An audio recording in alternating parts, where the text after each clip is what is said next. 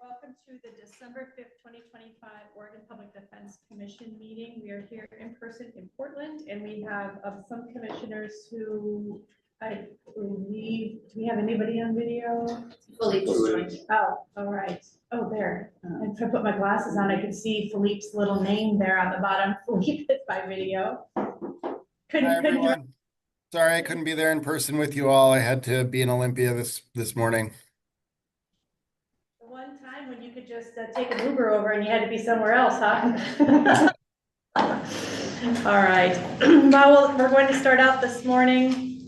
I should say also for the meeting record, I suppose, we 1, 2, 3, 4, 5. We do have a quorum present, so we can move forward. We're going to start with the pre-meeting work session, and we're going to start with Executive Director Santrigan, who's going to talk about the forecast and all the fun things related to the forecast. Okay, yeah, start the morning. Yes. So good morning, everybody. For the record, Ken Santrigan, the interim director here at OPDC. And today I'm not really here to talk about the substance of the forecast, but what we're really going to focus on is what we do with it, how it's created, not the math behind it. Don't worry, it's not math at 9 in the morning on Friday, but just the process. And then also as commissioners, what you all can find online for each forecast as it's published. And then also how it fits into our budget build. So there'll be a little budget preview as well. So let's see if this clicker works. Of course, now it's not working. Mara. Okay. Sure. There. Okay. There's a little lag. Okay. So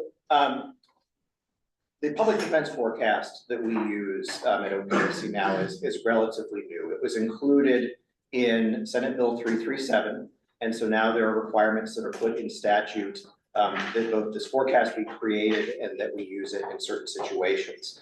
This forecast in statute was modeled mostly after some pre-existing public safety forecasts that have been around in the state for quite some time.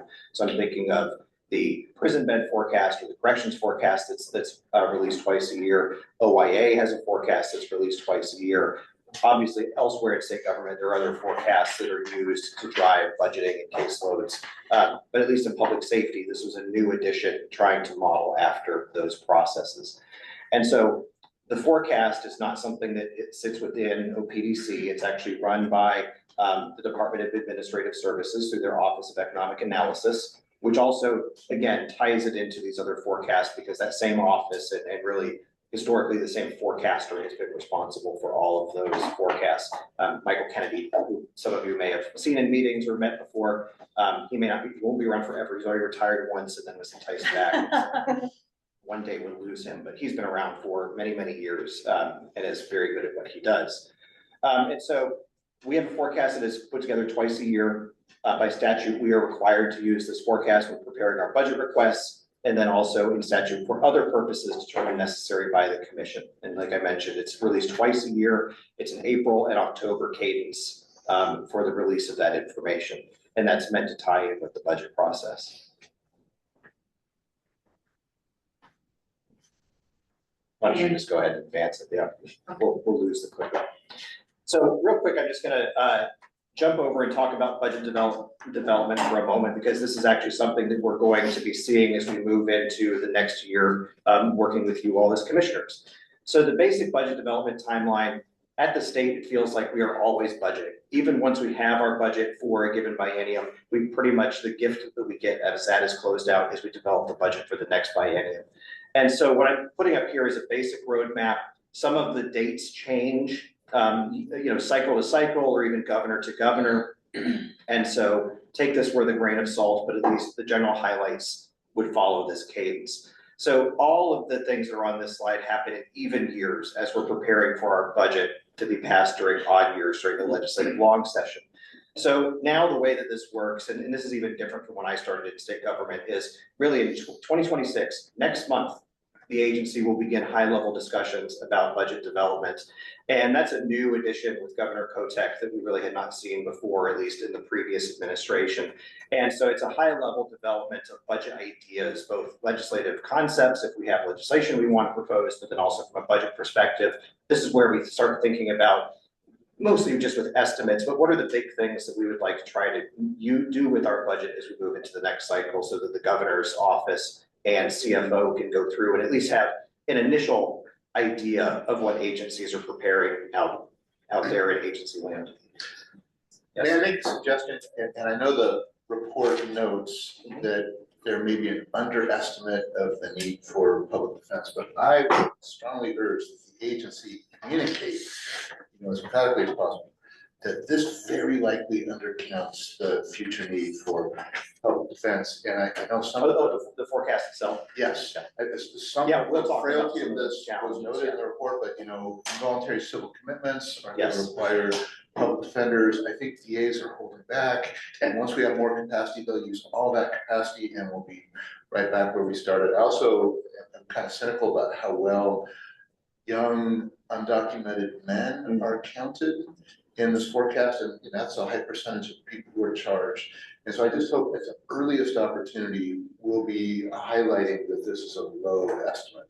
I definitely have some challenges. You've already hit on some of them that I was going to talk about as we got through, so I appreciate those comments, Commissioner. Yeah. So we begin high-level budget development in January. We then basically get feedback on that high-level development, and then that's where we really work hand in hand with you as a commission as we go through and try to develop the formal policy option packages that we're going to propose. And so what we would then be looking forward to is the May to June timetable. That's when our current service level budget is examined by CFO. That's where we, again, resubmit any policy option packages that were not essentially cut during the January timeframe.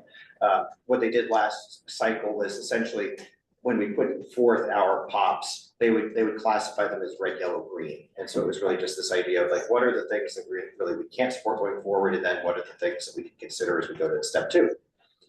In step 3, the agency receives feedback from CFO on its POPs.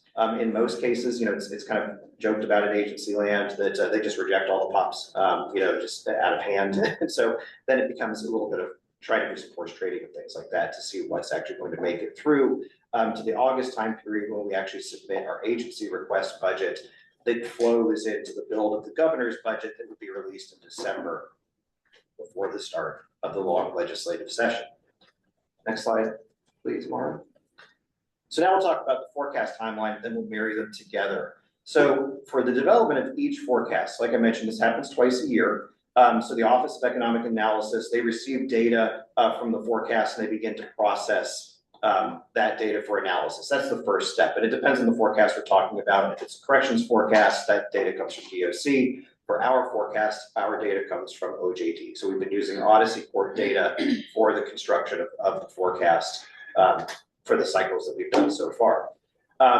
Usually then what happens is the Office of Economic Analysis meets with subject matter experts to talk about system changes. And that's mainly because the economists who work at DAS, first of all, they have multiple forecasts they're putting together. Second of all, they are not subject matter experts necessarily in the weeds like we are in our various areas. And so for the corrections forecast, they used to work with CJC. They would ask what legislation has been passed. What are system factors that might change the dynamics that might impact prison bed usage? For our forecast, that would include meetings with us. And we would be the ones who need to be flagging for them legislation that's passed, other types of policy developments that might influence the forecast going forward. That information combined with the data is used for step 3, where the preliminary forecast is created. And then after that, a forecast committee meeting is held. In the corrections forecast, and I believe for the OIA forecast, those committees are more statutorily defined. There's actually some seats that are defined on those committees. That was not included in 337. And so we've been in conversation with the Office of Economic Analysis. I think DAS itself has the authority to create a subcommittee that we could then have a wide range of folks, which I think would be beneficial because like thus far, the folks who've been at those meetings, certainly we are there. Folks, John Borden from the legislature always attends. Jonathan Bennett, our CFO analyst, would attend. But as far as wider system partners who might be able to talk about what's going on the ground better than us in Salem, we don't have those voices at the table. So that's something we certainly want to talk about adding to this process going forward, because I think it functions very well in the corrections forecast. So the forecast committee meets, that's where you can identify possible, issues that you see in the forecast, or at least ask questions of the folks who develop it. And that leads into the final release of the forecast. Normally what happens is DASK will send out a draft forecast document along with the PowerPoint that was used in the formal forecast meeting, and then asks for edits to that document so that then the final document will hopefully reflect both the feedback of the committee and the data that OEA put together. And so then we take the forecast, it's released on the 15th of each month. I have some pictures of the website, but I'd be happy to send out the link to folks if you're curious of keeping up with it yourself. And so then what we do, the agency and LFO, we use that forecast to develop our budget, if it's budget build time. And the final step is one that we also don't have yet for the public defense forecast, but I included because it's something that I'm really excited about eventually getting. So in our other forecasts, like the corrections forecast, like the OIA forecast, the Office of Economic Analysis produces monthly error reports or tracking guides that will show you how far off in one direction or the other, usually broken down into different categories. So for the correction one, for example, you would actually see broken down by gender and crime type. You might see that for men, we are 5 beds over for measure, or for person crimes, 3 beds under for statutory crimes, et cetera, and then you can get the overall error rate of the forecast moving forward. Is there a chance that the draft forecast, does that go to the commission? Does the draft forecast go out to stakeholders as well for input? Like it's Tom's comments here about, are we really looking at what's happening in Southern Oregon or Eastern Oregon? Giving input from the ground? At this point, it does not. At this point, it would go to the folks who are in that forecast meeting. So I meant, LFO, CFO, those of us from OPDC, so it would go to myself, and I think our data folks, our legislative folks, and so a limited number of individuals within OPDC, but that's where I think having a committee defined, whether it had commissioners on it or again practitioners, that's where it would broaden that group for feedback, and so I think that would be beneficial. But I think right now the way that they run it is like they would for the corrections forecast, where whoever's on that committee. This is more of an ad hoc kind of informal committee now, and that's who gets it. I think that would be helpful. I think it'd be great to expand. I completely agree. If they refused or declined to set up that kind of subcommittee, what limitations, if any, would there be for us to distribute the draft and get input? I don't think that there would be limitations. I think that perhaps the biggest limitation might be the turnaround time. It's so if we send it far and wide, I'd say usually it's maybe 1 to 2 weeks at most for feedback. Most of that feedback is rather, when I say technical, I don't mean like math, it's more small issues.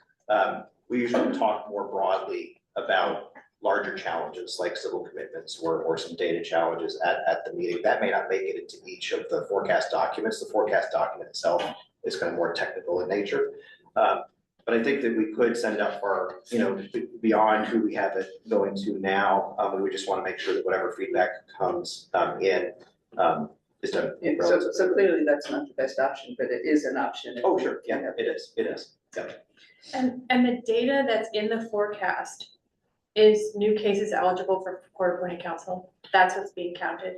We have new cases, we have new eligibles, and then we also have caseload information. I've got some pictures of those. Okay.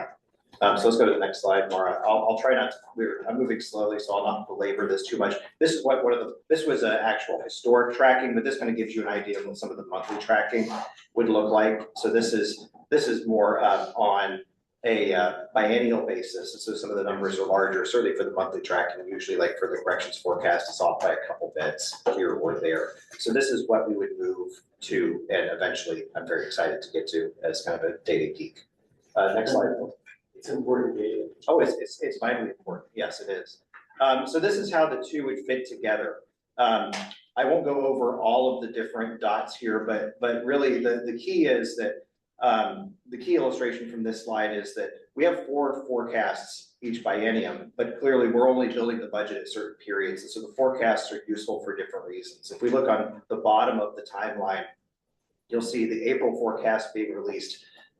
When we think about our budget build, at least at the agency request budget level, we're using data from the April forecast of that same even year. And so by the time we get a little bit farther forward, the original estimates are going to be a little bit older. So the April forecast is used there, but the October forecast is used in the final numbers that would go into the governor's budget. So we're not terribly lagged in that sense. The next April forecast is the one that would be used for the legislatively adopted budget, because that would occur during the long legislative session. And so that's where, if you do see wild swings in one way or another, that is, as long as the legislature has the money to meet that caseload need, that's where you'd see that being trued up. That does leave the October forecast on this timeline that happened this year. That's a little bit out of, it's not out of cycle, but it's an update that, at least in many respects, so I'm thinking now again to OIA, DOC, is not as important. In fact, I've had OEAs even like, oh, this is just the off-cycle one, it's not as big of a deal as the others. But I do want to flag that one, because when we go back to the statute and think about the things we're supposed to use our forecast for, it is for budgeting, so it fits very well into this budget timeline, but we're using it for other purposes, such as trying to determine the MAC that we need as we're going out into our contracting phase. And so, for example, especially this year, this October one is pretty important, because if we're contracting based on what we saw back in April of 2025, which again is maybe getting stale. It may not account for legislation that passes post April 2025. And so it's just a little bit of one of these challenges that I'll note as we get toward the end. So are you suggesting, again, that we adjust the contract dates? Well, I mean, I'd have to go back and see if it was the statute that has to be on to. Our contract. Right. Not necessarily, because by the time we would have to contract very late to use the October numbers, but it also just goes to show that when we're contracting, we are contracting on old data, and so some degree of flexibility as we move forward. And I think also the justification for when we're doing that, we use the forecast, but we don't use the forecast exclusively, because several months of actuals have come in since then. That's why we've been trying to use provider data as well to marry those together, at least from, our policy analysts are doing that to try to make sure that we are right sizing for a jurisdiction because of that lag. But how does that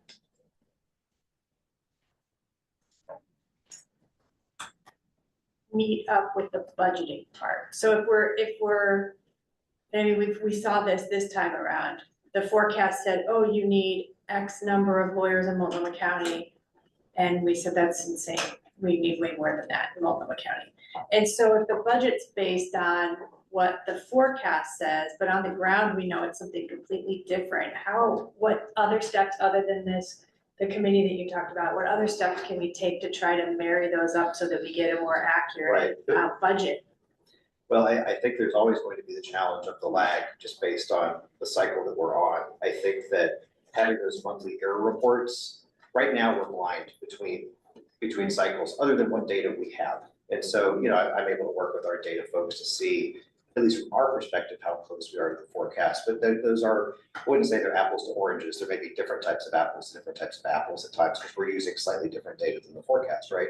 And so we are a little bit blind. To me, it's those monthly trackers that are going to be able to show you both whether you're off and whether you're trending off, especially as you pay attention over several months. And so I think that's why it's key to get that moving for the future. To say that the October forecast in year two is important, because the legislature's going to go into short session. Yep. And meet them over, and that's what they base their rebalance of the budget on. And that would be the other answer, is that if we were underestimating across the entire, let's say some sort of large scale change happened that nobody anticipated, and we were short of money, then it would have to be a legislative ask coming up in short session or e-board or something like that, if there's an e-board. Next slide, please.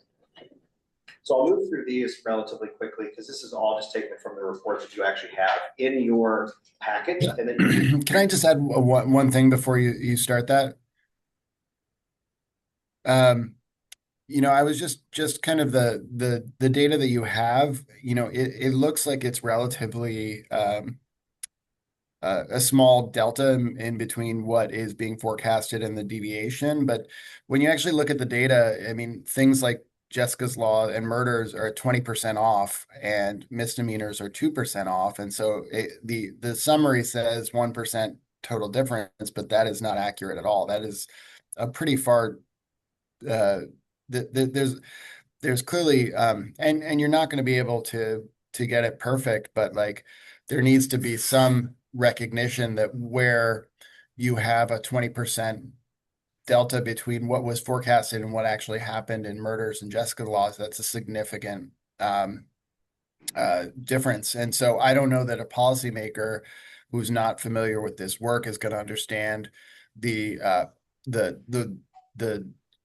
distinction and the range of difference that you actually have. And so I guess I'm interested to know, Ken, how you're communicating that to the forecasting environment that, 20% when we're talking about these categories is really significant. Thank you for that question, Commissioner Knapp.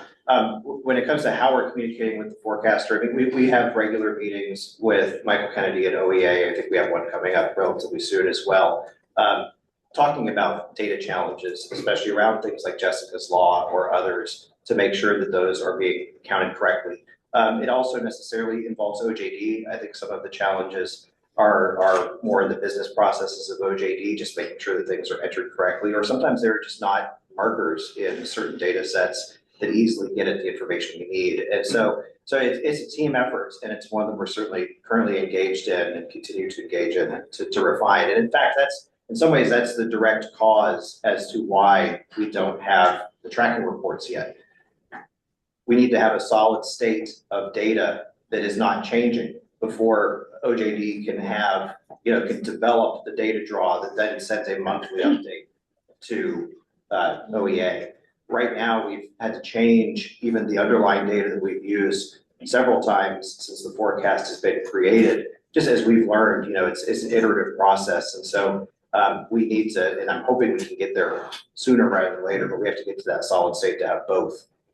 That once we're at that solid state, that would be much closer, Commissioner Knapp, to having something that's stable and not having 20% swings, depending on what data we're looking at. I can follow up on that if I may. Thank you for bringing it up, Commissioner Knapp, because I have the same. I was in my head doing the calculation on a jail loss and murder case was 97 differential. I'm assuming this is biennial or annually, but that's I take 8 back. Oh, I know, it's one thing to be 50 cases off in misdemeanors, but to be 50 cases off, right? And then when you look, that was a 1 point difference, but it isn't, you have 8 lawyers in Multnomah County who are not doing work, and your misdemeanor need is in Coos County. You can't tell those murder qualified lawyers to do Coos, so you have 2 problems. Yep. So unless it's, and I know you know this, but I need to educate, if you have a legislator that says, oh, you're only 1% off, I said, no, the problem is this, and so I hope you have this broken down by counties as well. Yes, we do. Okay. Yeah, it's certainly hyper local, and you can go on the OEA website. I mean, again, it's peaking out at a level that most of us don't do, but you can get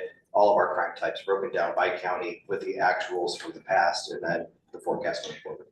That's great. I just want to make sure you either make sure people who go on the website understand there's a lot there. They need to look at the crosstabs on this. Oh yeah. Because otherwise you're going to have folks with a modest understanding of how this works, and they may be prosecutorial minded for us. So they're going to go in here and they're going to say, what's the problem?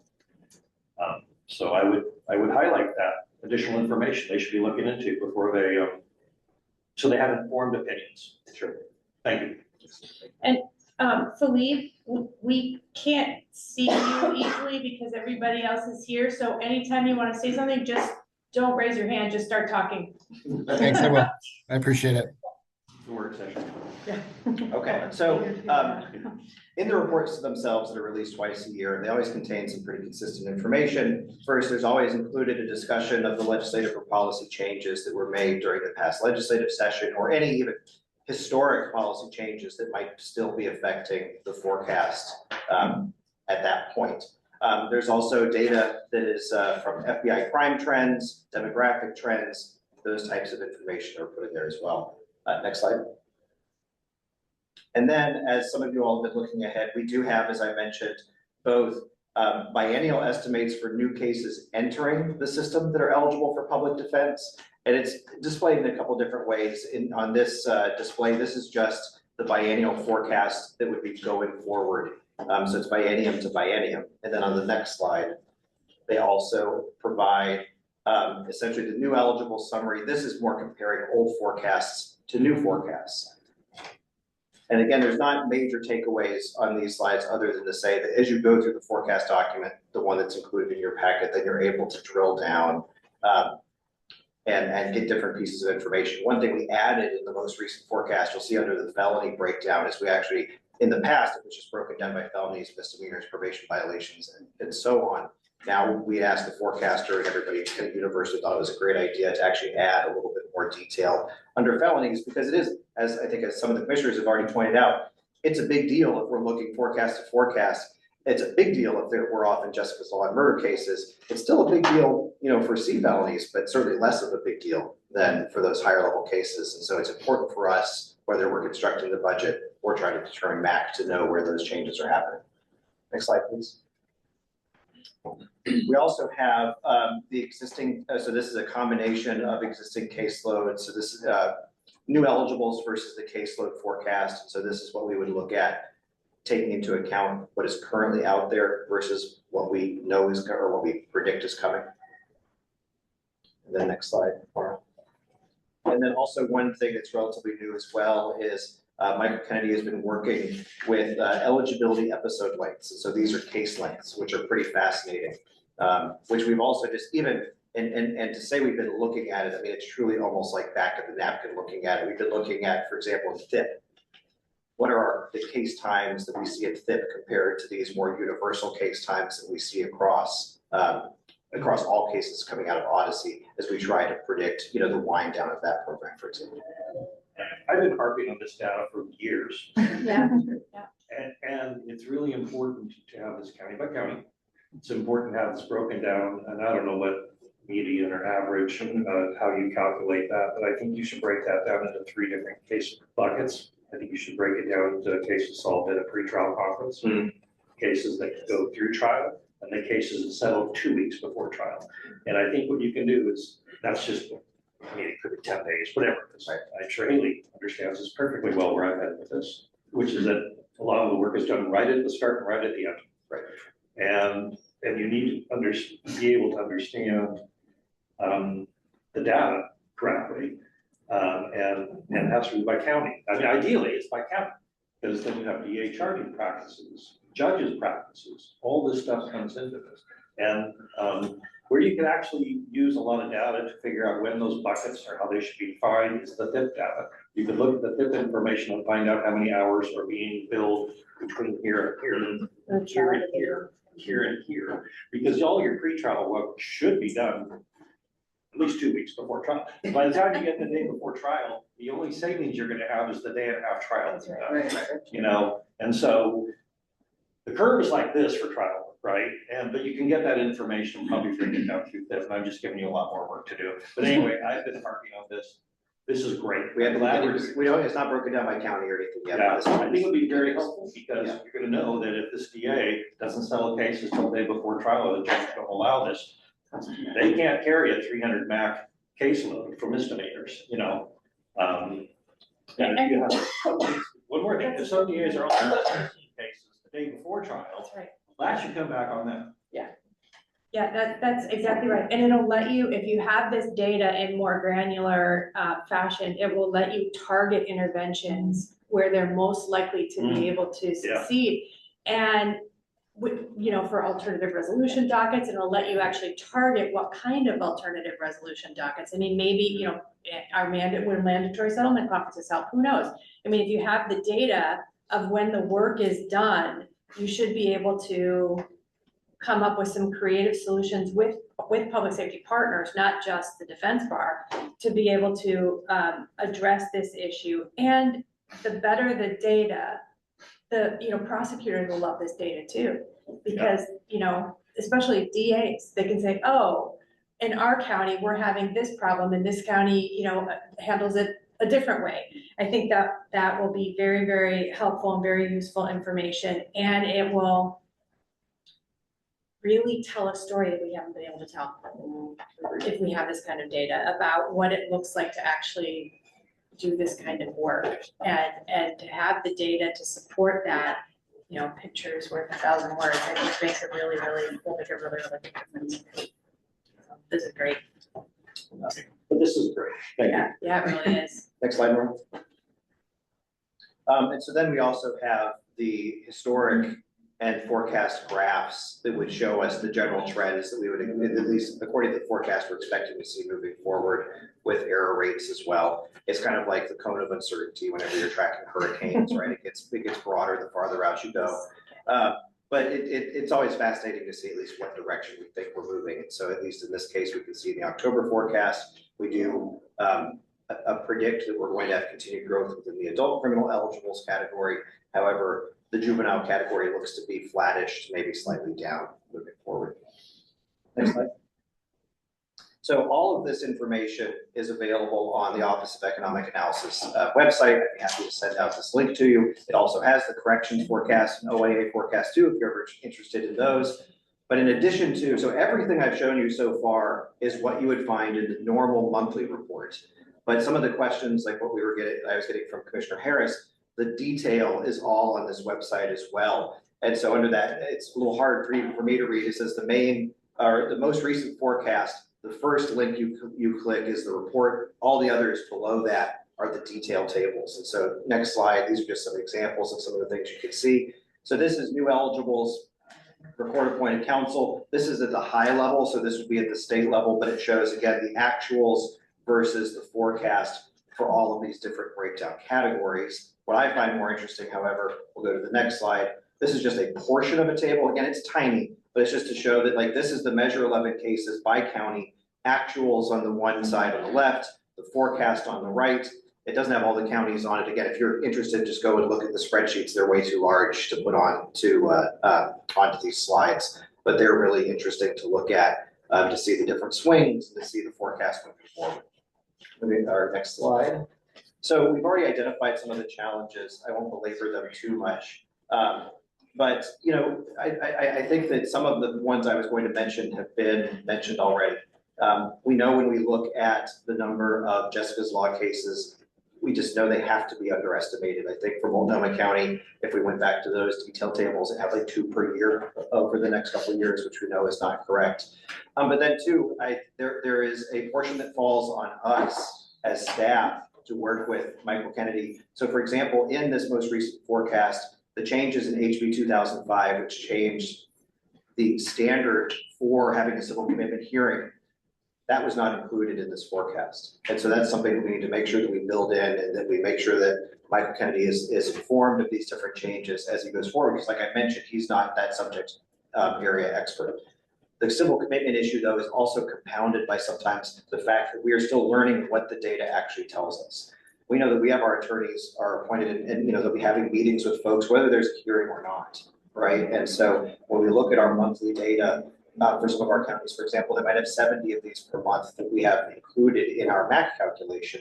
However, the data right now that goes into the forecast, to my knowledge, I'm still learning about this, is that in most counties, all that is counted in the OJD data are hearings, except for 3. I at least have heard that Clackamas, Marion, and Coos report all of their cases. Because Clackamas, for example, and that may also have been something that's changed, because I know that in the fiscal year 25, when you look at the detail table, they were up in like the 630s, and they were the only one across the state that were anywhere near that.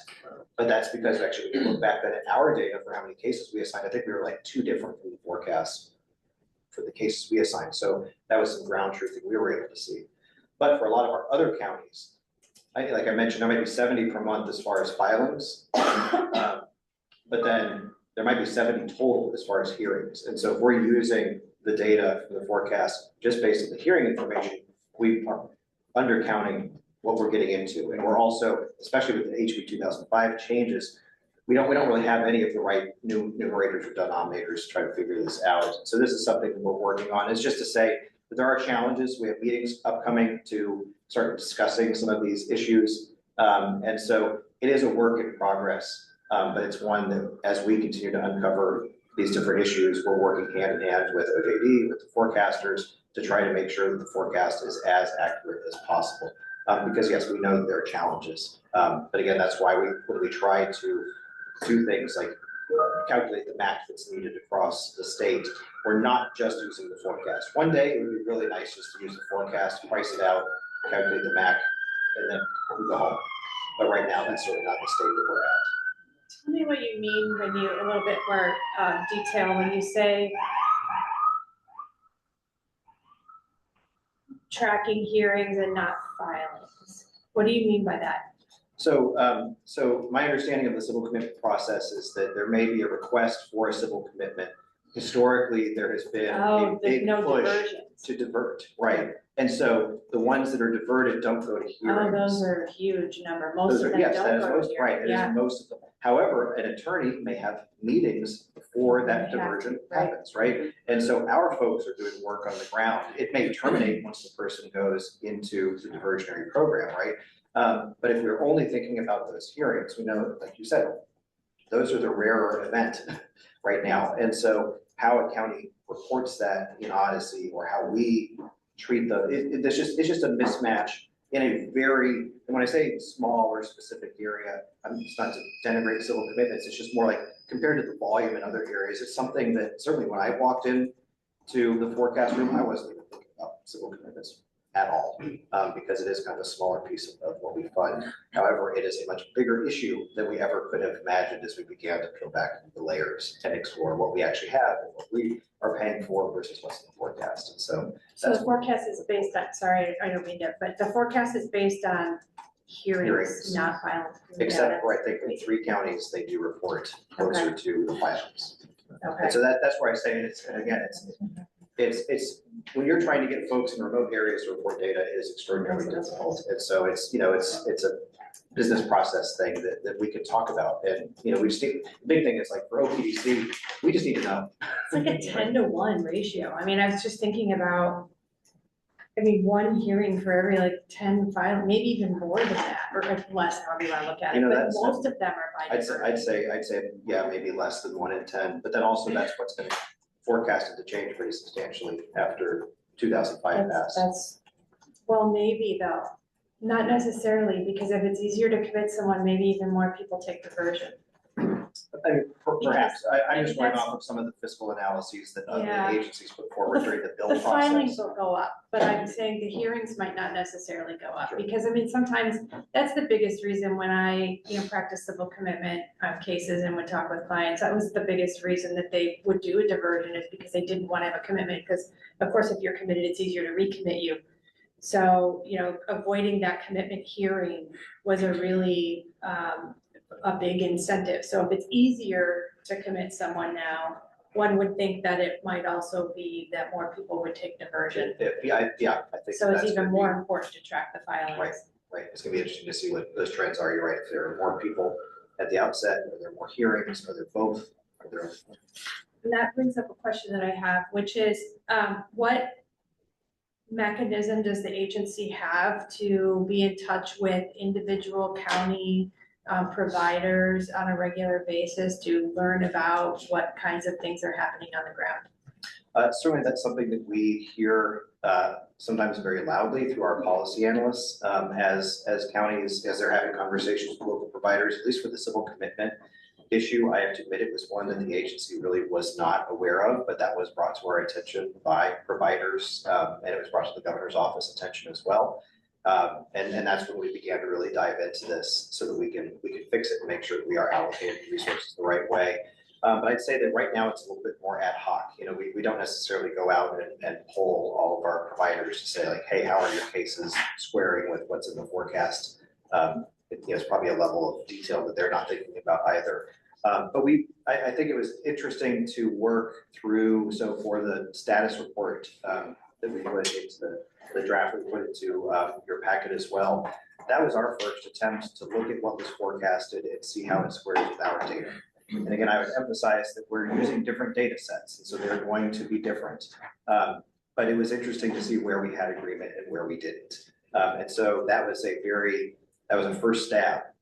So I wouldn't take those numbers as gospel as far as where we are at the forecast, but as we can, as an agency, can continue to get better to square our data with the forecast and maybe understand where we under or over count, then that's going to be really important going forward, because then we could we can be proactive if we begin to see, the canary in the coal mine in a county or in a specific type of case, then we can be proactive to reach out to the providers to get their feedback there too. So I think it would be really helpful for providers if the agency, you really wrote a letter to each contracted entity and said, and maybe even the hourly folks too, hey, this is why it's really important that you get reports in on time, because these are the things that we use the reports for. This is why the data is so important.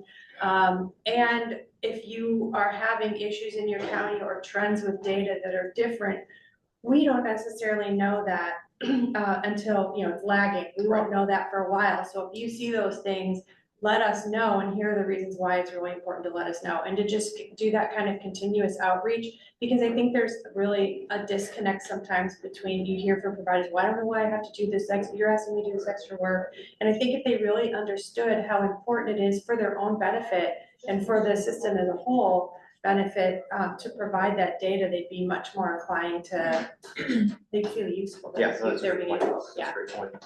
I would just like to add that, as we develop CAP, that's part of the plan, is that we want to have, meeting times where providers can come and ask, hey, what's this data for? Our data team will be there to explain how we use it and walk them through. And so that's part of our expectation moving forward as we pull all the folks into that CAP division to really talk about these things. Well, I think that's helpful, but I also think being proactive, Yeah. not waiting for them to come and ask us, but being proactive and Right. telling them ahead of time. Yeah. It is, and regularly, not just like once. I wanna have like regular, office, like kind of like office hours where we can, have an open session where all the different team members are available so that we can provide information, but also it's an opportunity for clarification or. Well, I know at PCRP, there are quarterly meetings that PCRP Yeah. providers have to attend, and I think it would be, well, to the extent they can, of course.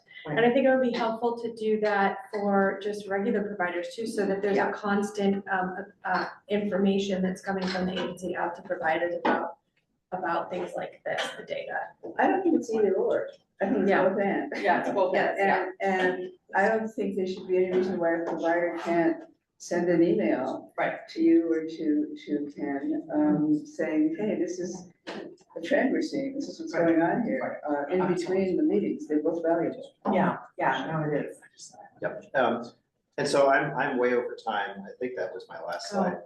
That's my job to pay attention to that. Oh, no, I mean, well, it's been a fascinating discussion, and so what I would just encourage folks is if we don't, it looks like we may have one final question, but please forward questions to me, and this is stuff that I geek out on. I'd also, just quick poll, I'm not sure if it would be useful at some point to invite Michael Kennedy to come in and actually talk about the nuts and bolts, at least getting some nods. I know he'd be happy to come by, at least talk about what he does and how it's developed.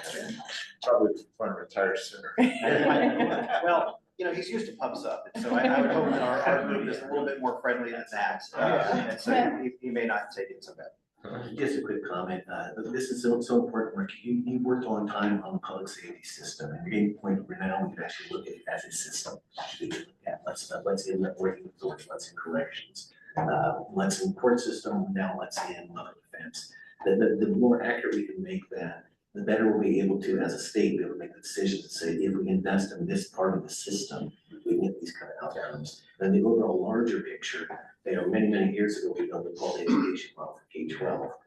We're trying to develop one for community colleges and higher ed as well. And ideally, at some point down the line, we would have the ability to look at the public safety system, the education system, the human services system, the healthcare system, public safety, and be able to look at the different levers we can push on to get different outcomes given the state. So simple, speak in my language, that'd be amazing. Okay, so I'm gonna switch briefly out of order. Hang in for just because I know you really want to preview the accounts payable dashboard. So let's do that. I'll keep this very quick. Yeah. And then I'm just mostly hoping to get either instant feedback or feedback after folks. We can send this link out. So we know that at the agency, we've had a substantial challenge in ensuring that the invoices that we receive are paid in a timely manner, whether just in a reasonable manner, but also according to statute. And so one thing that I've been working on with our accounts payable department and just CFO more generally is trying to come up with a dashboard that is, it's not the type of dashboard where you go in and get, the status of your invoice, but one that shows what we are seeing at the agency, both from a monthly volume standpoint, both from the invoices coming in and then the payments being processed. But then also you can see, it's a little bit small on the screen, but a tracker on the right-hand side that shows the date for invoices being paid depending on the date of submission. Oh, thank you, Mark. All right. And so you can see the number of days there. And so this is something we've been talking about putting out on the website, both just to reduce the number of questions that we might receive from contractors or folks submitting invoices, but again, to communicate what we've seen over the years. I think that what has been one of the biggest challenges for the agency is that even just since the middle of 2023, when this tracker starts on the website here, is, we've seen between 2023 and 2025 an almost 40% increase in the number of invoices we receive per month on average. And so that's moving from around 3,300 per month to almost 4,600 per month over that not even quite 2-year period. What's also exciting with it is we have become much more efficient at clearing those invoices. The number of invoices we clear per month have gone up almost 57%. Over that same time period, if you just look at those data points month to month. But we still are underwater when it comes to almost every month that you'll see on this slide. And it's something that we have a major challenge with. We actually have lost one of our accounts payable positions, and so even today, compared to 6 months ago, we have one less bot, or one person who's no longer with us. And so, most of the efficiencies we've gained have been with the same amount of staff over time, both through process improvements, management improvements, and otherwise. But it is something that, in some ways, it does come down to a numbers game. Folks can only process so many. We have overtime that we pay folks that is unbudgeted, that we currently pay folks to get these done. We actually it makes me feel bad. We actually refuse people who want to work on holidays because they don't want to get any farther behind. But of course, that's time and a half we pay for folks there too. So part of it is to just try to be as open as possible on what we're receiving. And it's not necessarily just to get grace for things from contractors, but it is to communicate on one level that we have our folks. They're working hard. They're doing their best. We're trying to get things as close as possible to either the statutory requirement or down. We'd love to be at 30 days or less than 30 days. But I think in the end, some of it is a resource issue. We intend to ask for more positions when it goes toward the next budget cycle. But those are oftentimes, especially in the budget environment we're in, positions that are extraordinarily difficult to come by. But the main point behind this dashboard would be just to try to put more information out there into the hands of providers so that they can have an understanding of what we're seeing in the agency. When you say you lost an AP, I just want to be clear, you're not saying there's a vacant position, No, you're we saying we lost lost that a position. position. Yeah, for this budget cycle. Yeah. That's correct. Yeah, I realized after I said they're no longer with us, and that sounded quite ominous. No, I knew what you meant. I just want to make sure that everybody else understood that we lost the position. Right, that's right, yeah. Can I ask a couple of questions? And it's a little bit less about the dashboard and a little more about the process.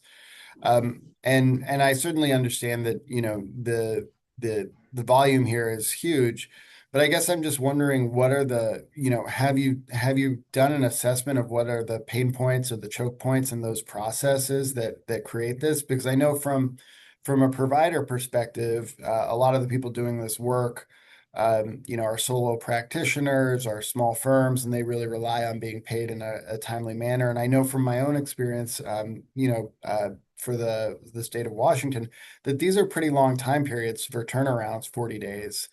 And I'm wondering, to the extent that there is a way to streamline those processes, whether there's checks and balances that maybe could be done in aggregate rather than individually, or other kind of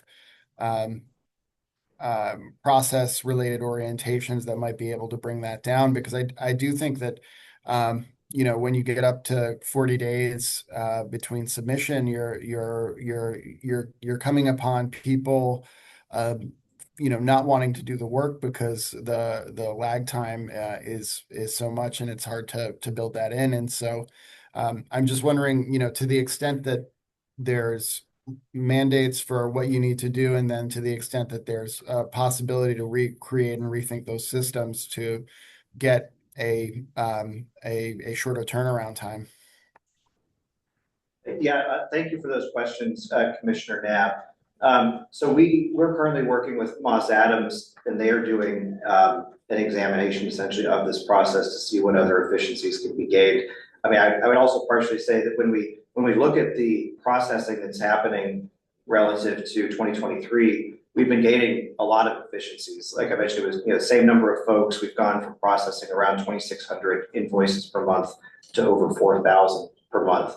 And so we've been able to find some. I know that with the time that we have, normally I would kick it to Ralph to offer some thoughts, but maybe this might be a good item for a future commission meeting, just since we're so close to time, and I know we have Steve coming up as well.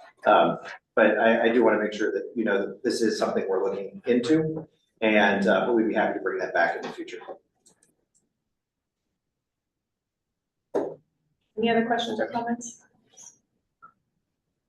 Okay. All right, thank you. Appreciate it. Is this live Sorry, yet Steve. on your? No. Okay. As we wanted to give you all a chance to see it, we can send out a link. Hopefully we can make that link work. Just, you know, like a private link, and then if there's any other feedback, I just want to make sure that it looks good before we send it out. But then also, one thing we did not go into, because it is super in the weeds, is we have a lot of definitions on the side. And definitions are the most boring, but also they're the most important in many cases. I'd like to make sure that they're accessible and understandable. You know, we're so in the weeds in the agency, it makes sense to us, but it doesn't necessarily mean that it communicates the right thing outward. All right, thank you. One quick question is the new data system that we're working on, would it help with this system, number one? Yes. And Michelle's nodding yes. Secondly, is there a tool in there that would automatically add a late fee or interest payments to invoices submitted to DS after day 43, for instance, right? Because it's a 2-day process, and through DAS, the statute clearly says date of receipt to date of payment. And so like if it was done on day 50, it adds 7 days worth of interest. The reason I'm saying that is because, you know, this agency could be in a lot of problems if you have all these providers all of a sudden submitting claims for 62 cents. You know? Right, yes. So my understanding is that from an in-text point of view, we could add like a checkbox or something. I would like interest if this is late, like an opt-in, or maybe have something that an opt-out. Like I think there is a mechanism. Okay. Now there is. We would have to add it in. It's Okay. not something that is existing. We don't have to wait for the full FCMS system. No, we don't have to wait for the full FCMS system. The way that I understand the process now is that when we ask folks if they'd like to elect, I think a lot of folks, when they think about 62 cents, the vast majority tell us not to bother, because that then does actually add even more time to the reimbursement. Sure. But That's the problem. I looked at doing this 2 Yeah. 3 years ago, submitting, and I realized, you know, 25 cents, I don't have the time to do this. Right. But it's unfair to the providers. Yeah, I mean, right now, anybody who requests the interest gets it. Okay. But you're right, we could do something on the front end that makes it a little bit more automated. Right. Thank you. Sorry, I didn't get it. Let's move on. All Sorry. right, thank you. And that's how things are gonna be for you in the coming year, Bob, is you're just gonna say, move on. That's right. Okay. All right, continued discussion on the parent-child representation program, and I realize we cut this a little short. However, what I think we can do is adjust the time a little bit, because we have this later in the agenda as well, so just Yes, take it ma'am, away, and happy. we'll start, well, if we start later on the regular meeting, we start later on the regular meeting a little bit, so I'll have to figure out how to do that. Go ahead. Morning. The, Before you get started, I'm sorry. I just want to interrupt. I do think I'm gonna have to do you in 2 segments, because I'm looking at the agenda and we're gonna have to do public comment when it's scheduled because people coming in. Okay, And then, of course, we've got Judge Why don't we Greenlick push at me- 10:20, which, no, you're okay. I think we'll have Oh. enough time. I'm just saying, I'm gonna have to stop for sure at 10:05 for two Okay. public comments, and then you can start up again. okay, I'll start with PCRP because that's the one I think we have the most interest in right now. Yes, and it's on the agenda later for an action item, so yes. Yeah, we talked about this last month. I sent the documents in, I think on the 5th of October, somewhere around there. And then we had a working group on this.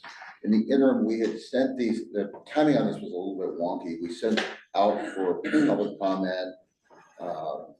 We got a lot of comments after the working group. And this has been really interesting. I had not anticipated as much public comment as we had gotten. I've had 2 meetings, a lot of email back and forth with folks on this. And there's kind of 2 camps, if you will. There's a camp that worries that this is gonna be an additional set of standards that is kind of a bit of a, I almost wanna say a gotcha. And then there's a camp that says, most of this stuff is what we're already doing. And if we're going to show and demonstrate the value of the PCRP program, then these, whether we call them expectation standards, whatever we call them, they need to be more robust. And that was the part that really surprised me, was when I had providers coming to me saying, no, we do a lot more than this. I want these more robust. And I agreed that we would probably be better off pulling these from any kind of vote at this point. We need to engage more with our provider community and ensure that we're accurately reflecting what they do and what they expect of themselves. I think that's a good move, and I will say, I'm a little surprised you didn't anticipate the amount of. Yeah, me I too. think I for was surprised. PCRP, you're gonna get a lot of, it's a very engaged group of people, and they're also very much more organized than any other because of the way the program is set up. So I am not surprised that you got a lot of feedback. And that's good, that's really good. Yeah, I was happy to see that there was, the number of providers that provided feedback was relatively small, but the feedback they provided was insightful, it was well thought out. The conversations were very productive, they were enlightening for me as somebody who's never practiced in PCRP county. I found it enlightening. So what are your thoughts about the right path or the recommended path in terms of? I think we should continue to engage with our PCRP providers. I'm gonna do that over the next coming couple of months. As I'm sure everyone's aware, Annie Gordon is out on maternity leave. I got a baby snap yesterday by text, so if anybody wants to see that, come see me during the break. What I would like to do is continue to engage while she's on maternity leave. I don't wanna have this be something she comes back to and says, oh geez, thanks Stevie, left me in this giant mess. So we would engage over the next 3 or 4 months. She's back in, scheduled to come back in February. I would like to bring this back March or April. I know that's a ways out, but I think that's gonna be the time that we need to get it in a thoughtful way. Not to steal Commissioner Harris's thunder, but I think that the point of making sure that if PCRP is going to be different than dependency, we have robust standards that show that is a really good point. We really have to distinguish between the, the regular dependency practitioner PCRP. Otherwise, why is there a difference at all? Mhm. Is that kind of your summary, Rob? 100%, and the reason, and maybe some people misunderstand the reason I've been talking about this so much, the reason isn't so much to eliminate PCRP, it's to help PCRP providers convince the legislature that we need to do this statewide. Rather than focusing more on, these are budget cuts, we need to make sure PCRP continues at least fully funded as it is. So I think it's time to make that pivot. And the key performance measure, I remember when they did this, going through the reports and reading the 2016 follow-ups on this, contact with, I don't want to get into jump ahead to key performance measures, but that was the key. They said this is where it all comes from, time with client, Right. And I would love it if these very engaged PCRP leaders were able to help us take the best of this program, make it statewide. And show the data about why it matters. Yes. That when you're this engaged, when you're doing this much work, these are the outcomes. So figuring out what kind of measurable, a measurable outcome, and one that tells the story about why PCRP is the program that we want statewide. Exactly. So, yeah, I think that makes a lot of sense. I think there are a lot of providers who really get that, and that was clear to me when I met with some of the providers I met with, and we were having that discussion. It was, oh, if we're going to ever expand this program, we've got to demonstrate the value, we've got to demonstrate the differentiate the product lines, if you will. Right. And people seem to really understand that. They got pretty engaged quickly. Thank you. I think the 2 to 3 months is probably sufficient, hopefully, to get the information back and have reports. Mr. Arndt, I support those comments. I would just add what Vice Chair Vandenberg and I said earlier, if I don't mean to mischaracterize what you said, the huge proliferation of standards might stunt the growth of this field too. So, you know, if 3 months later we see a super long list of standards, I get it's more robust, but it might sort of stultify innovation and scare people off. So I know you're trying to strike a balance. I just think we raise that concern with respect to attorney standards in criminal defense, and I hope we'll bear that concern in mind as you draft the PCRP standards. That's a great point. All right, why don't you go ahead and get started, at least for a couple minutes, on the civil commitment standards, and we'll take a brief break, and then we can pick that back up again. Sorry, before that gets started, I just want to say I have to go. Thanks so much, everyone, and have a good rest of the meeting. Yeah, beautiful. So we're 6. We're 6:40. 6:40. Yeah, we're just counting to make sure it's something we do. Okay, go ahead. Commitment. On the civil commitment and PSRB standards, this is the first time you're seeing these. Oh, right, I just missed that, sorry. We're getting toward the end of standards that we're going to be presenting to you, and what you'll see that with each of these is the format remains the same. You know, we continue to have the black letter here, the standards that we expect. Here are the commentary that we've had for civil commitment. There is a shift coming in the law on January 1st that everybody in the room, I believe, is aware of. Some people probably it's more front and center than it is for others. I don't know that change in the law is going to change the standards regarding representation. Those are still the same from what I'm told from the provider community. I don't see a lot of changes there. We have sent these out for commentary. I have not received any comments from the provider community. So if we receive any, we'll continue to. I can't hear you, I'm sorry. Oh, I'm sorry. We haven't received any new comments from the provider community. These were drafted, both of these standards were drafted with the aid of practitioners. When you say something about what does that mean? These have been emailed out to providers.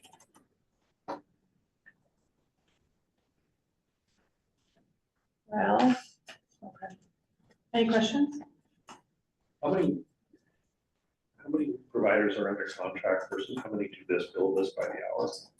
You know, maybe you know. I wouldn't know that, but I can get that data for you. I'm just curious whether or not they were only emailed to the contract providers or whether they were emailed to anyone who ever billed or was some point through the program or otherwise. Just wanted to make sure that I'm just not familiar with the provider community like this. So I just want to make sure they've all had an opportunity to see this. For PCRP and civil commitment. Well, these that we're talking about civil commitments. that needs to be. Well, I will say, oh, I'll stop for a second. We'll stop for a couple minutes while we do public comment. All right, we have, do I need to call the, all right. Starting a few minutes late, I will call the regular meeting of the Oregon Public Defense Commission to order on Friday, December 5th, 2025. We will move to public comment. We received written public comment from James Comstock, Kirsten, Snowden, Chris Hinkle, and additional comments that were not related to the agenda, but were related to general information before the commission and information we discussed during our last meeting from Brandy Dudesick, who I wanted to make sure those comments were passed on to the commission. We have verbal public comment that's scheduled with James Comstock and Todd Jackson. And do we have we have Mr. Comstock? Mr. Jackson is on too. All right, so we'll start with Mr. Comstock. Good morning, commissioners. Can you hear me? Yes. Thank you. My name is James Comstock. I'm a defense investigator and a member of Defense Investigators of Oregon. I'm offering public comment today to supplement my written comment, which you've received. I'm asking for OPDC to seek legal opinion from the Oregon Department of Justice, who function as OPDC's legal counsel. This is in an effort to settle the continued confusion regarding how days are counted for the application of interest for late payment in accordance with ORS 293-462. Confusion regarding this issue has caused strain and frustration between providers and OPDC staff. Settling this would improve interactions for everyone involved. As recently as yesterday, a longtime provider stated that she received a transfer notice for an October 22nd invoice. She's expecting to receive payment sometime today on the 45th day. I appreciate the director's comments today on the agency's improvement and dashboard. I would assert, however, that the process interval as defined here does not reflect time between submission and payment to providers. These numbers appear to be determined on a different standard. To be clear, my colleagues and I have not been paid in 36 or 38 days in a very long time. We continue to ask that OPDC pay provider invoices in 30 days or less. We believe that if the agency can maintain payment times at 45 days, it can just as easily catch up the 15-day difference and pay providers in 30 days from that point on. After having already submitted public written comment, a colleague brought to our community's attention that the Department of Administrative Services Oregon Accounting Manual under policy number 357010 mandates that state agencies pay each other within 30 days. The state insists that its own agencies pay each other on a 30-day cycle, presumably due to the fact that the world runs on a 30-day cycle. Yet OPDC cannot give providers the same courtesy. To belabor a common quote, it feels as though all animals are equal, but some animals are more equal than others. Just as our own creditors are not interested in hearing from us why we cannot pay our bills in 30 days, we cannot continue to entertain reasons or explanations from OPDC as to why they cannot pay our invoices in 30 days. We simply ask that the agency pay their bills with the same courtesy afforded to other state agencies, all of which would make the matter of timing of interest moot, while also improving relations between OPDC and providers. We appreciate the hard work of staff who process our bills. We ask OPDC management to rectify this issue so that we can get back to our primary goal of assisting in the state public defense crisis. Thank you for your service and assistance. Thank you, Mr. Comstock. Next, we'll move to public comment from Todd Jackson.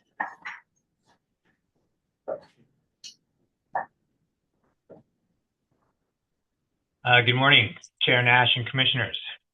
My name is Todd Jackson, and I am a Chief Deputy District Attorney for the Multnomah County District Attorney's Office. I want to start by commending OPDC's dedication to solving this constitutional problem and the progress that has been made statewide over the last year. Some of those benchmarks have been very encouraging. However, as a criminal practitioner in Multnomah County, I am here regrettably to discuss the lack of progress that we've seen in my jurisdiction. As a prosecutor, I tend to think about things in terms of three main concepts: transparency, accountability, and evidence. And in this respect, I have two main points I'd like to address in this public comment. In Multnomah County, which is Oregon's largest jurisdiction, we have been unable to see or get access to the circuit court case numbers that are underlying the basis of some of the statistical reporting and MAC statistics. And that has been problematic for a couple of reasons. The district attorney's office obviously keeps data with respect to our open cases, and that data contains identification of the defense attorneys that are assigned to those cases. I can tell you that as we have tried to analyze for our own purposes the extent of the problem and come up with some solutions for our local jurisdiction, we have not been able to reconcile our own data with that is being reported to OPDC by our local public defense firms. When we have requested the underlying case numbers from those firms to try to effectuate that reconciliation, which the discrepancies could be for many different legitimate reasons, we have been met with staunch resistance in this respect. And so I can say that this lack of transparency has led to an unhealthy skepticism about how some of these numbers are being reported and some of the questioning of some of the underlying data that is being released. And so I think in order for us to move the solution-oriented conversation in Multnomah County forward effectively, we have to start by all of the system partners having confidence in the numbers that are being reported with a full understanding of how these caseloads are being counted and how the MAC is being calculated in order to then come up with solutions that can move the ball forward. We haven't really been able to do that because of this lack of transparency. The second point that I wanted to make is with respect to the fact that notwithstanding the tremendous strides that have been made elsewhere in the state of Oregon, the situation in Multnomah County is still very dire. And when I look at the MAC utilization numbers that have been most recently referenced here, I see that the overall MAC utilization is at 88.5%, and that we have some public defense firms that are operating in the 90s, but others that are operating in the 80 or even 70s in terms of the percentage of MAC utilization. I can tell you that I have gone over to our arraignment courts and personally observed those proceedings, and it is quite frankly staggering to see even now, over 3 years into this crisis, the number of cases that we are still continuing to see churning through our system without defense attorneys available to represent the defendants.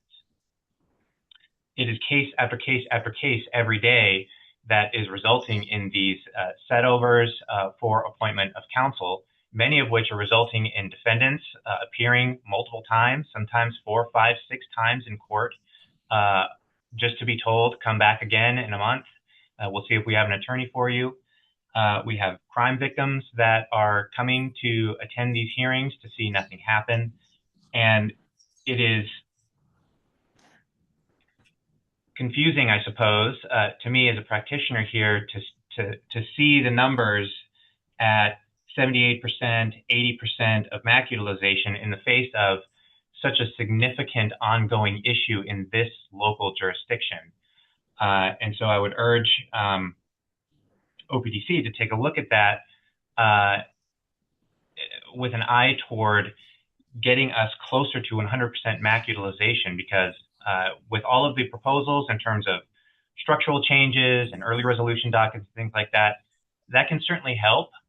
But we also seem to have additional bandwidth available with our current public defense firms to take on more cases. That is not happening in the face of case after case after case, resulting in these setovers to no avail, and ultimately some of these cases are getting dismissed.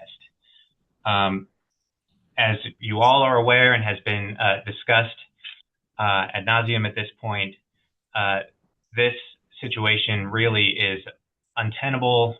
Our criminal justice system is not functioning properly. This has negative impacts across the board for the community, for the defendants, for the crime victims, and really needs specific attention devoted to Multnomah County in particular, because unlike other areas of the state, things have not improved here. Thank you very much. Mr. Jackson, I just wanted to say we're going to have a conversation with Judge Greenlick in a couple of minutes, and we're going to be specifically discussing the issues regarding Multnomah County. This meeting is going to be recorded, and so I know you can't stick around for the whole meeting, but I would encourage you to watch the meeting, those parts of the meeting that pertain to Multnomah County, and I will hope would have a better understanding of what we're seeing in Multnomah County and some of the data that we have and some of the reasons why there's been some difficulty there. And then I encourage you to reach out to the executive director or any members of the commission to talk about your concerns that you may have after you watch the meeting. So thank you for your All right, and with that, that concludes public comment. I do see that Judge Greenlick is on video, so we can go ahead and get started with Judge Greenlick if you're available, Judge. Yes, I'm here. Thank you. And thank you for allowing me to come talk to you remotely. I have hearings all morning today, so I wasn't able to come down there in person. I wanted to start by just talking about the part of the draft report that indicated there was a 13% reduction in unrepresented folks since May of this year. I think that number is lacking context and paints a rosier picture than what we're actually seeing here today. All of that reduction is accounted for by a reduction in the misdemeanor unrepresented folks. And that is the dashboard that shows up in the unrepresented report. I've looked at that same dashboard, and if you look at that, and I think I might be able to share my screen. Is that popped up, folks? It is not. No. Maybe it isn't because I'm on the internet here and I can't. Yeah. How did it pop up? Yes. Okay. So this right here shows, both misdemeanors and felonies. And that is where May actually was the high point of unrepresented here. And you can see where you got that 13% reduction from approximately 1,260 down to 1,100 today. But if you take out the misdemeanor part of this, you can see felonies are continuing to increase since May. And so what you see if you kind of break through this dashboard is that in May of 2025, there were 579 unrepresented felonies, and now there are approximately 658 unrepresented felonies. And when you compare it to, and so the numbers continue to rise. And when you compare it to unrepresented felonies a year ago, the numbers just continue to steadily rise. When you look at just the misdemeanors, that's where we get all of the reduction. And again, there was a high point in about May of in misdemeanors, and that has fallen. And one of the main reasons that we see that reduction in misdemeanors is because in the fall, the Public Defender's Office bring on a whole cohort of lawyers, and the law schools also bring on a bunch of lawyers. We've been really struggling with misdemeanors for quite some time now. In May of this year, we had 724 unrepresented people facing misdemeanor charges. We were running out of lawyers on like Monday afternoon or Tuesday. And we weren't able to get lawyers for DUI cases or domestic violence misdemeanors. People are having to return to court over and over and over again. We have a referee, Judge Lease, who has done an amazing job since she sort of took over our arraignment courts for misdemeanors. And she was working on trying to get private bar members. The public defender's office basically weren't taking just very few cases during that time. And one of the reasons I suspect is because there's such an emphasis on hiring people in cohorts that they weren't filling vacancies because they were wanting everybody to start together in the fall. And I understand how that is, an important thing to do in some instances, but it's sort of, in my view, not meeting the moment. Because I know lawyers who were hired, told they had a job like in April or May and told to report to their offices in November. And, I just kept imagining they could have been working, picking up cases that whole time. So that part is extremely frustrating to us. A big number of these unrepresented felonies, because right now we have somewhere approaching 650, are cases that would qualify for our Justice Reinvestment Program, what we call McJerp cases. These are presumptive prison cases, repeat property offenders. And this number is number that we keep internally. It might not match up exactly with the spreadsheet. So I don't know that the data is perfect, but it's pretty close. Right now we have 490 MCJRP or McJerp eligible people working in our Justice Reinvestment Program to see if they can get a probation with intensive supervision to deal with all sorts of problems that they're facing. We have 490 of those folks pending cases in Multnomah County who have lawyers. We have 419 who do not have lawyers. And so a big part of the unrepresented are folks facing serious charges. A lot of these people have repeat DUIs. It's really common, repeat stolen vehicle cases. And it's really common in those cases for there to be dangerous eludes. When they finally pull the car over, there's oftentimes guns or drugs in the car, people with extensive criminal histories that are presenting quite a danger. But there are also people with significant acuity, substance use disorder, mental health issues. And if we can get them into our program, then there's some possibility that they can avoid a prison sentence and they can get stabilized in the community through our intensive supervision that we offer through probation and through our treatment courts. Instead, we have people hanging out there in the community without lawyers, and there is a real sense of that people cannot be held accountable because you see people talking about these in subsequent arrest probable cause affidavits saying, "Why do you keep stealing cars?" Well, because they can't do anything to me because there are no lawyers. Eventually, there is a lawyer, and they're now going to prison because they have so many cases pending. And there are possibly multiple victims who would not have been victimized if we had had a lawyer trying to help folks get stabilized to begin with. So it's a terrible problem here. And if you haven't sat through our arraignment courts and seen the types of folks that are showing up and not getting lawyers, you're not getting a full picture here. There is a ton of acuity. There's a ton of folks doing dangerous things who are not getting lawyers because they fall below the priority lines of folks that can get lawyers, the folks committing acts of violence and attempted murder and robberies and home burglaries. Of course, we're trying to get lawyers for those folks, but these other people who really deserve lawyers and who are wreaking havoc in our community are not getting them. And this misdemeanor decline that we've seen in the last few months, we've seen that before when the public defenders hired big cohorts of folks. We've seen all of a sudden we have enough lawyers to take all the misdemeanors because we have these young, happy, energetic lawyers coming in doing their misdemeanor cases. But it's never translated into a significant reduction of felonies. And after several months, 6 months, 7 months, those lawyers start leaving or other lawyers start leaving and they're not getting replaced. And all of a sudden we're jumping up in unrepresented misdemeanors. So this cycle, this 13% reduction is not real.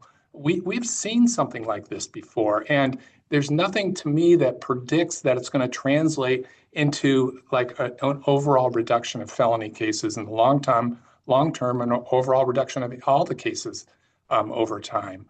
So, I just wanted to kind of get that across. I just want to also mention that your numbers on unrepresented people in custody is confusing to me. We're pretty strictly following Garrett versus Betchart here. We do often hold people in custody 1 week to work with your folks through the Nentex form. And we've been pretty successful in that because, we only hold a limited number of folks because there's really no chance of getting them lawyers if they're out of custody. So we have been holding people who, who judges in their individual judgment decide, should be held. But if they don't have a lawyer within a week, they are being released. And you see folks with multiple cases, who have committed cases while they're in the unrepresented status, be held for a week and then get released again. And you just know you have a pretty good idea what we're going to see in the next months after they're released. The other reason I think this sort of supposed 13% reduction is painting a rosier picture than when you understand it in context, is that the private bar members that we rely upon to take a lot of the major felonies, the attempted murders, the unauthorized use of weapons where people are getting shot at, we've had this pretty solid bunch of lawyers in private practice running small businesses with low overhead, taking these cases reliably. And they're not signing the contract that's being offered now. One lawyer I spoke to recently got off a murder case and an attempted murder case, I think it was, because he's walking away. He's just not going to do it anymore. And we have any number of lawyers who are not taking cases that we really rely upon. Just today, I had a hearing with a lawyer that works with Ron Hovet in their firm, Hovet & Olson, and they oftentimes will try to help out. They don't need to because they're a very successful firm, but they've, taken cases from OBDC. They took a complicated aggravated theft and computer crime case with a presumptive prison sentence in October, and they've been trying since October to get some sort of reassurance that they're going to get paid. But they can't sign that contract because their insurance provider will not provide the insurance that OPDC is requiring now for the contract. And so they had to get off that case. That person is now probably not going to get a lawyer for who knows how long because they happen to be out of custody. But this is happening every day now. We're scrambling. We have a really good group at the court here that works closely with OPDC to try and get folks for these major felony cases. I'm getting notes now from them saying, we don't know what we're going to do. We had a case the other day where somebody was facing a preventative detention hearing and they have a statutory right to a hearing within 5 days. It was a serious case. I don't remember the charges. I think it might have been attempted murder. And the lawyer discovered a conflict and it was at one of the public defenders. The PDC couldn't take it. The other public defender couldn't take it. And I said, okay, we need a lawyer on this right away because they have this preventative detention hearing coming up. They tried everyone for like a day and a half, every one of the regular folks, and they were all in the group of saying they weren't signing the contract. So they were being told they weren't going to get paid. And so, this is a kind of a crisis situation because these are cases that are major felony cases, people who are, presumably going to be detained or should be detained because of dangerousness. And, I'm really worried that we're going to get to a point now where we're going to have to start releasing people if we can't get folks taking these cases from the private bar. And so I hope folks are paying attention to that. The lawyer from Hovet & Olson, they started emailing OPDC in September and October, and they've never heard back. And so finally, after, they just can't afford to work on these cases without getting paid anything. And they finally came in and had to get off that case today. But I'm seeing this every week now. Mr. Jackson talked about the MAC issue. And I am, I'm not in there every day trying to wrestle with these numbers, but I don't think MAC is at all a good reflection on the extent to which people can't or can take more cases. There's several parts of the contract that, I've talked to Mr. Sandgren about when the proposed contracts came out earlier in this year that I think really potentially impact the reliability of that number at all. One of them is that you get paid 60% of MAC or 50% of MAC if you have the case at least 6 days. We have major cases all the time where conflicts are discovered right around that time, and we can't find a lawyer and we can't get it squared away of who the next lawyer is and allow the person off the case for 2 weeks, 3 weeks. MDI got off 2 cases what they'd been on for 30 days when they discovered the conflict on day 1 because they didn't tell us about it this week. And I don't know if they're getting 50% MAC credit for that or not, but under the contract, presumably they would be. And so it just is, this happens routinely where folks have cases. We also have like hundreds of cases where the lawyers never meet their client, get paid full MAC for those cases, where they go into bench warrant status, they're on bench warrant for 6 months and then eventually, withdraw from the case. And so it's just not a reflection of how busy someone is. There's got to be a better way of doing that. And I know I've heard that you're working towards that, but it just really feels to me that OPDC needs to be really working with our public defenders here in Multnomah County, not only on the issue of like encouraging them to bring lawyers along when there's a vacancy, because, I've heard arguments that, we need to hire them in a cohort and train them for 6 weeks before they can take a single misdemeanor case, because somehow that's going to increase the or decrease the turnover. But, I just don't buy it. This job is hard. I did it for 10 years, and there's always going to be big turnover. The people come into this work and they don't like it, or it's too difficult for them. And it just feels like we're not meeting the moment. When you have a couple lawyers leave major felonies, which recently happened at MDI, and they go into hibernation mode, basically, because they can't respond to it. They can't move someone into that caseload and get a new lawyer hired up to come up behind. I mean, MDI took they reported availability to me recently of taking 5 major felony cases in an 11-week period. And this is the same time when the private bar are telling us they're not taking major felony cases. And somebody needs to be working with them on this and trying to figure out solutions so they can keep bringing lawyers on and keep taking cases rather than just sort of shutting down in the predictable situation where people leave.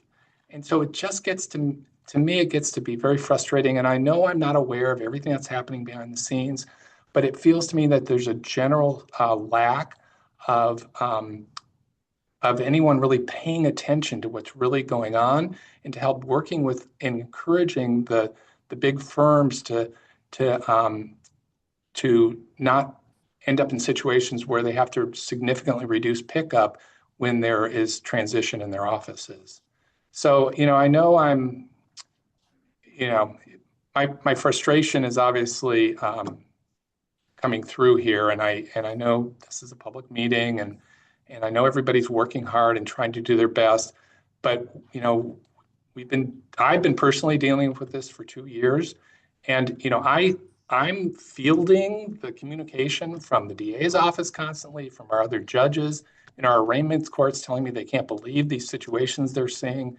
And when I see in the paper that there's a 30% reduction statewide in unrepresented and a 70% reduction in Marion County, if those reports are accurate, and I see here we're just still in the same cycle of increasing over and over and over again the number of unrepresented for very significant and serious cases, it just starts to be hard to deal with. And so I appreciate you hearing me vent here a little bit today, but I just wanted you to get that information from me.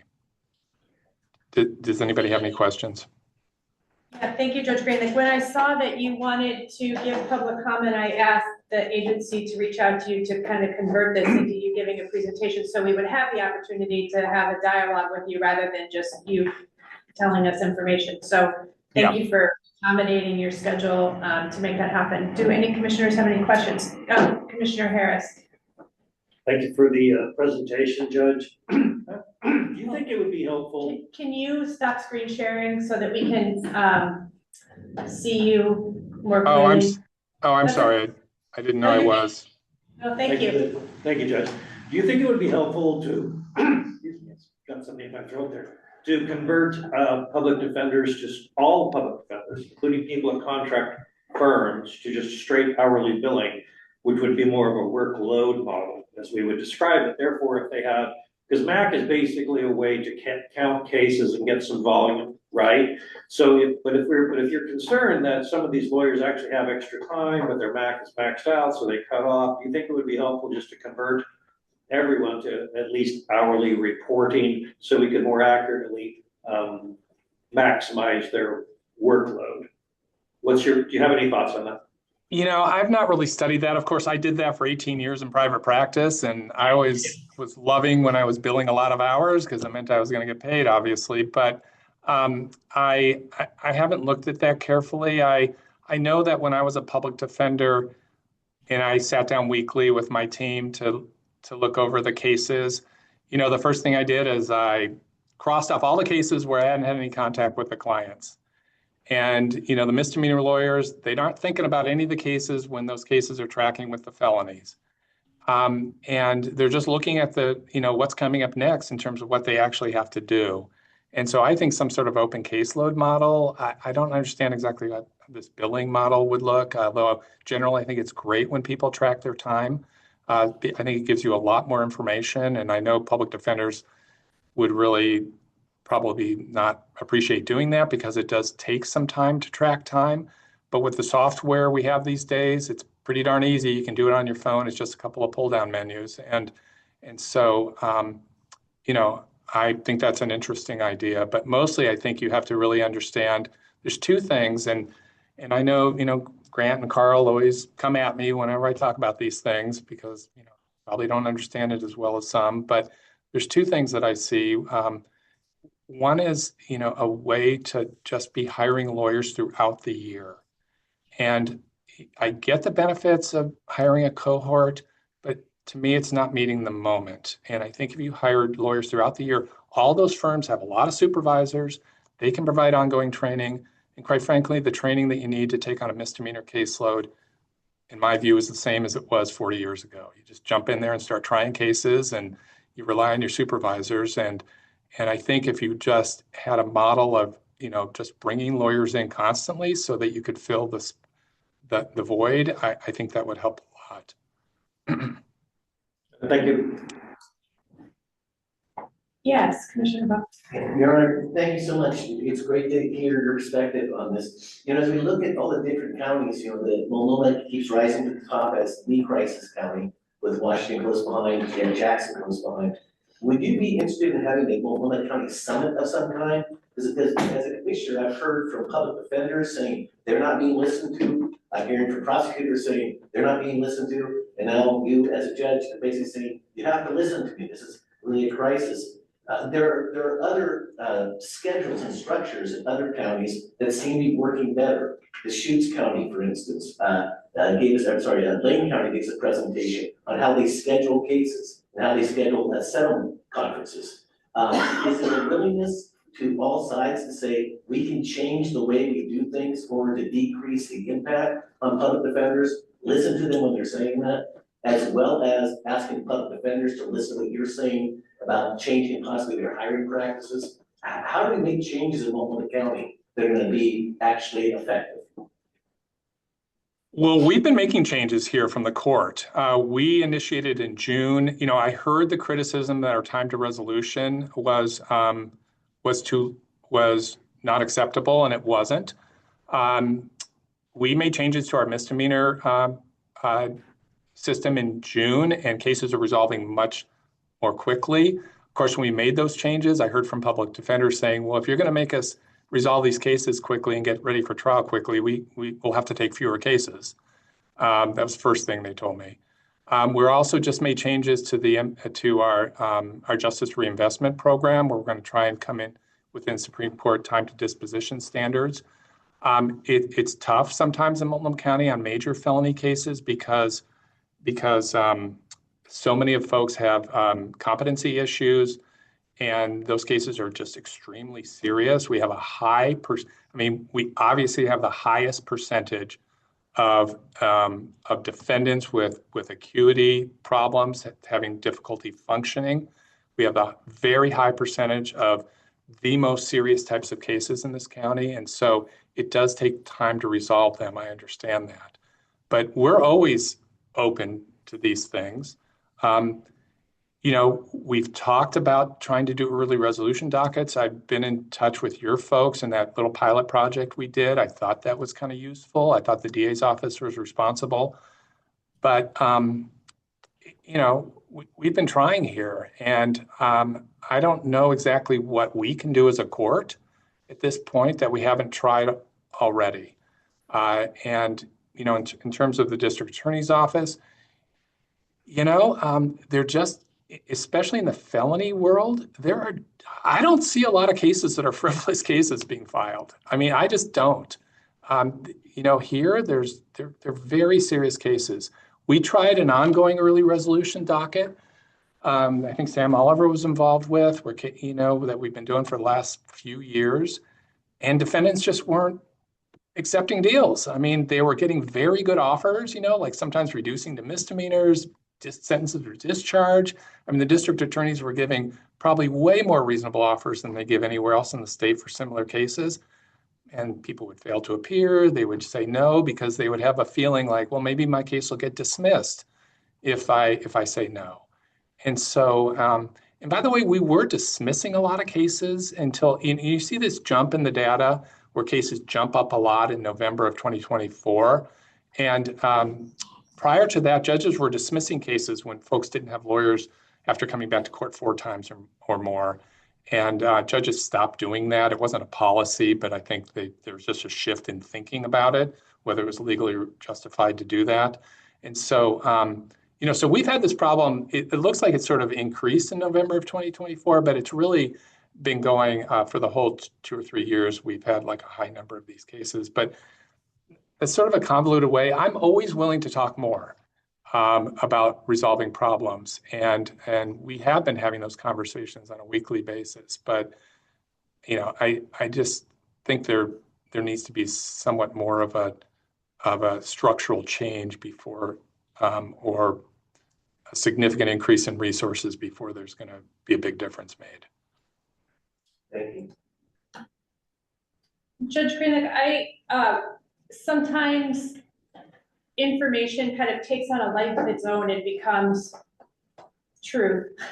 And I just wanted to address the issue of MAC and moving to an open caseload or workload model. So the commission has adopted the notion by policy that we need to discontinue MAC and that we do need to move to a workload or timekeeping model. The difficulty is that our budget with the legislature, you may or may not know how that works, but your next budget is based on your former budget. And our budget structure has always been under this MAC model. And converting that to an open caseload or timekeeping or workload model on the budget side has turned out to be a tiger that has been extremely difficult to rein in and figure out how to do that. And so the intention of the commission, and there's not a single person in the entire public safety structure that thinks that MAC is a good way to handle cases. It was supposed to be a temporary fix to an unconstitutional problem, and it has ended up being the status quo, and it doesn't work. And we all know it doesn't work, and you particularly know it doesn't work. And we are trying, I don't want you to think that we've abandoned that notion or that we don't agree that MAC isn't a good idea. It's terrible. And we're doing what we can, and the agency is working on implementing that. There'll be a presentation. Well, you read the comprehensive public defense report that's going to go to the legislature, and you know that we're working on converting that, but it's not going to be a short-term project. We're talking, multiple bienniums to make that happen. So you can be of help by expressing to the legislature during our policy and budget times that you, from the judicial perspective, really want to encourage the legislature to help us convert to that model, because it will be a different budget structure. And the more I think the legislature and the governor's office, in part, but mostly the legislature, hears from different public safety folks that they support us converting to that, the more help there'll be. And I think they need real examples of why MAC doesn't work. MAC is such a difficult concept to understand if you're not, it's inside baseball. If you're not in the system, people don't really understand what it means and don't understand what it means not to have MAC anymore. So the more information that you can help give to the legislature will really help us and ultimately help you. So I make my little pitch to you, to you there, to assure you that we agree with you. MAC doesn't work, and for all the reasons that you've captured. It just doesn't account for, particularly when there are vacancies. You see, and you'll hear more information about that later.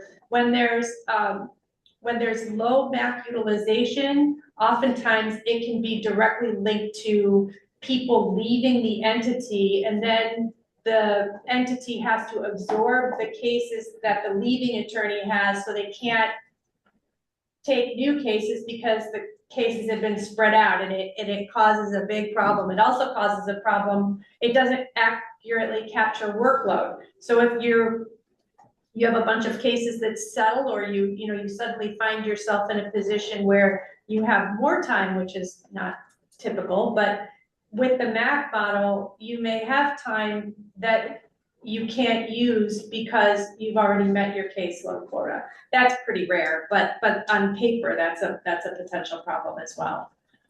Yeah, no, Chair Nash, I appreciate that. I'll talk to Aaron Knott about this, and we would be happy to help communicate a message. I completely agree, but I still just am wondering whether in the short term, since there seems to be questions about whether the public defenders could handle more cases or not, that your folks would be more involved in working with them and looking at that issue and encouraging them to do things, act in a way, not take on cases beyond what they can ethically handle, but to at least examine and understand when they're falling short, whether they can do better. And observing the cases is my perfect example. I mean, when I was a public defender and somebody left the major caseload, somebody from the minor caseloads took over the major caseloads, somebody from the misdemeanors took over for the minor caseloads, and a new lawyer took over for the misdemeanors. All happened within a matter of 2 or 3 weeks. And then you didn't get into a situation where you had to go into hibernation. Everybody kept doing the work. And that's what is just one thing that I see happening over these last few years that I'm hoping you would sort of look at carefully. Thank you, appreciate that. And I will say our data monitoring has become more and more sophisticated, and we're keeping a very close eye on Multnomah County and have been for quite some time, and are acutely aware of at least from the data perspective, the issues related to cases and the unrepresented crisis in Multnomah County. I mean, you have definitely been an outlier, your county. While we've seen the trend in other counties really decrease, the question has been, what is going on in Multnomah County? But we've been asking the same question that you're asking. And we have the data on our end about what providers are doing or not doing, et cetera. And Director Santrigan can talk about this in more detail, but we're in close contact with the Multnomah County providers about what we're seeing regarding data and what can be done to address issues in Multnomah County. And the hourly lawyer issue is a vexing one from our perspective, but we've been working very closely with the hourly providers. I'm surprised to hear someone say they haven't received communication from the agency, because that is not what we've been in close contact with hourly providers in Multnomah County to deal with some of these issues. So I'm surprised to hear that, and I encourage anybody who's having an issue regarding communication, if they feel like they're not being heard, to reach out to the executive director directly. He's very responsive, and we definitely want to get those issues taken care of, because we agree that our private bar lawyers are really they're our people who come to the rescue when we need them to. So we want to continue to work with them, and we respect them. I mean, we know these people personally too. So, you know, we definitely want to, and they do very high quality work. So we want to continue to have their assistance. Does anyone have any questions or comments? Ken, do you want to say anything? Do you have any questions or comments? No? I'd like to thank you, Judge, for appearing. I think that it's past time for you and I to have some more one-on-one sit downs, but I appreciate a lot of the context that you provided today. A lot of the historical information is not information that I always have at my fingertips, just due to my short time, here so far. So it's been a very valuable discussion. I've taken a lot of notes. Thank you. All right. Thank you, Director. Thank you, Commissioners. I really appreciate the time today, and you've given me 15 minutes or much longer, actually. I'm going to have to sign off because I have a hearing at 11, but I appreciate it, and I'll try to go back and listen to portions of the proceedings today. Thank you. Thank you. Thank you for your time. All right. Well, let's see.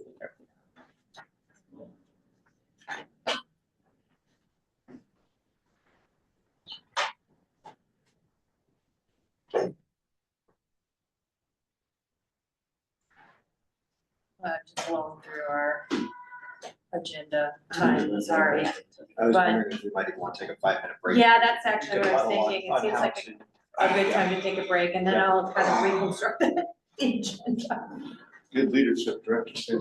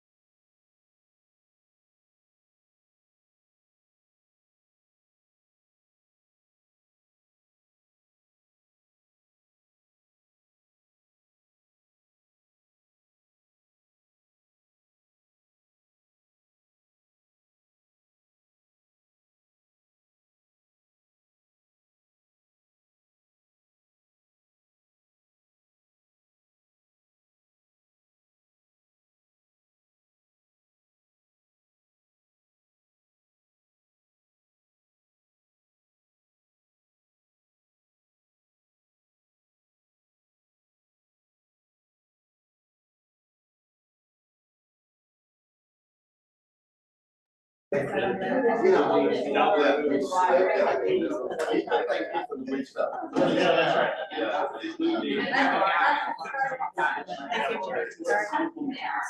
I'm sorry, I'm not sorry. She's all right. All right. All right, well, welcome back. We're reconvening. I'm gonna make a slight adjustment to the agenda, given our time issues. So first, I'll just run through the agenda. First, we're going to have Executive Director Sam Shrigan present information about the unrepresented persons and the financial case management system and the OPDC 12-month plan. I'm having him go next because I know that the judge and district attorney are going to want to hear that information. That way they don't have to watch our whole meeting. After that, we'll move to the election of chair and vice chair. After that, we're going to move back to Mr. Arndt to continue his presentation. And then we'll finish up before our break with Ms. Taylor regarding the comprehensive public defense report and the public defense status report. Sure. I think one thing we forgot is budget. Where do you want to put budgets?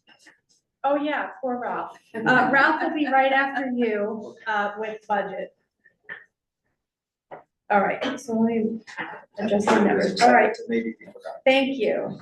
And with that, and also, sorry, just to make a specific note, a possible action item regarding the KPMs and the update action item, commission KPMs, and then the performance KPMs, that's going to be tabled until the January meeting.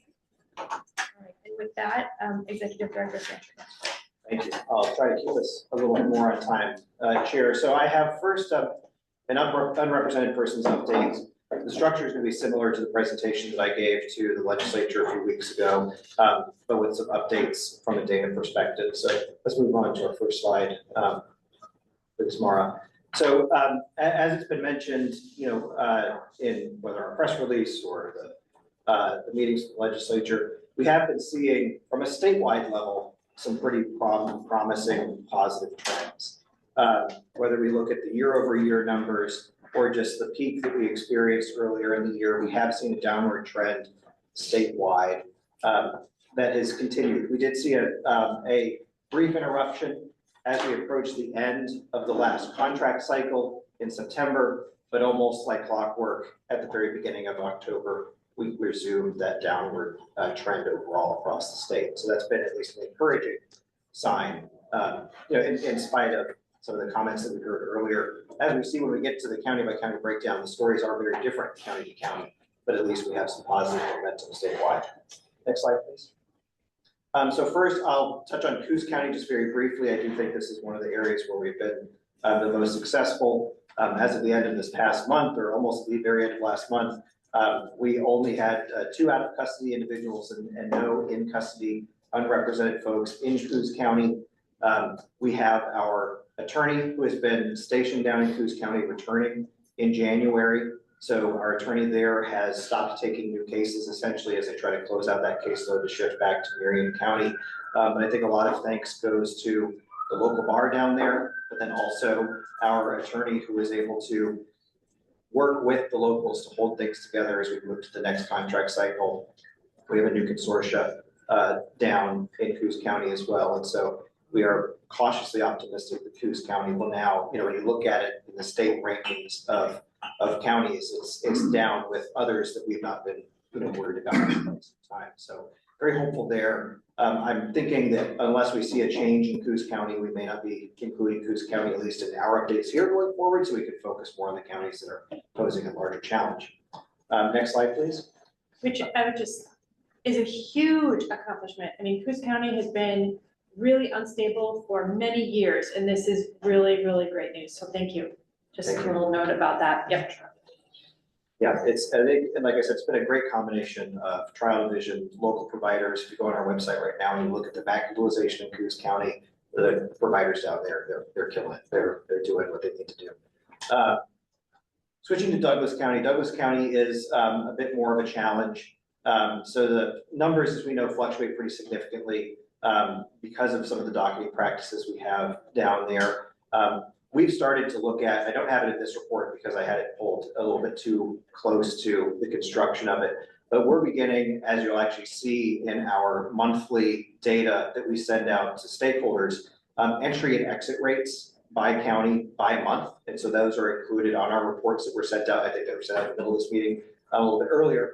It's fascinating to look at Douglas County because of the churn that they see. In some months, they have as many people going on and coming off of the unrepresented list as counties that are much larger from a population perspective. And so it's a little bit more difficult to see what is actually happening, which cases are truly the ones that are going to be unrepresented versus the ones that are put on the list and then quickly taken off, oftentimes in the same month.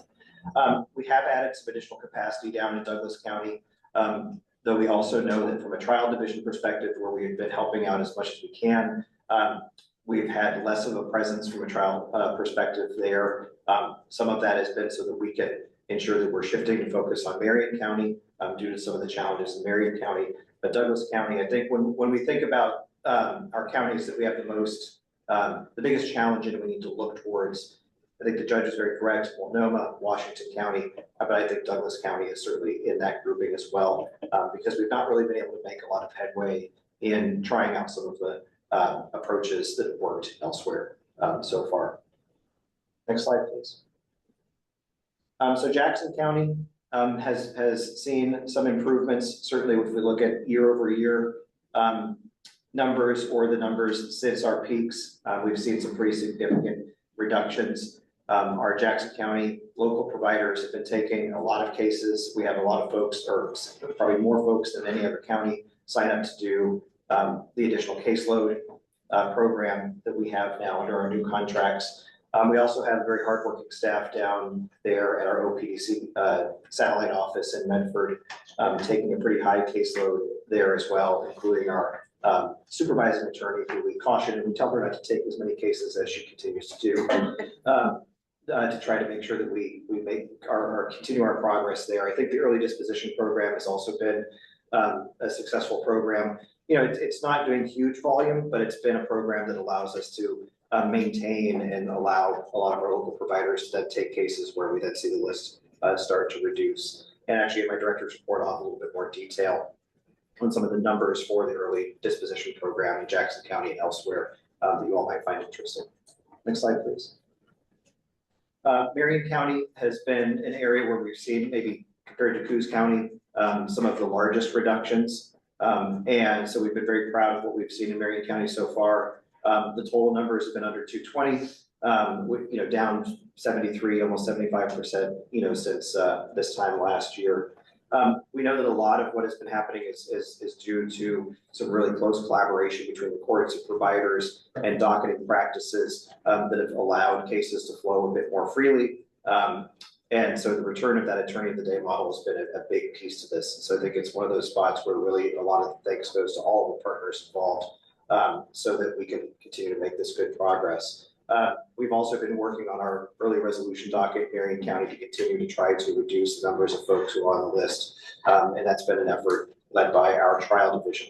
Of course, we do have the complication of the current litigation that we're involved in with Public Defender of Marion County. We've seen the local consortium provider, in the absence of that contract, take a large number of cases. You'll see their MAC utilization over October, I think was around 110. And we do have some concerns that we're starting to get to a point. You'll see the little tail there on the graph on the bottom left-hand corner beginning to look up again. And so this is something that certainly from a staff perspective, myself and then the staff who are working directly at Marion County, we probably talk about Marion County every single day and trying to think about what are the solutions that can be brought there to ensure that we continue this good progress that we've made. Next slide, please. So Multnomah County, I really meant what I said to the judge when I appreciated the context that he was able to provide. I'll admit that for myself, a lot of times when I'm looking at these numbers, I am looking at the top level numbers, not necessarily able to or have the time to dig down to the level that he was showing us in his feedback today. So I thought that was very valuable and a good reminder that, it's a good reminder that that's why we don't need to pay attention to Coos County as much, and we should be redoubling our efforts in the counties where we have the biggest challenge. And so yes, we've seen some reductions since the peak. But I think that I've been pretty circumspect, whether presenting to the legislature or elsewhere, that Multnomah County is our largest issue and our biggest challenge.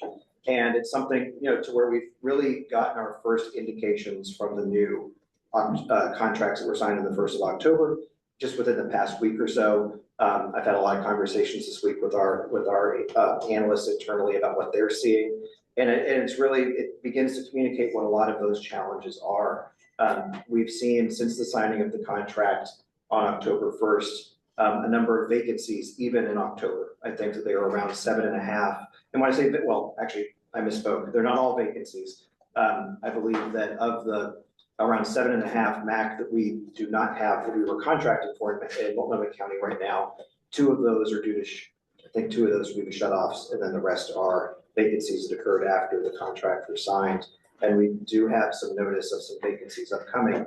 And so we know that when we have what we have on paper as far as what our planned capacity for Multnomah County has not necessarily come to fruition yet. We have some meetings. This is something I was learning even yesterday. And so we have meetings on the books for the beginning of next week to see what next steps might look like to try to ensure that we don't backslide in Multnomah County. We're also paying attention to some of the recent policy changes that have come out of the district attorney's office related to deflection. We've been asked as a trial division to start picking up some of the cases that of folks who fail deflection and then would have cases filed. And so that's an unexpected development that, we're looking at whether that means that we need to have more resource because of the potential volume that could come from those cases. Going back to my presentation on the forecast, that's a perfect example of things that happen in between forecasts that nobody could have anticipated, back in September when we were working on that one, or certainly April from earlier in the year.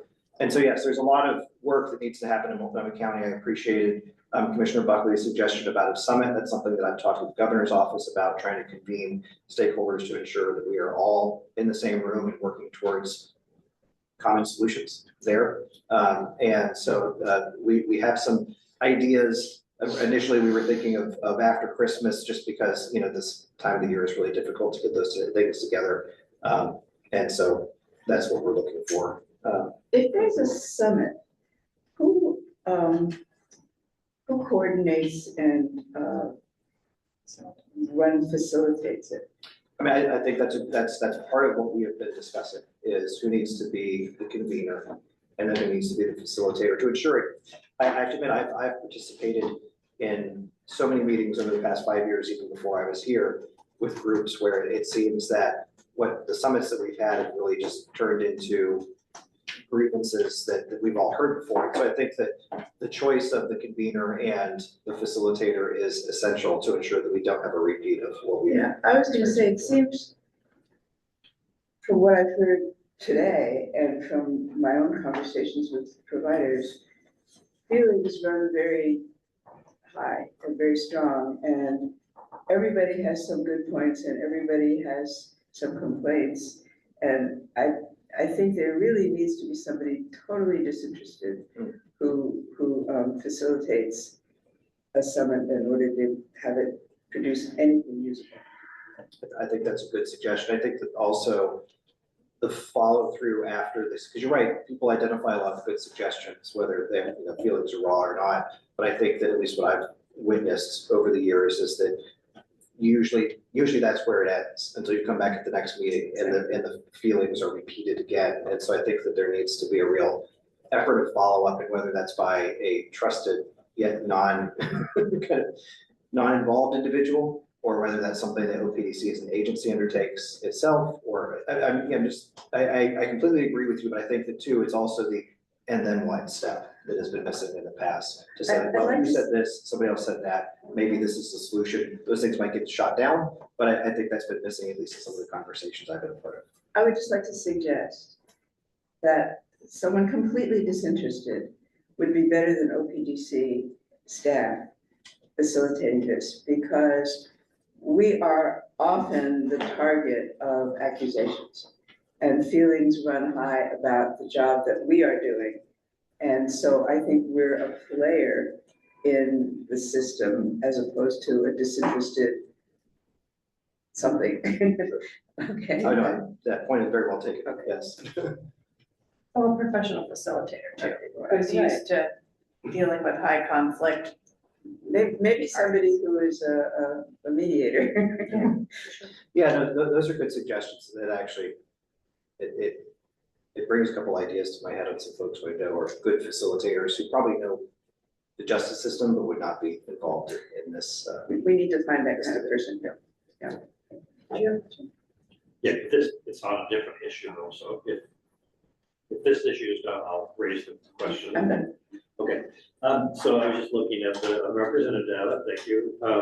Douglas County, Multnomah County is 8 times bigger than Douglas County, and they have 200 unrepresented. If we prorated that by population, it would be equal to 1,600 unrepresented people.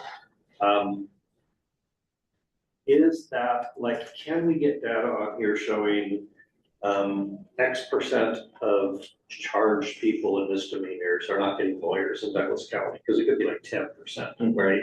And that seems like a lot. Multnomah County might be 3% or 5%.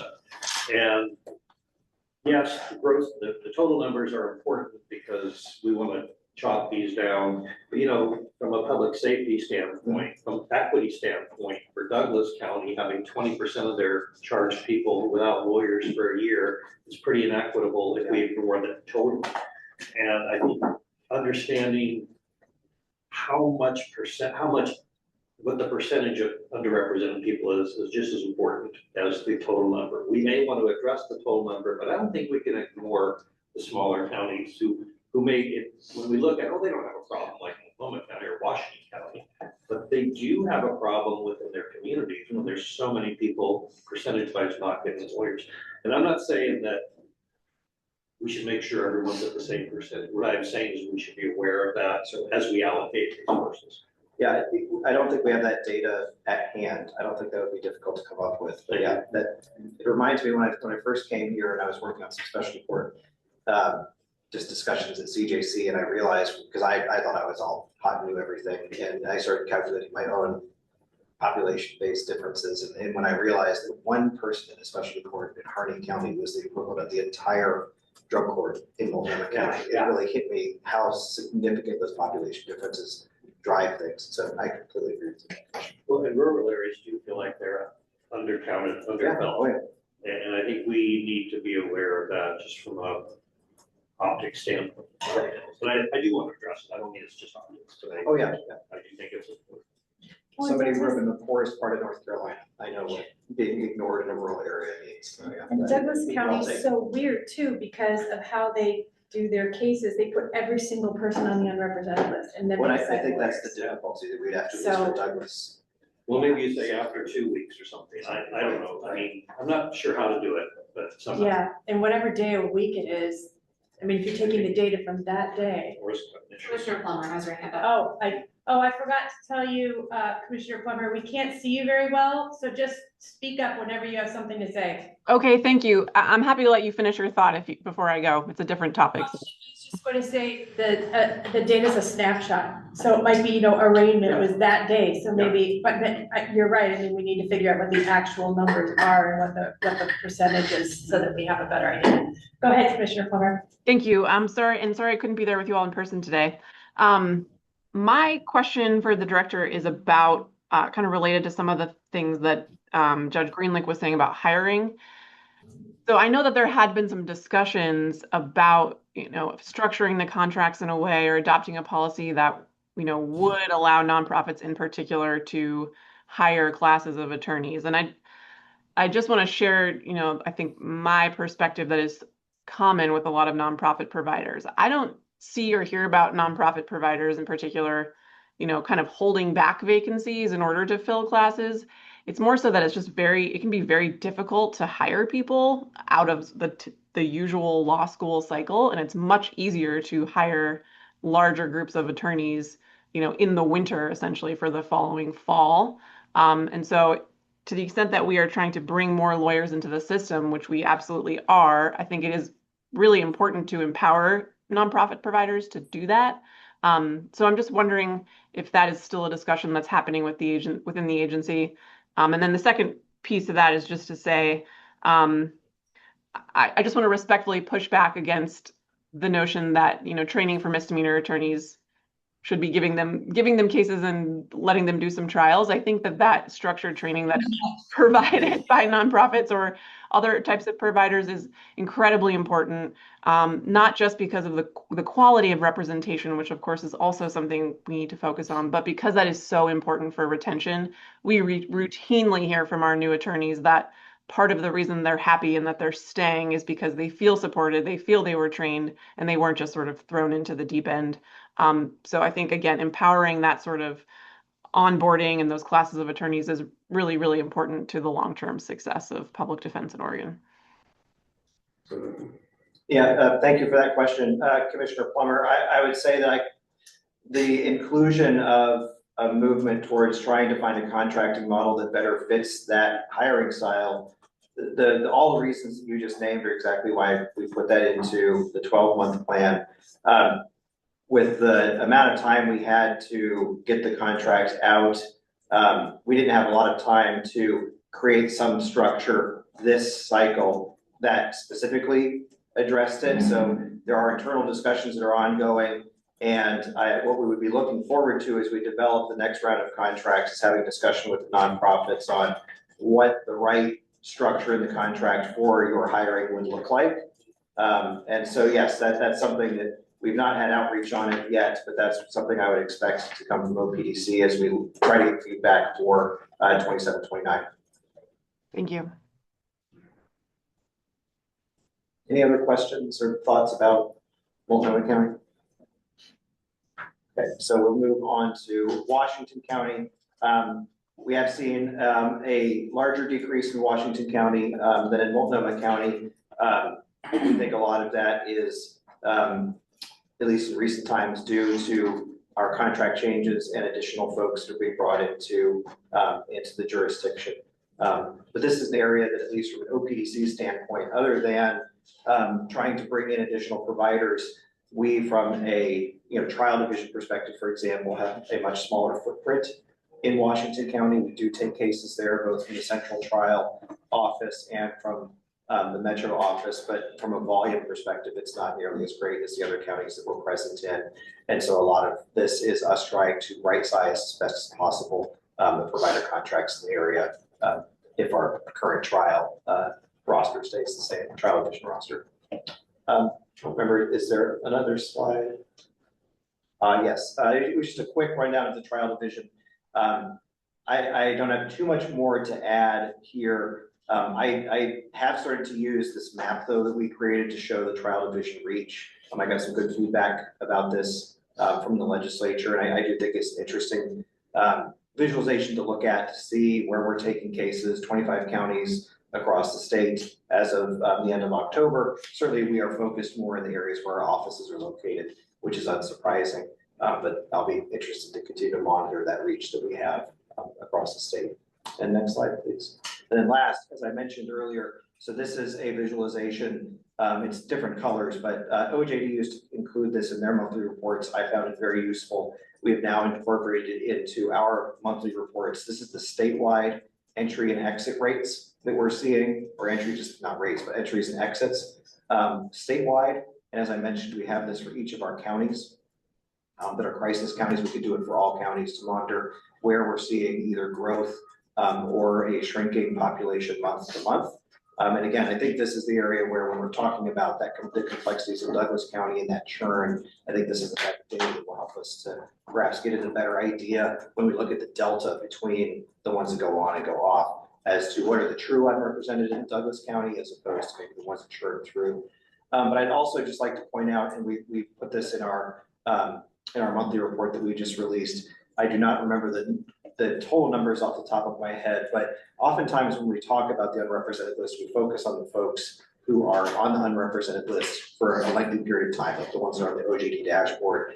And I think in a positive way, we oftentimes think about it as a relatively small problem that we need to address, and we're working as hard as we can toward addressing it. But one thing I didn't quite realize or really internalize is you look at the number of cases that are going on and off the list, they're hovering around, plus or minus a couple hundred above below 2,000 per month. And so what that really means is that when you look over the last year, the number of folks who have got on the list is around 22 or 24,000 because I forget the exact number, but it's in that low 20s. The number of folks who come off the list is also on the low 20s. And so whether that demonstrates first the churn and the volume that we're really dealing with, it is a big problem.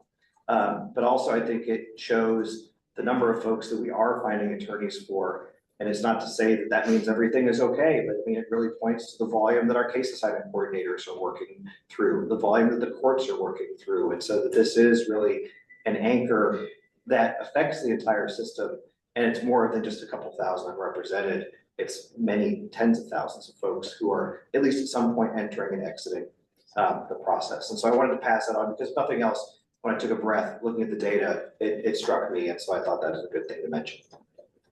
And that's the last slide I have for the unrepresented update. What it really tells you is that we have the right number of MAC for the current caseload.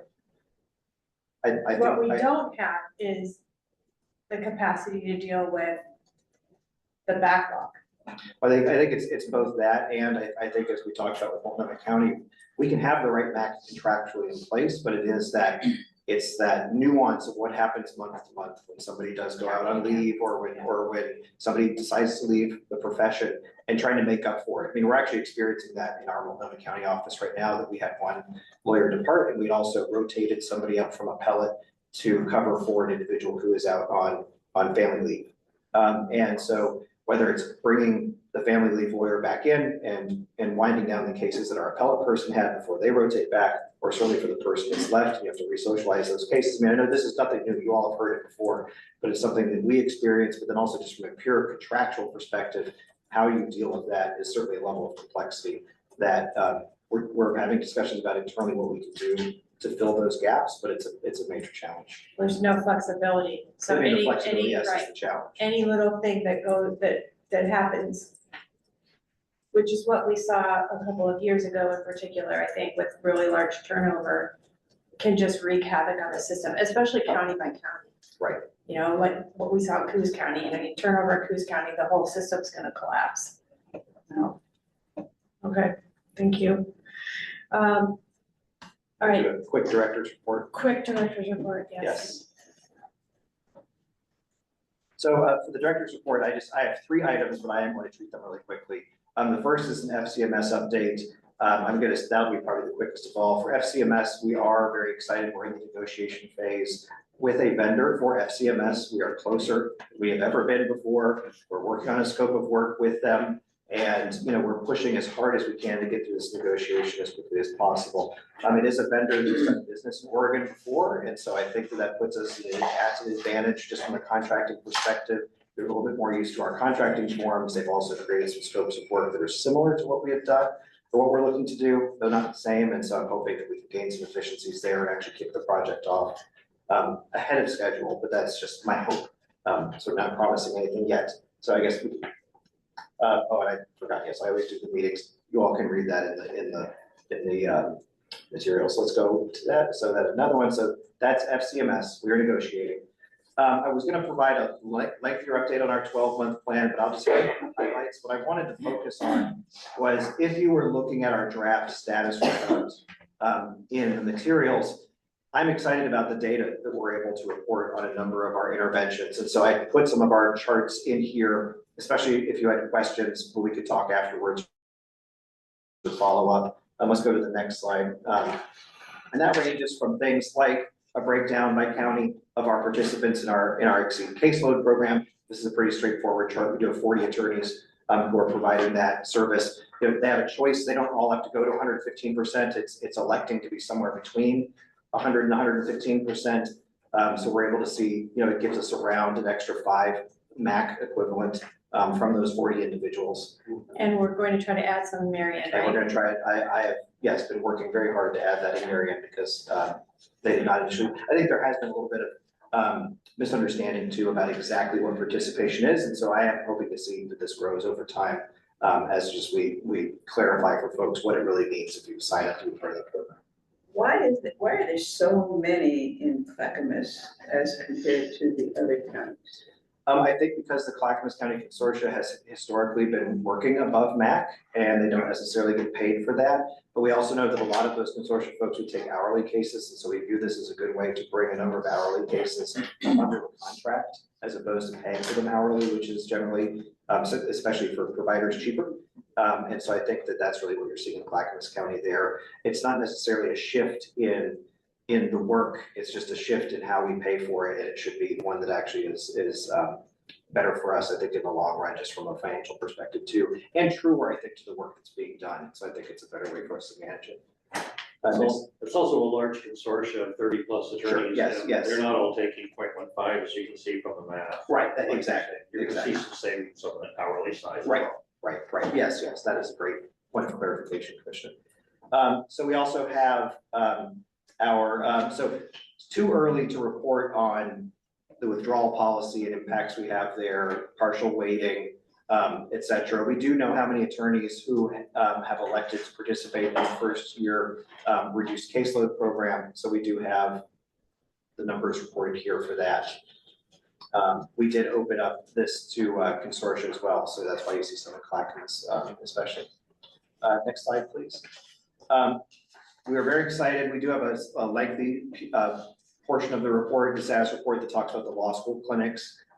We are going to be improving pretty significantly our data reporting for the law school clinics. Right now, we really are limited to just knowing, the students that are participating, how many open and closed cases they have.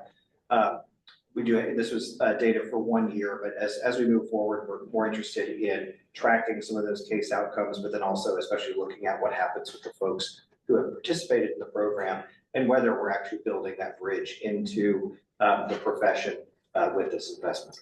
So do we know how the litigation in Marion County is going to affect Willamette's program? We've been having some discussions about that. The Willamette program in and of itself is a much more internal program, unlike the others that really do cite more directly at the local public defender's offices. The cases are assigned to the Willamette practice attorney who is actually internal to the law school. There is a connection to the PDMC, both for case rounds and for some of the trainings, and for the use of investigators, for example. That's one thing that we're working on with Willamette now, to make sure that they have the ability to maintain during this period. So there's one internal professor at Willamette who is supervising 20 students? Over the entire, so that is, it's over the whole year. Right. So this would be the fall, the spring, and then a summer term as well. So do you know how many students are in the program in any particular term? Maximum rate. 8. Good, thank you. Next slide, please. And then we have some special resolution docket data. I'm not going to go through all of these. So we do have special resolution dockets that occur at different periods. So we're not collecting the exact same data for all of them, but you will see some consistency, for example, between the Coos County data and the Marion County data, so that we're able to track the success of these dockets. And so I'll leave some of this for you all to look at. Certainly, if you have any questions, I'd be happy for you to just please reach out. But we can also see, hopefully through these tables and through the information in the draft, that there are different processes that occur within these resolution dockets. So in Coos County, for example, when we look at the number of cases on the docket, we're really focused on which ones resolved, because there are cases that were not resolved that would go back on the list. And really where we saw the improvement in Coos County was once we had the new contracts and we had new folks down there to take those cases that we were not able to resolve through the early resolution docket. Go to the next slide. Go one more just for a second.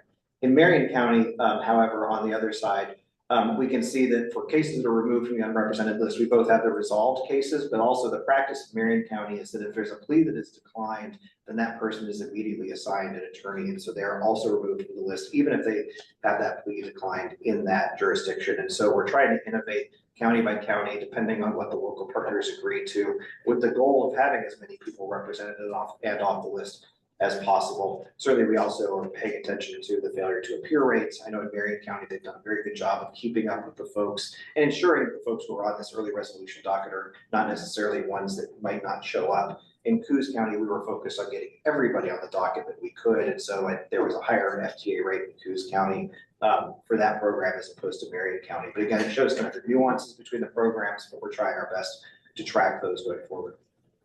Can I make a suggestion on this? Now that you've gone through the early case resolution, early disposition, whatever the counties prefer to call it, there have to be some best practices we've identified as the for outcomes.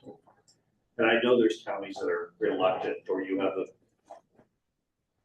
criminal justice partners that you deal with, have psych boards they want to put on this. But it seems to me that we should be able to come up with sort of a template or model for best practices for early disposition based upon our experiences throughout the state. That Multnomah County Clackamas, they all don't. They think what works for them or what doesn't work for them. They haven't seen the whole picture. And it occurred to me also that if we do have a template for that, that we could offer in some of these counties don't have. I don't know if Douglas, I'm going to use Douglas as an example that don't have. That's a place where we'd like to have this conversation. If you would follow, if you were prepared to adopt more or less this template, which we know works, and we will invest money into it because we know it works. We're not going to invest money in something that's not going to work. If you're willing to do this, we will fund a pop-up early disposition program for you. And but these are the parameters that we need to know you are going to adopt. We're not going to engage with you unless you do this. And we can see how serious they are. We can see how serious that judges are down there. We can see how serious the DAs are into resolving this problem. They don't have to opt into it, it's their choice. But if we made that option available to them, knowing what we know now, if you think we know enough, I think we do. But it's just an idea I want to throw out there. No, I think that's a great idea. I think that's something we can bring back and talk to staff about. We'd probably be at that space where it's more emerging practices as opposed to best. But then too, I think it would be important for us. We know there's other early resolution dockets that have traditionally occurred across the state. Think of Wingspan, and some of the others. It's just to think through what were their lessons learned from those as well that could inform, our several that we've run, so that we're not just focused on the types that we've been doing. There are. I know. I can tell you there are. Having developed a Washington County program in 2006 and doing the Wingspan programs, I can tell you there are clear parameters that work. Great. Then let's have that conversation. We'll go back just for a second. So the Jackson County early resolution docket is a little bit different. Just back on the slide. Yeah, there we go. This one happens at arraignment. So cases that are particularly attractive for these reduced plea offers are identified at arraignment. The client is discussed with the client, and if they think they might want to move forward with that plea, they don't have to decide that day. Then they're put onto the special docket, and so we do have a higher rate of essentially success in that county, but also there's kind of a selection effect into that docket. So you would expect that to occur. So we can skip ahead. We had some discussion around the Marion County Day. Yes, we've had a pilot day. I know that we've been in discussions with the court with partners about trying to continue that. Certainly though, as it's mentioned, and certainly as I acknowledged, small numbers, certainly it's not something that's going to dig us out of a hole. But certainly if it's part of a suite of ideas, it's something that could help. There's one more slide. Yes, the last thing I want to mention, this is the last you'll hear from me for a little while, is so this was not on the agenda, but I wanted to at least mention it to commissioners. So every year, agencies are required, or I say every year, but it's only been for the last two. Agencies are required to do employee satisfaction surveys. And so the Gallup Corporation, everybody knows Gallup, they're the ones who've been hired by the state to help us with this. There is a suite of questions that are asked of every single agency across the state. Not every single agency has participated yet, but a large number have so far. And I just wanted to report some good news that our year-over-year change for our satisfaction among our employees was a huge improvement, a huge jump. It was one that actually Gallup folks, when this was presented to us as an executive team earlier in the week, they were really excited. Like we don't see jumps like this. And so what we have here on the illustration is Gallup has worked with other entities for many, many years. And so they've surveyed government employees of participating state governments for a long time. So you can see that's the black line on the bottom. Overall, apparently, not very many people are satisfied working in government. I think all of you folks who are entrepreneurs and everything else, and work in your own areas, you're probably pretty excited by that. So, nationally, we don't have a lot of folks excited about working in government. In state government in Oregon, which is the blue, folks are a little bit happier, but not super happy, but at least at OPDC, these are the number of folks who is a 5-point scale, I think across 12 questions. And if you say that you either agree or strongly agree with this suite of questions, then that puts you into the percent engaged. And so that means that we had over 60% of our employees who had positive feedback for their time working at the agency. And we'll go one more slide, last one. This may be just, if you all want to look at this a little bit closer when you have a few minutes, these are the questions that were asked. And I think what was exciting about it is when you look at all these questions and you look at the second column that says mean with the delta, so the difference, any of the changes that are in bold with a little up arrow next to them, those are all places where we had statistically significant increases year over year across the agency. And you'll see that nearly all of them, first of all of them saw an increase, but nearly all of them saw a meaningful increase across our surveys.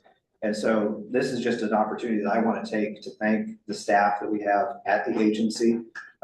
They're an amazing group of folks who work very, very hard. And I'm glad to see that hopefully the recognition we're providing to them is being reflected in their survey results as well.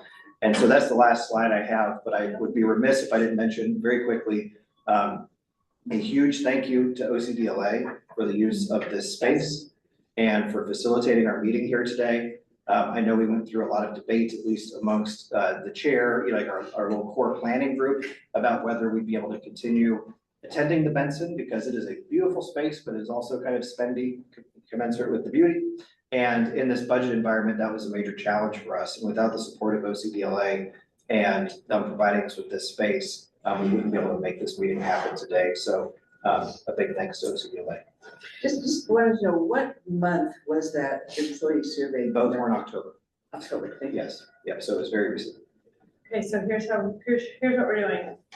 Mr. Amador is going to tell us what we have to worry about. He's got 5 minutes. That's the budget. The budget presentation today is going to be, commissioners, these are the things I want you to be worried about, if any. And we're going to skip over everything else and you can get a more comprehensive budget presentation in January. But I think what we really need to know is if we need to pay attention to something. And then we're going to move to election of the chair and vice chair. And then we're going to move to adopting the dependency attorney standards. And then we're going to do the comprehensive public defense reform and then, or reports. And then next month, you're going to have to do the civil commitment more in detail.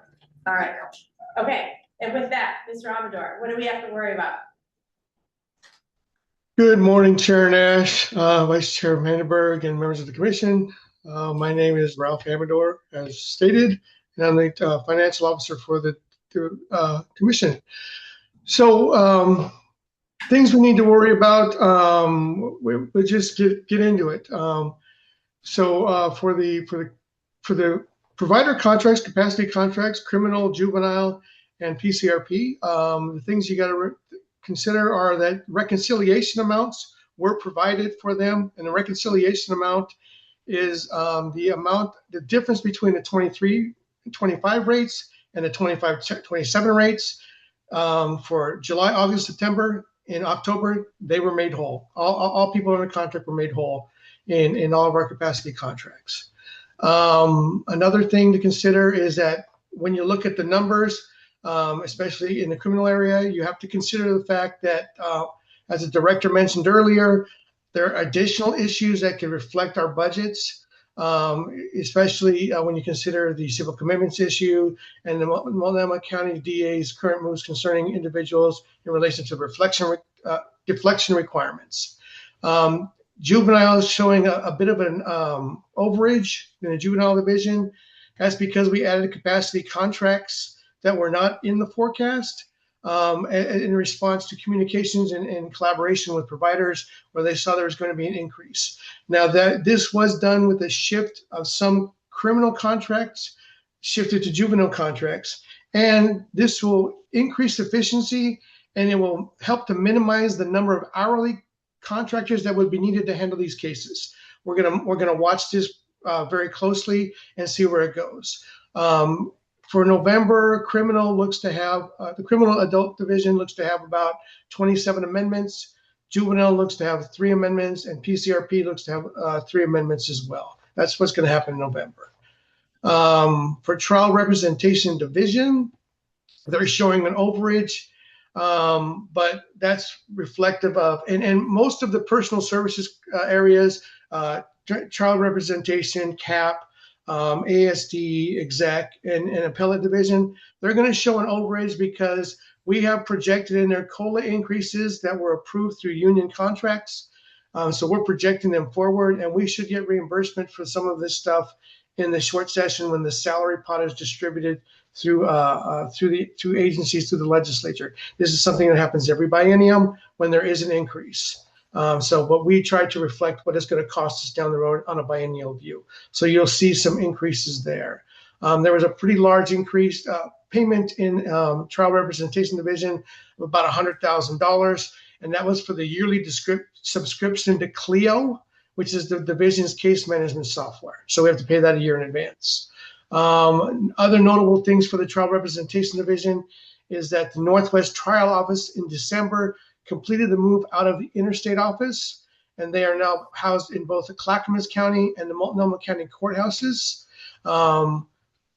A bit of good news there is it will result in some projected savings on the rent line item. Unfortunately, that's part of the governor's reduction calculation. So we won't, it's kind of a mishmash, but it doesn't hurt us. And there'll be some other increases due to having some dual locations, such as increased travel expense and the cost of maintaining 2 offices. We have to have more copier leases and stuff like that, shredding, other things go on, and we're going to continue to monitor those dynamics. In the pre-authorized expense area, it's showing a positive balance at this point in October, but it's very, very premature to expect that positive balance won't deteriorate as this budget fluctuates a lot on a monthly basis.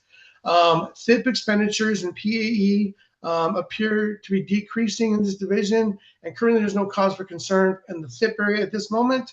And THIP expenditures in the pre-authorized area account for approximately $4 million of the total expenditures in this budget.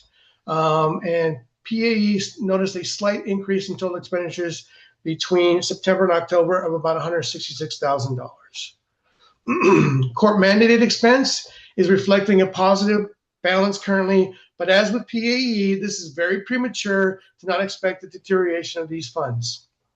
This budget, like PAE, fluctuates month to month, and the volatility of this budget is a grave concern for us.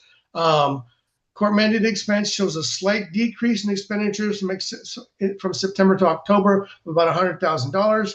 But despite that overall decrease, court mandated expense did see a $400,000 increase in regular attorney fees from September to October.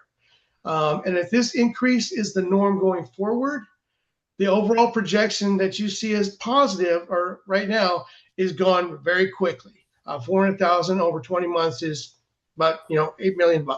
So that can go quickly. We're watching that as we work with the data team to make sure that we're trying to see what's going on. DIP expenditures and court mandated expense are approximately 8.9 million of the total expenditures for the division. As a cautionary tale, it appears that enhanced attorney fees may exceed the budgeted amount of $11.1 million. This is due to higher level cases, murder, J-law, AB felonies, taking longer than expected to resolve. We're actively watching this issue and work with the data team to track DIP cases on a number of different levels. Appellate division, nothing happening there out of the ordinary. CAP division, we talked about the COLA stuff already. What I got to say about the CAP division is that there's $40,000 of attorney general charges that are in there, and they're related to our contract, the new contracts, and having to use the Department of Justice as to get legal sufficiency and stuff as we go through these things. That cost should subside as we get further into the biennium, but I just need to mention that because they're a non-budgeted item. And other expenditures look normal. ASD, exec division is fine for the most part. ASD is showing a large issue, but that's because as part of the project planning for FCMS ASD has to cover all of the expenditures for staff and contractor costs on the front end until we get bond funding sometime in probably late spring of 2026 when we can begin drawing bond funds. There's about we should get about $3 million of that back over the projected overage, covered with the bond expense at that point. AG expenses in ASD related to HR and everything else are about $16,000 at this point, again unbudgeted because we didn't have AG last biennium. Though we're trying to manage those, but there's an expectation that these fees in this area will continue for some time. Of note, the AP section that the director mentioned before about overtime in the AP section. Overtime is going to expected to increase over the biennium just to keep pace with the increase of submissions being invoiced. Overtime is a non-budgeted item and it's projected to be about $317,000 by the end of the biennium. People are doing about 8 hours a week. Each person is doing about 8 hours a week, and that's all I'm really allowing them to do because I don't want them to kill themselves. So 8 hours a week is what they can do on a weekly basis, and they're doing it to keep us under 40 days at this point. Special projects, contracts, and distributions. Discoveries at $671,000 now. Discovery, like every other thing, it's paid until it's gone. Only one law school contract's been funded at this point, but we're getting close on the other ones. And then the guardianship contract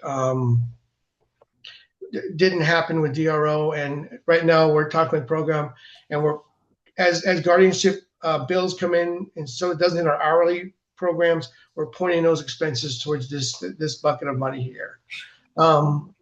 Lastly, although through October the agency doesn't show signs of any real distress, I want to remind the commission that it's very early and premature to assume everything's fine. The agency is working to continue to find projections across the board, and as biennium progresses and expenditures are recorded, we'll try to update and give you the most up-to-date data that we can. And hopefully that was in 5 minutes or less, like I was told. But thank you very much. Any questions that you have, I'm happy to answer. It was not, but that's okay. I appreciate it. Any questions? Please say no. All right. Thank you. Thank you, Mr. Augur. I really appreciate it. Okay, we're on it. If we want to break at 12, that's why I'm like, we gotta get moving because we're on a hard deadline at 12:10 when the Department of Justice attorneys come in.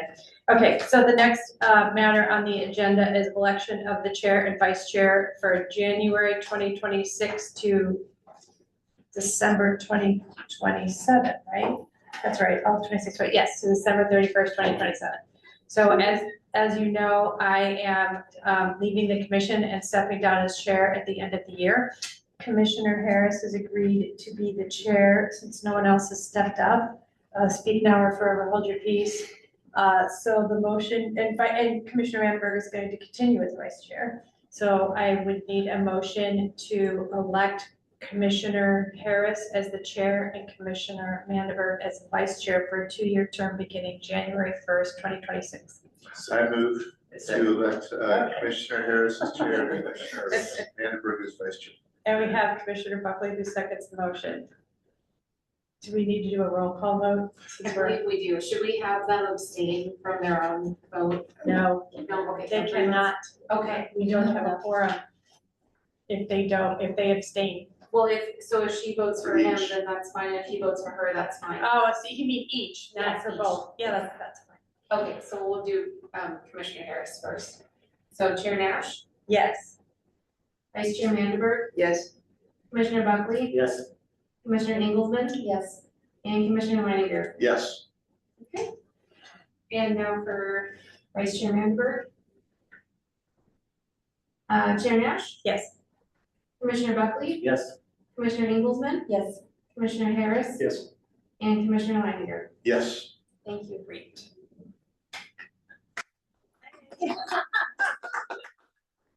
Congratulations or condolences. Yes. Especially after the training that we're gonna do. Well, didn't we announce it around October that the two of you were going to assume these offices, and that's when staff morale really improved. Yeah, that's right. That's right. That's right. Exactly. All right, so moving on to, well, we're gonna have to move fast. So moving on to adoption of the dependency attorney standards. We have reviewed the dependency attorney standards a couple of times. And unless there are changes that anyone proposes to those, I will need a motion to approve the dependency attorney standards as presented to the commission on December 5th, 2025. Commissioner Harris, so moved. Second. Okay, Chair Nash, yes. Vice Chair Vandenberg, Yes. Commissioner Buckley, Yes. Commissioner Inglesman, Yes. Commissioner Harris, Yes. and Commissioner Leininger. Yes. Thank you. Thank you. All right, Ms. Taylor, you're up with 5 minutes. Sorry about that. Just by way of backdrop, hopefully all of you have had an opportunity to read the comprehensive public defense report and the public defense status report that were in your meeting materials. I provided some feedback to Executive Director Santrigan and Ms. Taylor regarding some edits that were relatively minor, but I don't know if anyone else provided any edits, but these two reports are going to be presented to the legislature, the comprehensive public defense status report. This is our 3rd iteration of that. And I think after this, we have to do it every year, or every other year. Every other year in December. And then for the public defense status report, that's really unrepresented report, really, among other things. And that's going to be annually. It's just for this biennium, so we'll be providing another one in September. All right, and this is our first report for that. So are there any questions about the reports or feedback or comments or anything else that you'd like to say, Ms. Taylor? I'll just say that the main edits that we made is that we expanded the future work sections of both reports, to kind of talk about the work that's been done so far around workload, and then some of the challenges that we've had implementation wise with unrepresented crisis and pandemic and things.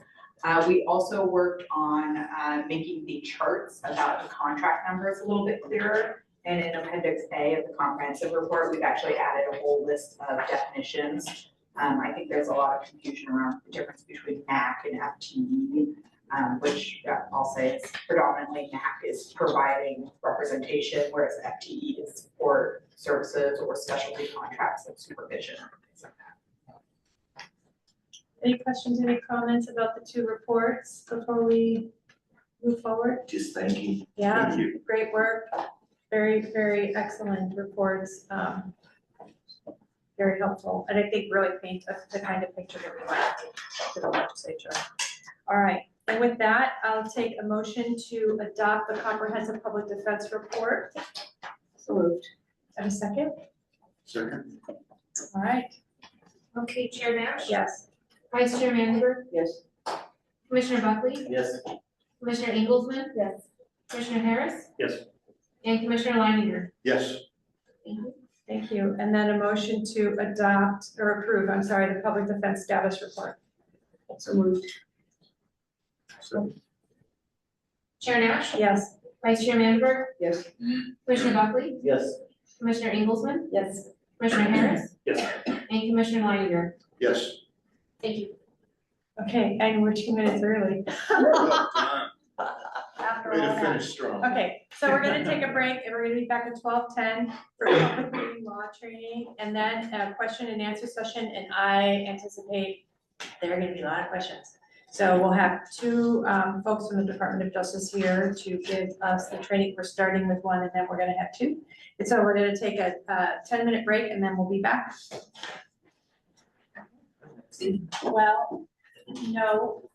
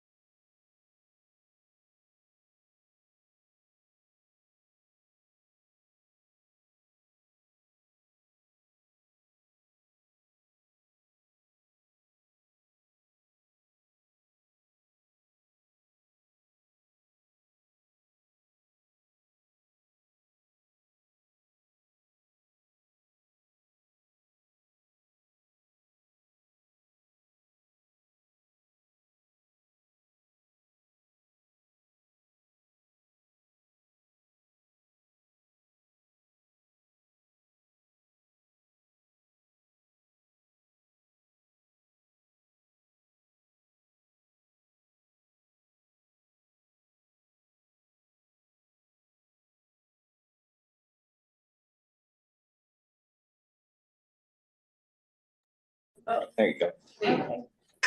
Okay. Welcome back to the December 5th Oregon Public Defense Commission meeting. We are here to have a training on public meeting law and question and answer session. And Chair, I could just for a second. Oh, yes. Before we get started. I want to interrupt for a moment. I told Sean I would. Okay. Before we start. Very briefly, I just want to thank both you and Commissioner Buckley for the time you have spent with us on the commission. You know, I've not worked quite as close with Commissioner Buckley, but certainly sitting in the hearing rooms over many months and hearing his passionate defense of public defense. I'm very sad to see him go. I'll also say for you, Chair, getting to know you and working with you has been an immense pleasure. You always pick up. I mean, sometimes you're running up the stairs and you're going to call back in a minute. But the work that we've done together, it's been very valuable and you're going to be missed. And so, at least from the agency, we do have little plaques to commemorate your time, both for you and Commissioner Buckley. Thank you. And then I'll turn it over to Rob as well. Tim Connors, from the commission as well. Oh, thank you. Well deserved. Yes. And I want to keep I've talked too much today, so I'm trying to be brief. So hopefully the sincerity comes through. I want to echo that, you know, having been a longtime provider and then a longtime complainer to this commission, and then being appointed to the commission, because I think that's the punishment they give those of us like Jennifer, honestly, who also would often appear at commission meetings before she was a commissioner to assist and give advice. It's more like advice than complaining. And she's done it for 20 years. I mean, I've seen her appear in front of this commission for many years, and then she was appointed at a very difficult and tumultuous time, and she was a soldier, and she just showed up all the time, and she picked up her phone, and then she was given the chair position, and she put in so much passion and time into this. It's incomprehensible, I think, to people who are not on the commission or not regular in the agency, to understand how much effort, energy, and passion she put into this. So I really want to thank her for all the work she has done. I wish we could give you a bigger plaque and a boat or something. But we couldn't get enough people to donate. Yeah. But really super appreciate that work, and I know everyone here feels the same way. For Commissioner Buckley, thank you. Thank you so much. You know, the value you brought to this as far as giving insight to us as lawyers as to how not to be lawyers sometimes when we communicate with elected officials particularly, or other agency officials or whoever it is, will be sorely missed and invaluable. And I made him promise during a break that he would be available for a phone call occasionally with us. And he said he would if he could. No, he is, I think, we'll keep an eye, and I thank you for being available, because we will in fact use that phone call occasionally to help us. So I really appreciate all the time and effort you both put into it, and the passion you showed as well, Peter, particularly when it came to issues that you felt you had particular responsibility to address. We would not have a law school clinic if it wasn't for Commissioner Buckley. It should be called the Buckley Law School. Yes, yes. And maybe it will be. Yeah. So thank you very much for that time, and I don't know, Susan, if you want to say. We will sorely miss both your attention to detail, your amazing knowledge of institutional history, and just the pleasantness of working with you both. You've been huge contributors to both the commission and I think in supporting the staff as well. And I'm really sorry you won't be here. Thank you. May I add, as a rookie, I've only been here for 2 years and have a lot of learning to do, and both of these colleagues have been so nurturant and patient, and that's just an amazing gift, because you don't see that as often in our world in the law. And I have often leaned on both of you for your insights, and I'm very grateful that you are willing to bring along new members, and I hope we can do the same as new people join us. But you will be missed, and I hope you'll be back I'll tell you a funny story. I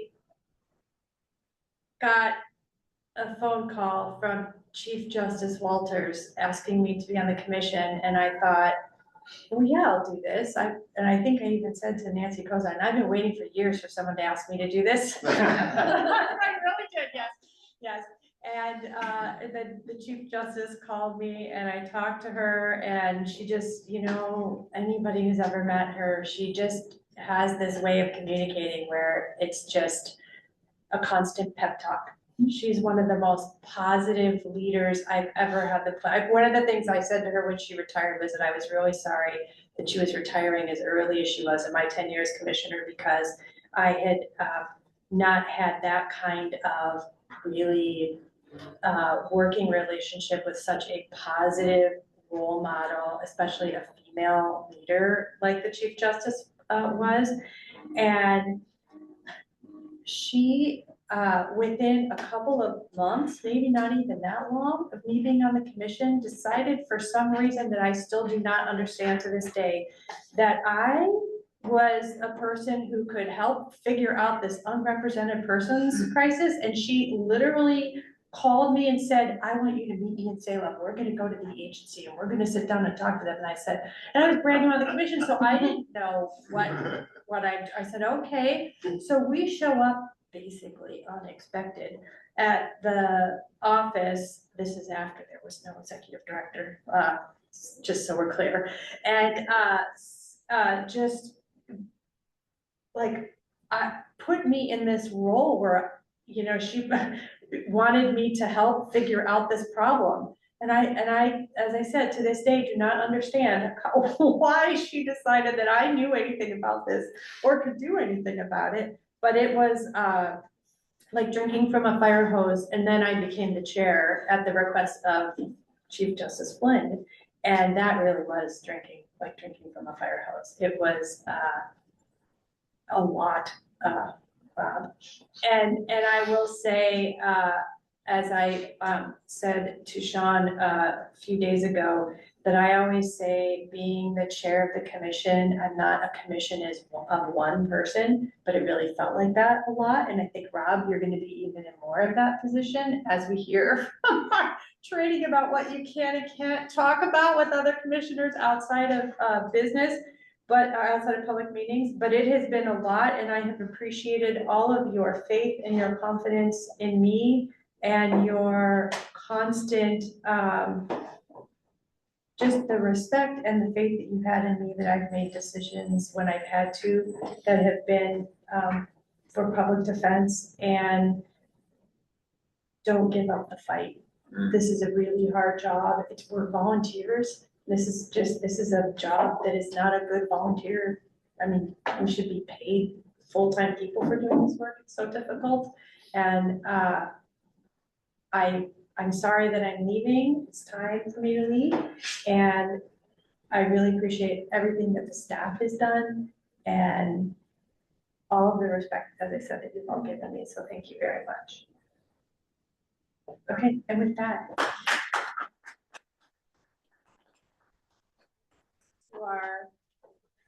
your public meeting law training, which I'll stick around for so we can make sure we have a quorum. We'll hear more about that. But turn it over to Mr. Grady. All right. Well, thank you for inviting me. And first off, thank you for all of you, as you mentioned, volunteer service. We could not do any of this without your service to the state and to the important work that you all do, not only on this commission, but in your regular jobs as well. And I just want to thank you for all of that and for your service to the people of the state of Oregon, and to all of us who do get paid. We do appreciate what you do and the sacrifices that you make to make things on commissions and boards work. With that, I will start to talk about Oregon Public Meetings Law. And so what you may or may not know, but several years ago, 2023, there were some significant changes to the Oregon Public Meetings Law under House Bill 2805. So we'll talk through some of those changes, what that's done to the landscape of public meetings in Oregon, talk about some of the definitional changes because those had the biggest impact. Start to talk a little bit about executive sessions and how there's also some impact to executive sessions. Some new regulatory powers for the Oregon Government Ethics Commission, which is a commission that I advise along with Dan, and then give some practical advice and talk through some scenarios and different things. And then at the end, we can take any questions that you may have. Hopefully it'll all be perfectly clear. There won't be any questions. So here is the public policy behind Oregon Public Meetings Law. And just to give you a background, so the Public Meetings Law, along with the Public Records Law, came out of the early 70s, kind of as a reaction to some of the Nixon era and the lack of trust in what government was doing. And so we had kind of these sunshine laws, as we call them. One is open meetings, the other is public records. But this statute gives the public policy behind that it's important that the Oregon form of government, that the public is not only informed, but also aware of the decisions, the deliberations, and then also, and this is where it gets kind of tricky, is the information upon which those decisions are being made. And so that's the overall public policy. And as we go through, the courts have looked at this, and because of this public policy, they look at basically they apply the meetings law broadly and any exceptions to the meetings law narrowly. And so that is also carried over to OGEC as well. So as we go along, I'm going to throw out just a hypothetical. So we have this state tree commission. This doesn't really exist, but so just as a hypothetical, you're one of 11 voting members on the state tree commission. They have statutory authority to adopt a budget, hire staff. You also have some other statutory authority to advise the Department of Forestry about reforestation and some other hazardous tree plans. So that's kind of the background. As we go through, we'll get to some of these questions in more kind of a hypothetical format. So first we'll talk about definitions. So as I mentioned, there's House Bill 2805. It defined for the first time a couple of important pieces. One is convening. It added some definitions to that changed the law significantly, as well as the definition of deliberation, which did not exist before 2805 came into play. And then the administrative rule, OGEC has then taken upon themselves to try to assist with making some of these a little clearer. And so those are in the administrative rules, and they have a series of definitions that they've also adopted. So with that, a couple of initial takeaways. So most of the statutory amendments were the significant changes, and really the OGEC amendments that they did with their rules just kind of clarified those statutes. They didn't really change the law as much as the actual House bill. So the first one we're going to look at is the definition of quorum. Prior to this administrative rule, there was a case called TriMet v. ATU. It did a couple of interesting things. So TriMet at that point in time had an advisory body that was advising related to bargaining. They did not identify a quorum, and so they argued to the court, this was a Supreme Court case, argued that because they didn't identify a quorum, there's no quorum, so they didn't meet. And the Supreme Court said, no, that's not how it works. If you don't identify a quorum, it's going to be a majority of members that are on that body. So they did that one thing. The other interesting thing they did in that case is they defined the term meet, or determined the term meet and meeting mean different things. And so as we go through, you'll see some of that interpretation is still present today and in the law, but we'll go through that later on as well.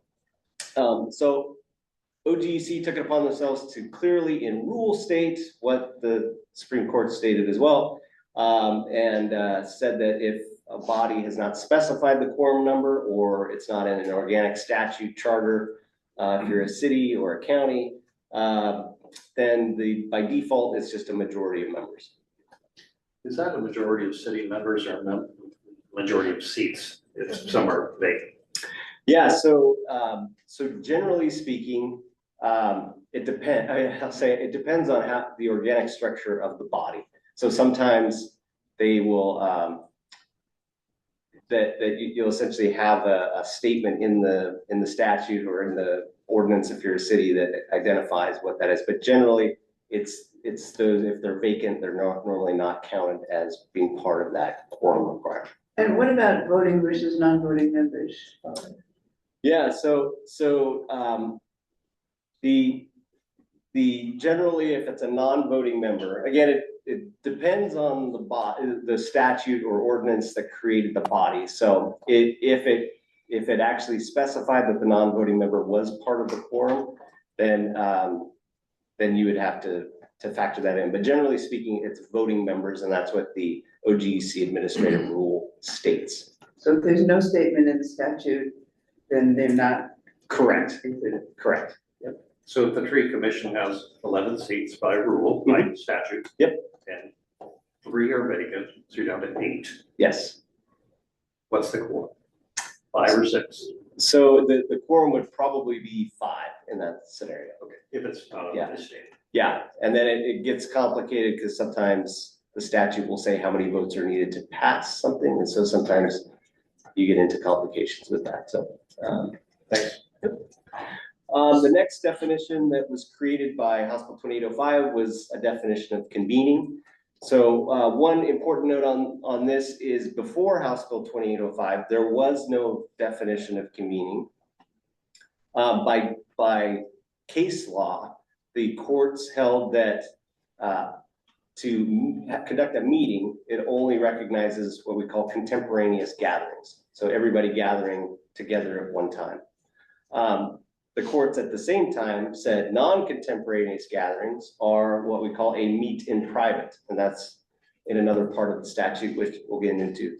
But what House Bill 2805 did is it included in the definition of convening both contemporaneous and non-contemporaneous ways to meet. So now you can legally meet by text message. You can legally meet through non-contemporaneous or serial communications, and you can also illegally meet that way. And we'll talk about those things as well. But one of the other things it did is there's a case called Rivas v. Board of Parole, and that was a file pass case. So each body member would take the file and pass it along. And because that was not a contemporaneous gathering, they found that was not a violation. That now has changed. So that case is no longer valid. And so if that was to happen today, that would be considered a serial communication. The next one is deliberation. And as I mentioned, this did not exist before. And so what this did is it clarified the definition. So prior to House Bill 2805, the case law kind of suggested that a deliberation was something kind of like a decision, but not quite a decision. What the 2805 did is actually specify that it's a discussion-based definition. So it is communication-based and discussion-based, and it's not necessarily a decision-based. So it significantly clarified, and some could say maybe changed, but certainly significantly clarified that definition of deliberation. So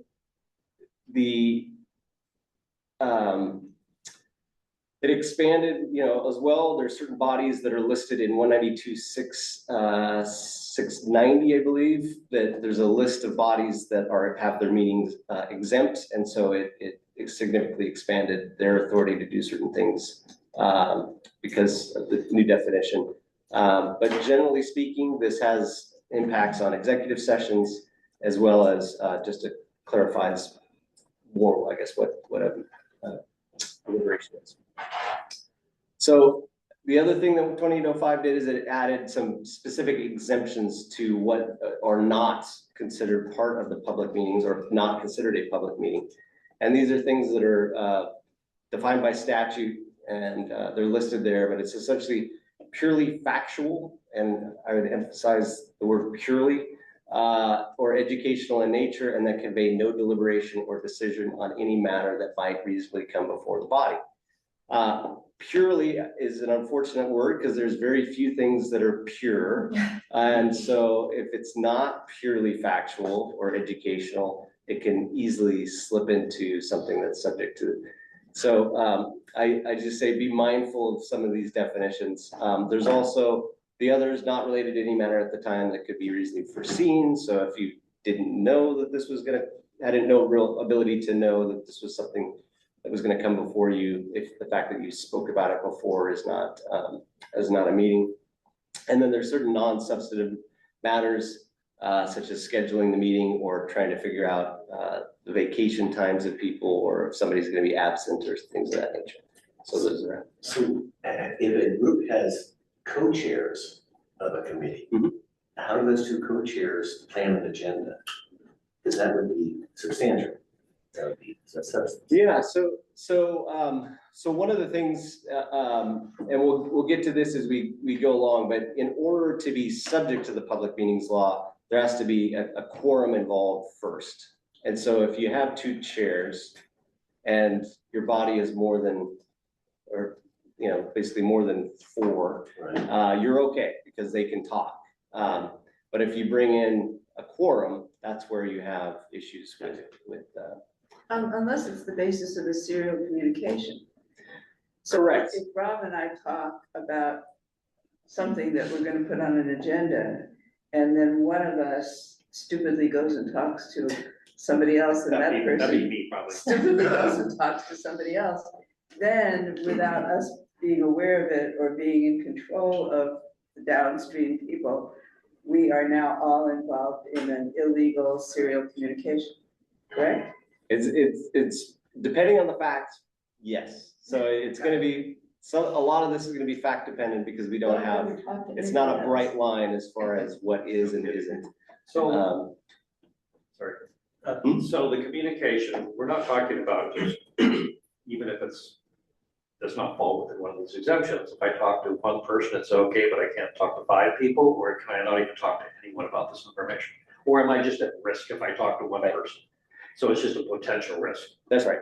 Yeah, it gets into, and we'll, towards the end, we'll talk about like, if you accidentally realize we accidentally did a serial communication. Nobody intended it.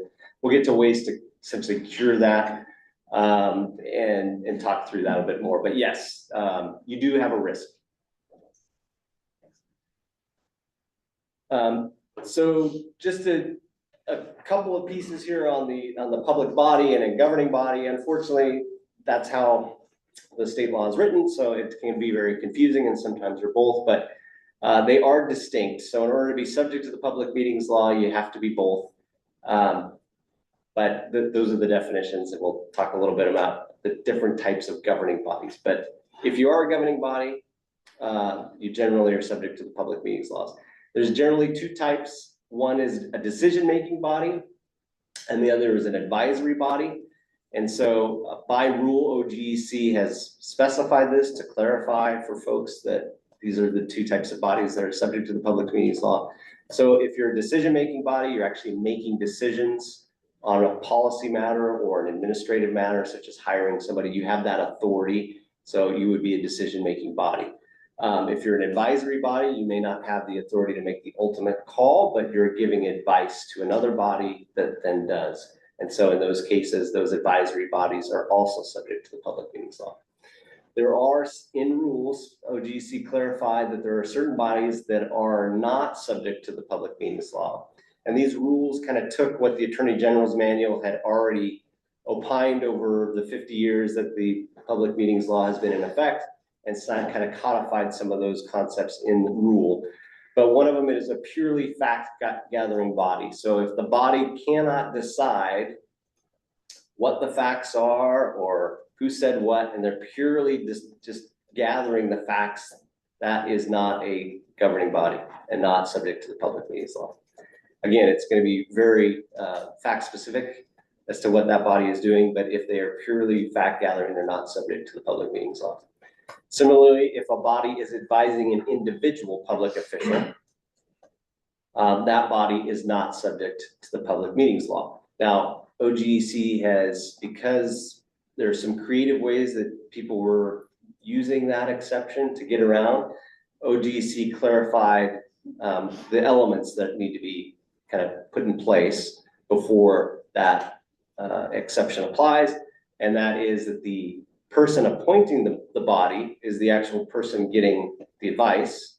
That appointed person actually has the authority to do something with that advice. So they're not just taking that advice and passing it along to the body as a way to get around the public meetings law. And so those are the kind of the elements that OGC has put in place by administrative rule to clarify that exception.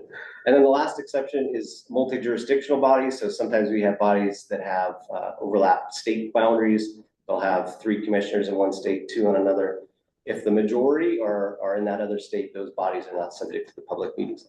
So in our case, we've had meetings where we have not had a quorum, but we have been already called about meetings, called to order, we got quorum, and we've used time to gather facts, to just listen to people tell us their view of that system. Mm-hmm. Are we in violation at that point, or are we a fact gathering body at that point? So you're probably not a body at all because you didn't have a quorum. But you've already, if you've noticed the meeting, people know that and you just didn't have enough numbers.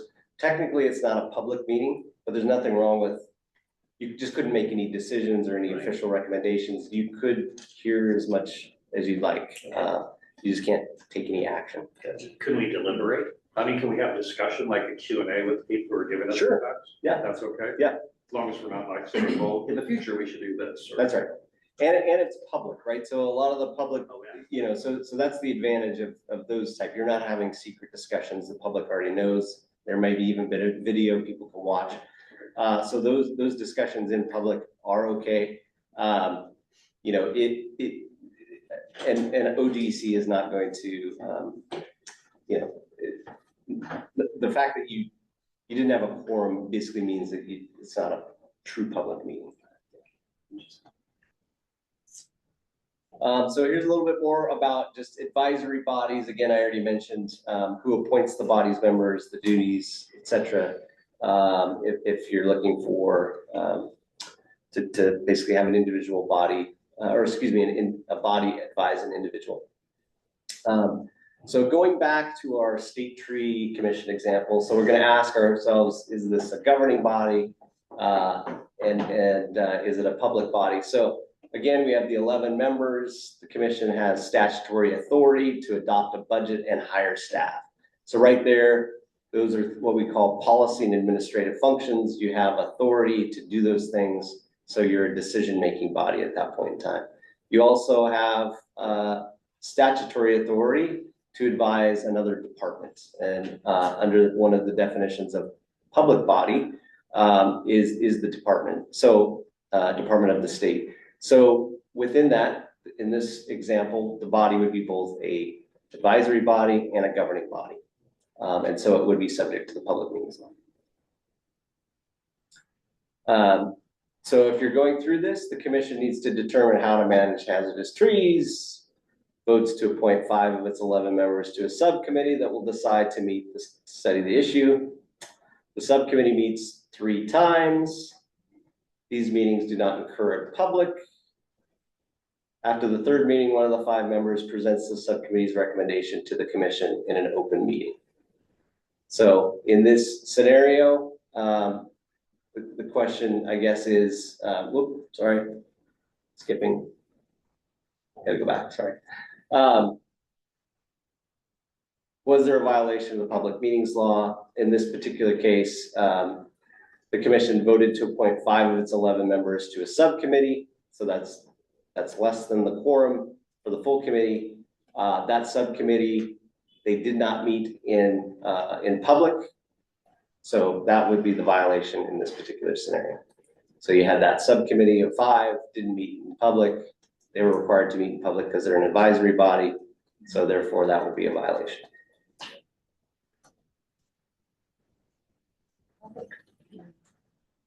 Again, same tree commission scenario. The commission needs to determine how to manage some hazardous trees. 5 of its 11 members decide on their own to meet for the purpose of studying the issue. They meet 3 times and the meetings do not occur in public.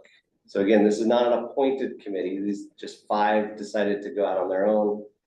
So there's less than a quorum. And in this particular scenario, they would not have violated up until that point. And then after the 3rd meeting, one of the 5 presents the group's recommendation to the commission in an open meeting. What this looks like is if they gathered all together, so if those 5 members did not individually go out and gather that information, but gathered it as a group, again, that's fact gathering, but it's something that they're making a recommendation upon, so that would be a violation of the public meetings law because they didn't hold that meeting in public, didn't seek that information in a public setting. So it makes, the fact of making a recommendation later makes their former meeting a violation. Yes. Okay, so if you just met and gathered facts and talked about it among yourselves, and then came to the full commission meeting and didn't make a recommendation, what if you, at the full commission meeting, said, here are some of the facts that we've gathered. We're completely agnostic about what to do based on these facts. Yeah. We just want to tell you what the facts are that we've gathered. Yeah. Now, has the former meeting been a violation? So if it's purely facts, Okay. you would be technically okay. It's very difficult for things like that, you know, no deliberations, no decisions. But we also, DOJ also, in the public meetings manual, even though some of this would be lawful because of the risk involved, we always say, if you're talking about business among each other and you're on a commission, do it in a public meeting. Yeah, I mean, anybody who's avoid ever that. presented facts to anybody else knows that one presents facts through a screen of perception and evaluation. Right. So how is there a determination made of whether something is a fact or not a fact? I mean, a sub rosa recommendation. Yeah, it's going to be it's just going to depend on what the process has been. Generally, when if you have a group that's meeting outside of the public meetings law, there's already kind of just general suspicion that, well, why are these group of people meeting to discuss business that they're required to discuss in public outside of the public? So you would have to be very mindful, and it would truly have to be you're only gathering facts, right. And not not making those recommendations. So the bottom line is basically any kind of meeting outside of public is risky. It is. That's right.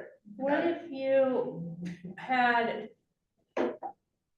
let's just say 2 commissioners who were on a fact gathering committee who also made recommendations to the executive director about things that were statutorily the executive director's decision? Is that a violation of the public meeting rules? Because you're not deliberating or making recommendations about something that you have any control over. You would be making recommendations about something that the executive director has.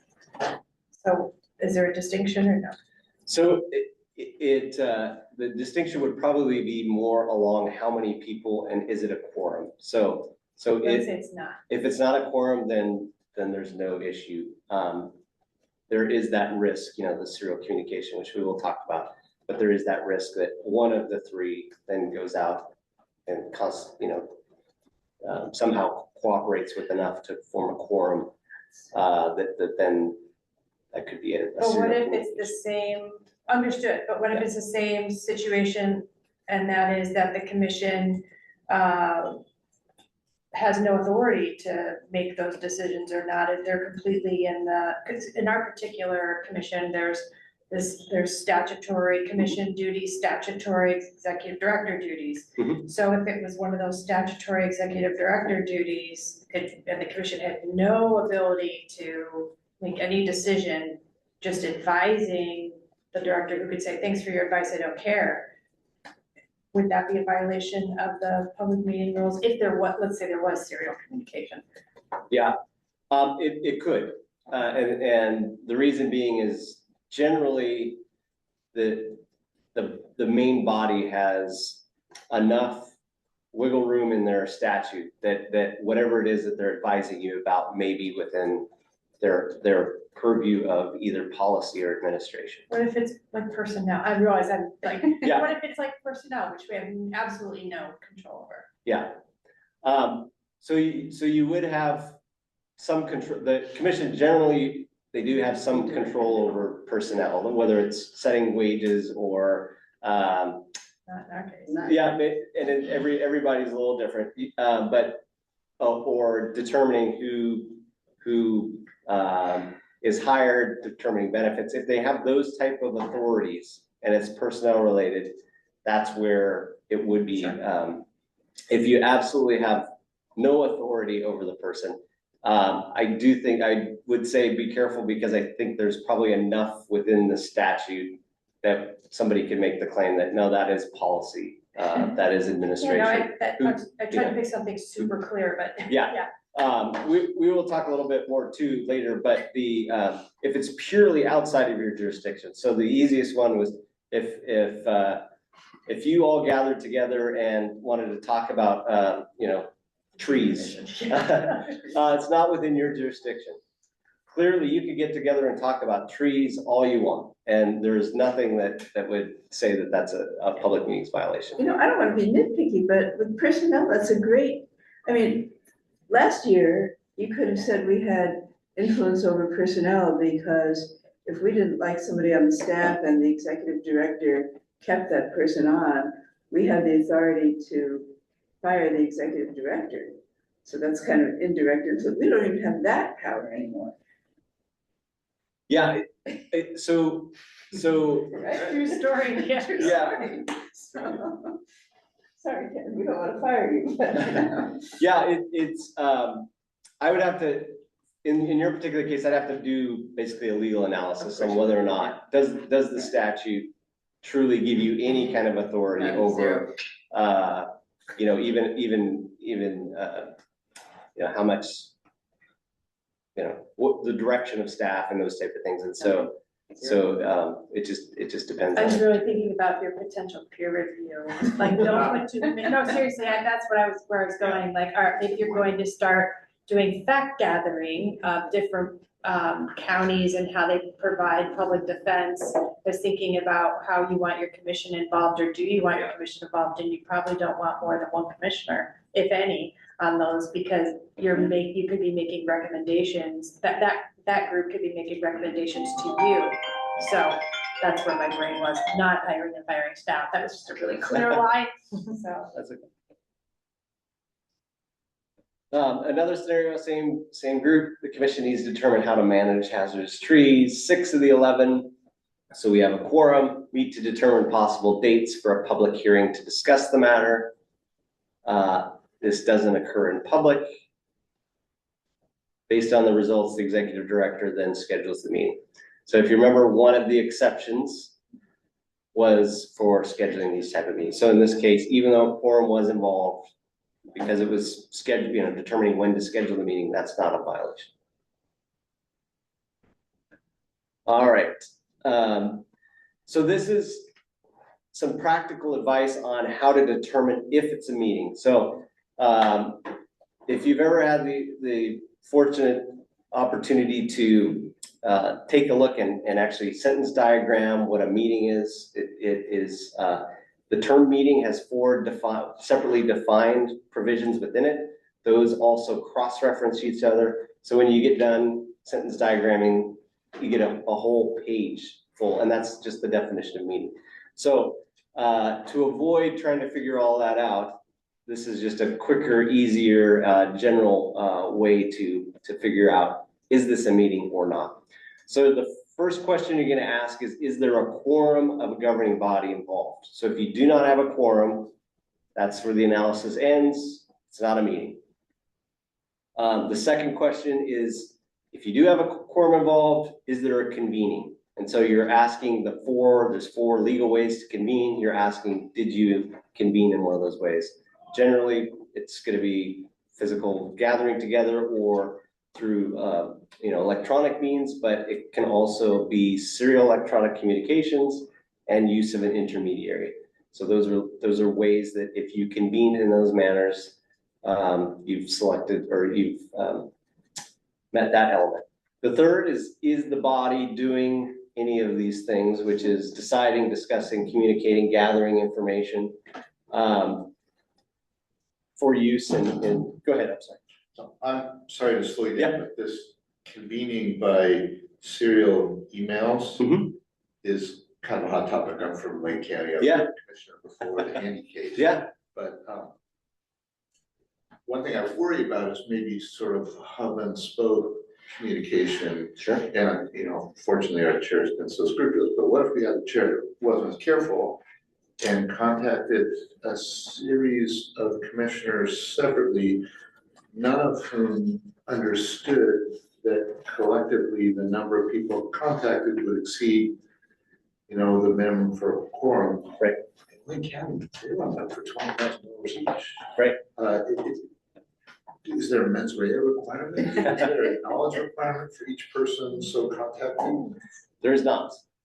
Yeah. So I know there's been push by the League of Oregon Cities, League of Oregon Counties to add those type of things to the statute. Interestingly, there are criminal public official conduct that do have knowing and intentional in them, and so that is where the I guess the mens rea element comes into place. This is really, did you convene or not? Did you comply or not? There is no intent element. And so if the only intent, and as we go along, we'll get into this more, but if you are doing a quote unquote meet in private, if the purpose, you have to find a purpose to do that meet. And so if they just accidentally did it, it's not a violation of that meet in private provision. We'll get into some of those scenarios, as well as what happens when you do that, you realize you've done it. And we'll talk about that as well. Scary. So it again, going back to the public policy, if you're talking about public business, do it in public, but recognize that you also have to do other things like, as you mentioned earlier, be efficient. And so there's some element of risk that you're going to have to take in order to get things done. So you just have to be mindful of that. But we'll talk about towards the end, like what happens when you realize that, oh, we accidentally violated the law. Let's fix it. And there's a way to do it. So I'm now going to talk about meeting outside of public view, and as the public policy that we talked about earlier states, the public meetings are supposed to be conducted in public. So there's obviously a tension here with any type of meeting that's held outside of public view. We're going to talk about a couple of different ways that you can get into trouble. Then we're going to talk about a legal public meeting that can happen outside of public view called executive sessions, which you're aware of. But here are the two ways that you can violate the law when you're conducting a meeting outside of public view. And I think I mentioned previously, there's been some case law. One of them is the Handy case that came out of Lane County. The Court of Appeals clearly indicated that there's a difference between meet and meeting. That was later essentially stated by the Oregon Supreme Court in the TriMet case. And that didn't change with respect to House Bill 2805. But what did change is now previously a convening could only occur contemporaneously, and a meet in private was non-contemporaneous. Now, with the new definition of convening, it actually applies to both. And so you can have both an illegal meeting and an illegal meet in private under the same conduct. The meet in private provisions are actually broader than the meeting, so we'll talk about that as well. Again, going to the State Tree Commission example. So we have 5 members of the commission. They start a text chain to discuss matters within the body's jurisdiction. They called themselves the Five Firs because they needed a cool name. Then they decided, hey, let's discuss how we will vote on the statewide tree plan and what amendments to propose. Then one of those five reaches out to the executive director and asks her to contact you, one of the Lone Pines, to see if you would support the amendments of the state tree plan. So you had the five, then you have one, you have a total of 11 members, so you can see that we're running into a quorum here. The executive director then reaches out and tells you that the five trees want to know how you will support the amendments. What would you say? Yes, no, yeah? Probably don't want to say it, but you may not know, right? So the executive director may just be asking you. But one of the things that can be an intermediary. So that's, after hearing that question, if you did respond, and somebody complained, that could be considered a serial communication because you did have 5 + 1, use the intermediary being the executive director, and that could be a violation. I have a question. So you don't have the 5. Mm-hmm. You just have the executive director asking me, then the executive director asking Rob, and the executive director. Is that the same as the 5 executive to me? Because it's still the same. It is. Okay. Yep. As you mentioned, the wheel and spoke. So the wheel being the executive director and all the spokes going out asking. So he's like the He can be an intermediary. What if the executive director is not, what if the executive director is only gathering information and not providing it back out? So what if it's a situation where you have communication out and communication back, but no communication among? Yeah. So these are all, so the law is not clear on this piece of it, right? Well, that's where so what we were originally trained is you have to communicate out, don't let the people communicate among. Correct. You get the information back. Yep. And that's okay. Yes. But then maybe I learned that wasn't okay. That's right. So it's gonna depend on what's being communicated out, what's being communicated back. Was it a decision? Was it a deliberation? So it's gonna kind of depend on the circumstances involved. But if it's just the executive director communicating out, there's no problems with that. If you've asked, if it's the chair saying, here's information, tell me what you think about the information. Okay, what you think about the information comes back, but the chair never shares any information from any of the people. Does the chair make a decision based on what the input is? That's the issue. That's right. Yep. Yeah. So if it's just for your own edification, what about if the decision is, okay, I'll put it 3rd on the agenda instead of 5th on the agenda? I mean, that's a decision. It is a decision. I mean, I think, some of these, where something goes on the agenda is probably not gonna, it's gonna be one of those exceptions that we talked about. So, but let's raise that up. Agenda, what if the decision is to not put it on the agenda at all? Right. That's heavier. It is. It could be considered as a decision. So, and one of the examples we go through touches upon that. So what about you, commission, have authorized the chair to do something? The chair wants to make sure they're doing what you said. So they communicate, this is what I'm gonna do. And everybody communicates back and says, yep, that's what we told you. And then you go do that as the chair. Where's that fall on the? Yeah. Because you're not making a decision, because you're just like covering your own butt, really. Yeah. So anytime you have a quorum, giving any type of communication, you are at risk that something is a serial communication. And so if for instance, and I don't know what ODC would do with that scenario, because if you already had the authority to begin with, right? But there could be a situation where that authority is changed based upon what you're doing, or your decision is changed based upon what you're doing, in which case they may have given advice as a body. Even though they delegated to you what it was, they have now clarified that in a different manner that should have been done in So public. let me just like make it super, so let's say it's a report. Yeah, we are a letter. We want you to write a letter. The letter conceptually says this. You write the letter and you send it out and you say, is this okay? And everybody sends back and says, yep, that's okay. And you don't, and then you don't share any of the, then you go deliver the letter.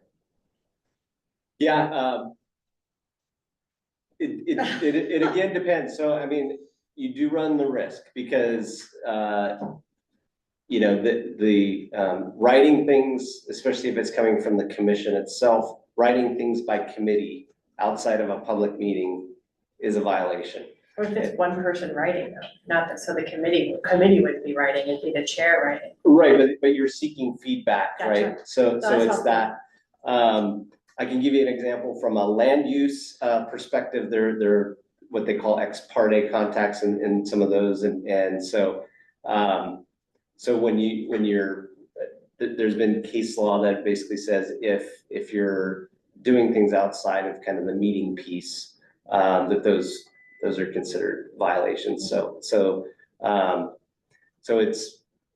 it certainly depends on the facts. There may be circumstances that, because of the nature of the communication, it is not, it doesn't rise to the level of some sort of decision or deliberation. But basically anytime you have a quorum communicating, there's a risk. So when Rob's the chair and he's just gonna have to make those decisions on his own without seeking basically a second ratification. Is that, I mean, to be safe. And if he really wants a second ratification, he's gonna have to convene a meeting and do it in public and say, okay, here's what I've written, here's what whatever the fact scenario is. Is this okay? That's the best way to do that. I don't know about the best, but Appropriate. but it would be legal. Yeah. Okay. So if you are seeking feedback from the body, yes, Right. calling it a meeting and doing it that way is you know, again, if you have less than a quorum, so if you have a trusted vice chair, technically, if you kept it between the two, and you're just like, does this strike you as consistent with what was discussed? That would not be a violation. Okay. As long as you didn't share it with a quorum, but you have Correct. an executive team, for instance. Correct. And worked on these issues. That's right, and they weren't also like a subcommittee, right? So sometimes, Right. No, they're not. sometimes we get into issues where the same body appoints the subcommittee, and then there's three of them talking. Well, they didn't notice the meeting, there's a quorum of this subcommittee that's gathering as well. So if you actually said there shall be an executive team made up of these three people, now all of a sudden have a subcommittee or not? You could, depending on who those three people are, yeah. So if they're, if you're appointing them and you're just saying, I'm appointing these two people to be my, you know, as the chair, just to assist with this, this is not related to there may be not related to the commission itself. There may be ways to structure it so that it's not a violation. But generally, it's just, if you have people on the body that are giving the advice, there's just a risk that you have that either serial communication risk or other risk. But they don't share it with the whole group. So if they didn't share it to the whole group, it didn't reach a quorum, it's not a violation. Okay, so as an example, say the tree commission has this meeting, but they never actually talk specifically about this one issue, right? But in general, over the last couple of meetings, we know sort of this is our general feeling, but this particular question never came up for them, but we sort of know what it is. And then all of a sudden the question arises and they're asking the commission what their position on this particular issue is. And I go, okay, well, I think I know that specific issues never come up, but I need to communicate what I believe our commission's feeling is on this issue, okay? So I draft a letter. And I say, I think this is what it is, but I don't want to like share it with everybody because then it becomes a meeting. I don't want to share it with the forum because then it's a public meeting, right? Right. And so two questions. Number one, can I just send it out, say, I'm sending this, period, without asking for feedback? I'm just giving it as information. This is what I am sending. I believe it complies with our general feelings. Is that okay? Yeah, so I mean, sending out information. So if you just sent a copy of the, Yep. I sent this to so-and-so. I think this is what we agree on. That's okay. So when you're asking, I think this is what we agree on, you're probably eliciting feedback. Somebody's like, well, we didn't. I am not eliciting feedback, Okay. but this is what I'm sending this for your information. Yeah, and if it was a one-way communication, technically, it's. Second question, then, if I say, But hey, okay. sorry. Good. I said, hey, I want to pull two people in just to run it by Susan and Haley, voting and non-voting member, just to make sure they think this is what we think. Is that, before I send it to legislator, is that okay? As long as again, if it's not a quorum, then it's not a violation. Okay. Thank you. Can I ask one clarifying question on this first scenario? Yeah. I guess it would be very smart, though, of the commissioners who received that FYI to not respond. Correct. If they would respond like, great, looks good, or even thank you, all those could be interpreted as advice, I would assume. That's right, yeah. Anytime anytime you have a chain of emails that include a quorum of the body, you run that. I know it's a risk more than, but I think that might be good advice for folks if that FYI comes out. Yep. So we put it in there, plus it's sent out BCC, so no one can accidentally reply all. Yeah. Yeah, or even to you, and you would say, please don't reply. I do both. And then at the next commission meeting, if those of us didn't like what he said, we could vote him out as chair. Oh, okay, so now, oh my God, we could do this forever because we're lawyers. So what if Bob sent it to the staff person at the agency who sent it out? Oh. And she never told Rob, Anybody. she never told anybody what the responses were. That's not a problem, right? Correct. Okay. Oh. So there's that, you can just have more to go work for you. So he's just sending just one person and it's staff. There's no Well, issues. then she sends it out to the commission. Oh, then she sends it out to Yeah, the commission. and maybe they all respond and say, well, we don't like this, whatever, and she doesn't say anything until the public meeting. Yeah, so as long as there's no, so it's okay to submit information to staff and have staff bring that to the public meeting to then discuss it. That's okay. So if that's what happened, that would be okay. If they're collecting that information And then giving it back. and giving it back, Yeah. that's where you I have got that it, intermediary. Yeah. Yeah, okay. And I have a question, sorry. Go ahead, do one. Oh, I thought you said you had a question. So if this is a staff collecting questions, so if staff's collecting questions and then responding to questions, I don't know how it works on this commission yet, I'm still learning, but if staff is collecting questions, responding to questions, we can all see the answers to the questions and then it's not brought to the public meeting. Is that a problem? That could be a problem, yeah, because. So it should be made up, just. Yes, so it should be, there's nothing wrong with asking the questions. Staff can draft answers to those questions, but then then you would present those answers in a meeting so that you can all see and wrestle. We can all see them, but also the public can see them. Correct. We can all see them before, but not in the public meeting, and that's where it would. That's right. Okay. Yep. All right, so we got back to our favorite state tree commission. So we have a controversial issue on whether to declare the mountain hemlock the preferred tree to plant. One of my favorite trees, actually. But the executive director decides to meet in small groups consisting of one group of 3 and 2 groups of 4. In each group, they discuss pros and cons of the issue. Each member then tells the executive director how they will vote on the issue. So again, we don't have a quorum gathering at the same time. Split them off into groups. Same person, the intermediary, the executive director is meeting with all the groups. They've weighed separately, but transmitted the information. Knowing that the issue does not have support, the executive director does not put the issue on the before the commission. So again, this is a significantly gray area. There's no case law on this.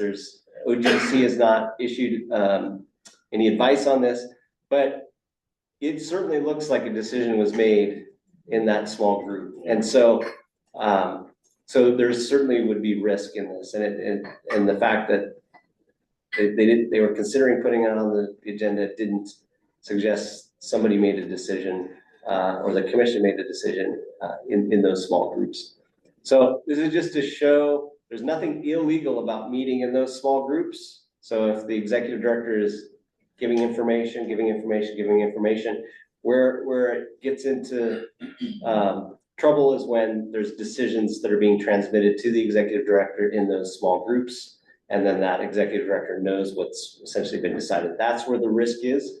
Again, it's a significant gray area, but just be mindful that there is risk even though you're meeting in small groups, that there may be some risk in what's that they.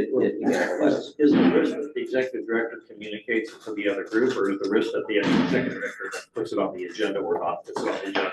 What is the risk? Yeah, the risk is essentially the argument that you made a decision or deliberated toward a decision outside of the public meeting. So instead of, as a group, doing that, you essentially did small groups and decided it in small groups as a way to get around the public meetings law. So it's still cumulative at the end of the day. That's right. So you essentially, you've done what you would have done in a public meeting, but you just did it in private. And so that's the But none of those individual groups could have made a decision. Correct. But collectively, like right, through the intermediary of the executive director, collectively that body did make a decision. What if the executive director did not share the information? Correct. And again, this is a significantly gray area. There's nothing that would point us to a clear, this is the black and white. It's a risk call, and it looks, when the executive director doesn't put something on an agenda, even though they were considering doing so, and it was because you're engaging in small group decisions, it looks like a decision was made outside of the public, and that's the violation. Some of these questions, like, because I'm also on Hillsborough City Council. So you know Gary Elder, you know Chad Jacobs and all. Yeah. So. Any good? No, I get along with Chad very well. Yeah, my background, I spent 17 years immediately before this advising cities. So I've been practicing about 25. I did DOJ, cities, came back to DOJ. So, and Chad will probably give you just a different answer than me. So, but no, it's just to be aware of the risk. It's not so much that it's a black and white can or can't. Just be aware of the risk. So what do you do if a violation occurs? So we went through scenarios where, you may not know when you're first communicating with person number 1 or person number 3 that they've also been communicating with a quorum. And so what do you do if that happens? You get at the end, you're like, oh, you know what? I think we may have violated the law. It's not the end of the world. It happens inadvertently. So one thing you can do is hold an open meeting and cure that. So what you would do is you would essentially own up to that we accidentally did this. We want to be transparent. So we're going to hold a meeting. Here's all the discussions we had. So if you had them by in person or phone, so it wasn't written down, you just summarize those and say, here's the discussions we had, and you put that in the record, and then you can either make your decision or do your deliberations over again.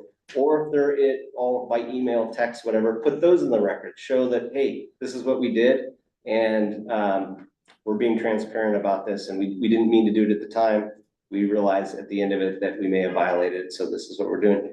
You've now redecided publicly, you've communicated publicly, the public has an awareness of not only the decision that was made, but the information, the deliberations, and so you've cured that. Now, it will not prevent somebody from complaining first to you. We'll get through the complaint process, first to you and then OGC.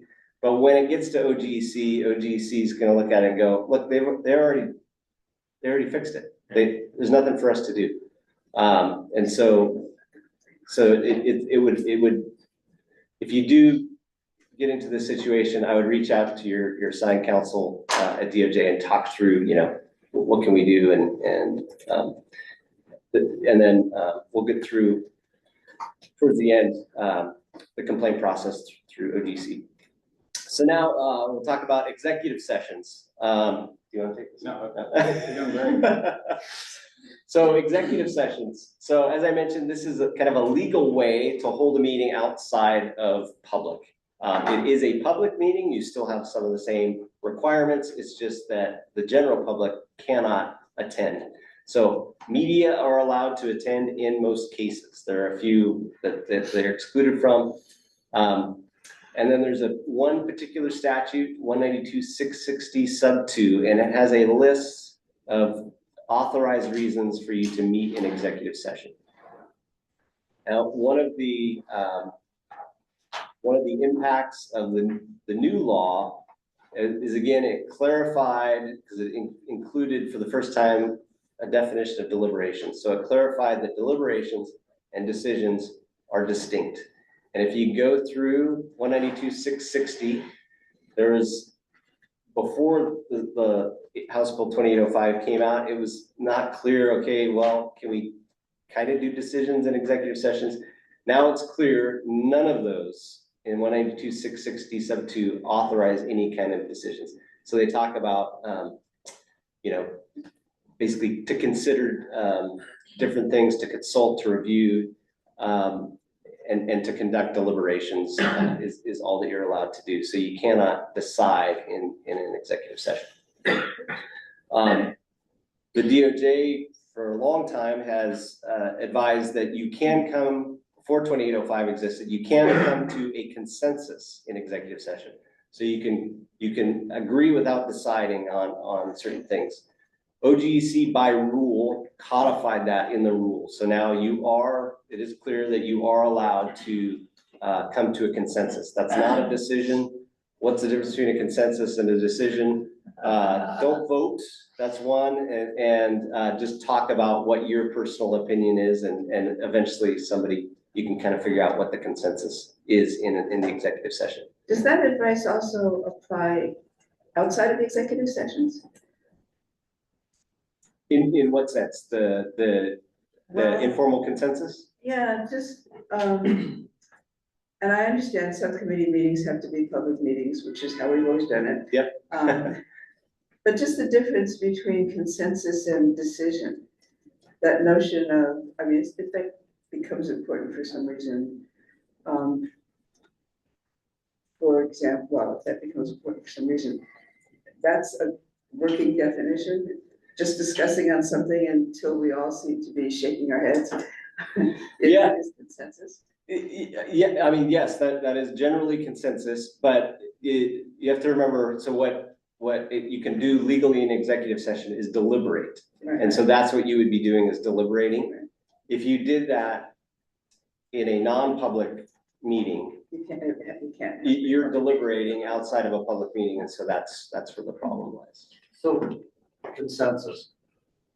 You're in executive session for negotiation of purchase of real estate for $1 million, which falls within the executive session rules, right? Mm-hmm. And you all talk about, is this a good deal or not? And to reach consensus, what if I'll say the mayor says, are we all in agreement that this is a good deal? And everyone nods their head. That sounds like a decision, not a consensus. So, or they give a thumbs up or a thumbs down, or, right.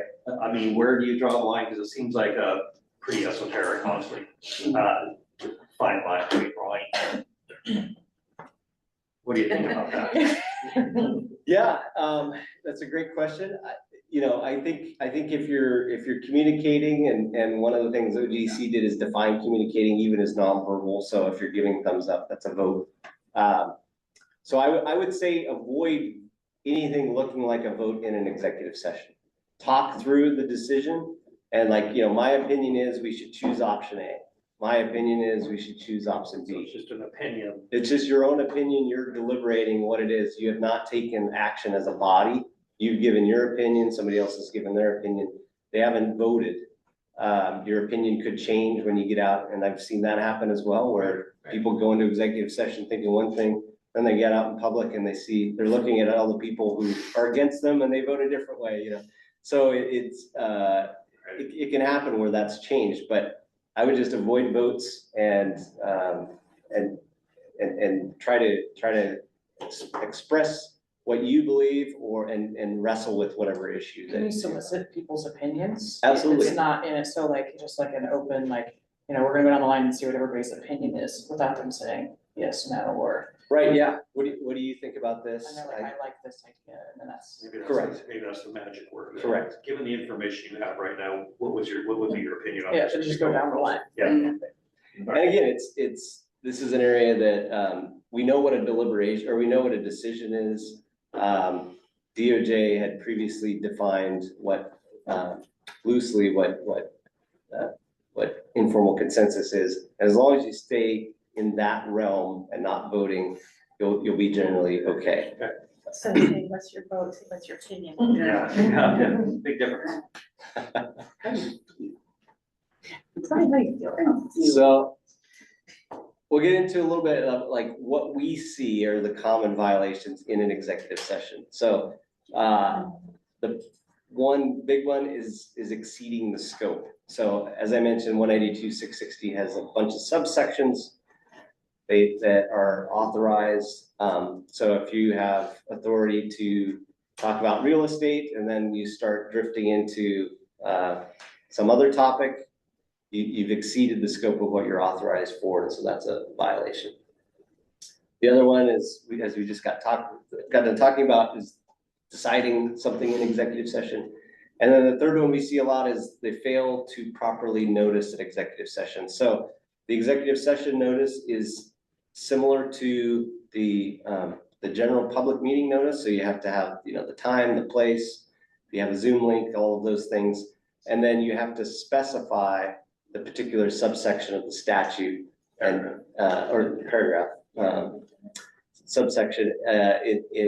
So if it's 2F, you're putting that in the notice that you're engaging in an executive session under 182.662F to consider information records exempt.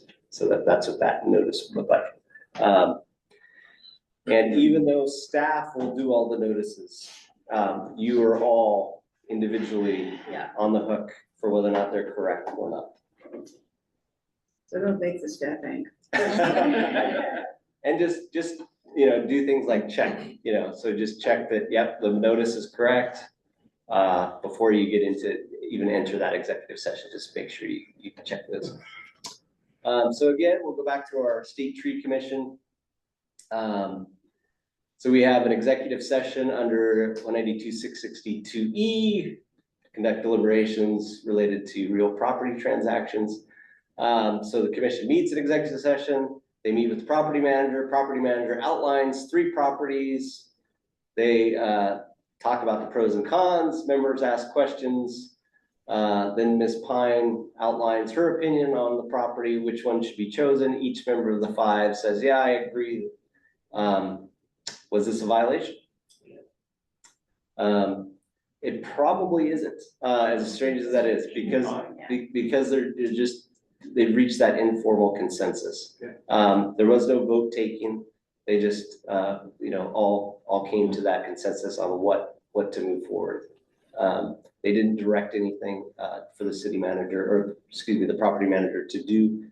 That's another potential violation, is everybody says, okay, let's vote to approve so-and-so to go do something after. So would it make a lot of sense to leave the executive session, go into public session and vote? That's right. So if one way to give that direction, so if you're giving the direction to the executive director, is come out of it and make a public vote. Okay. So to finish this portion of the example, so they did all that, and then they start to discuss, well, what motion needs to be made in the public session? Who's going to make that motion? Who's going to second that motion? Well, that's not an authorized topic for the executive session. So at this point, they've exceeded that scope. And again, that's something that would have to be done in open session or just on the side with less than a quorum. Same scenario. So in executive session, the members call for a vote on which property to acquire. Based on the vote, the chair directs the property manager to go negotiate for that preferred one. So again, the difference between the two is subtle, but in one, they did a vote, and the other, they just came to informal consensus. This one's a violation because they took that vote. Again, same scenario. Member Ms. Pine, then as they've gone through and they've negotiated with discussed with the property manager about the real property transaction. Then member Ms. Pine asked the attorney a question on whether they can use condemnation to acquire the property and asked for legal advice on that topic during the executive session. The attorney then provides legal advice in response to that question in that session. So is that a violation or not a violation? Question is whether it varies from the stated reason for the executive session. That's right. That's right. That's And exactly whether or not that's, it sort of is, but it sort of isn't, because it's sort of a different tact. But I mean, legal advice is covered, right? Correct. And buying property is covered. Correct. But they haven't noticed the question of that. That's exactly right. So that's where the potential violation is in this example, is they've exceeded that scope of talking about real property transactions, and now they're talking about legal advice. Even though they're, as you pointed out, they're both proper subjects for an executive session, they just didn't notice it. I guess Chad is pretty good, isn't he? So what you would do in this situation is, if you did have a legal question like this, you can go and recess into open session. Then in open session, say, oh, by the way, we're now going to go into executive session under 2F to hear, advice from our attorney, and then go back in, and then you can talk about that advice. Or if you notice the meeting, initially under 2E and 2F, and explain that you're also going to seek legal advice, this would be okay. But if it's just real property transactions, you start getting into legal questions, you've exceeded that scope.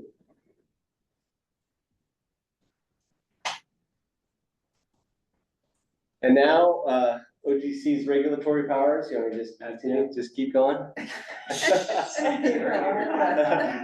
He's gonna answer all the questions.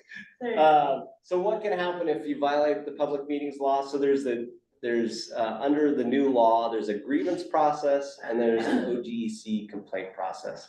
So the good news is the grievance process comes to you first, then only if they've satisfied those grievance criteria can they go and file something with OGEC. So you need to know that we have been through this. Okay. A year ago. So those of us who were on the commission a year ago went through this press. Yeah. And for those of you who are new, it was not fun. Yeah. And it was very time consuming. Yeah. Yeah. I think that, everything you want to say, it's just so we can make sure we did it right and for the new people, but anybody can file a grievance for pretty much any reason they want, and then you're stuck in this whole process.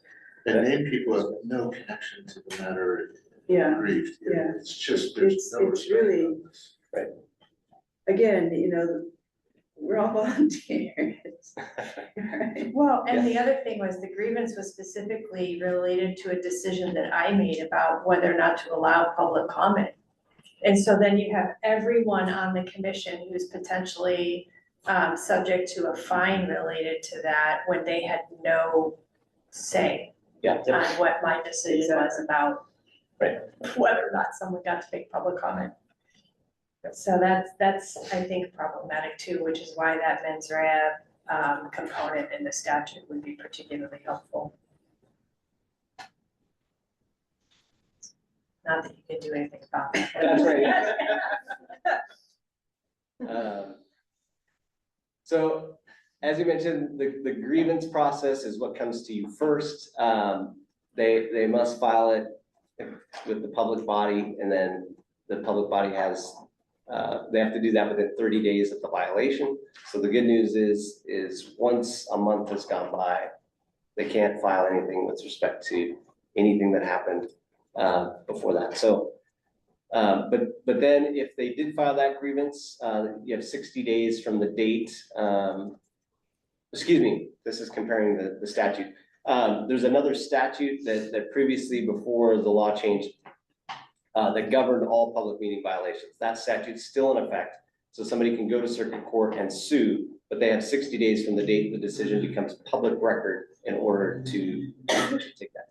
They also have to show some sort of impact to the decision.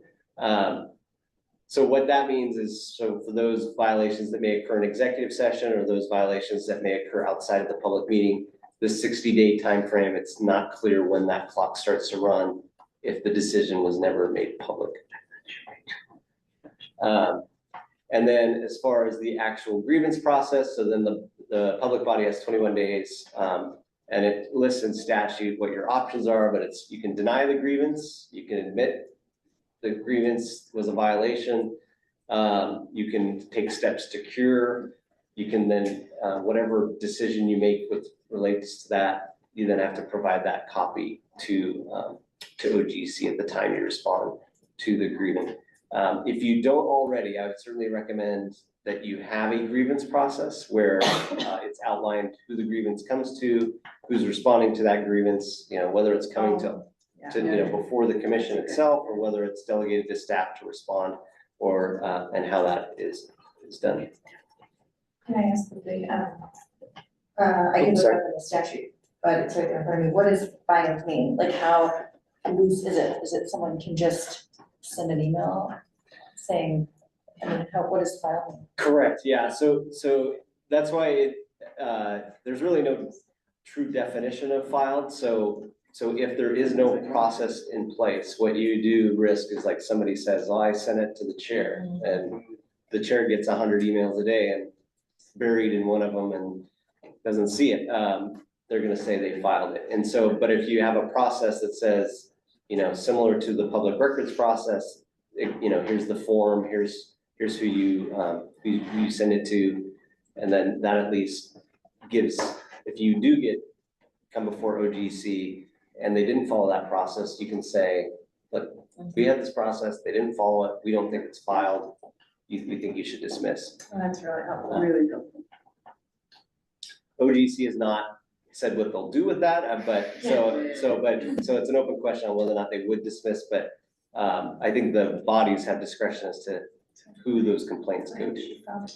But right now, if we don't have a process, which can also learn, if someone sends it to Chair Nash within 30 days of the alleged violation, and then she doesn't see it, 21 days, 24 days passes, what does said person who filed something in her inbox, what's their recourse? Yeah, so then they get to come to OGC. Yeah, so then. They have to then do something proactive next. Correct. Rather than just blast an email at you. That's right.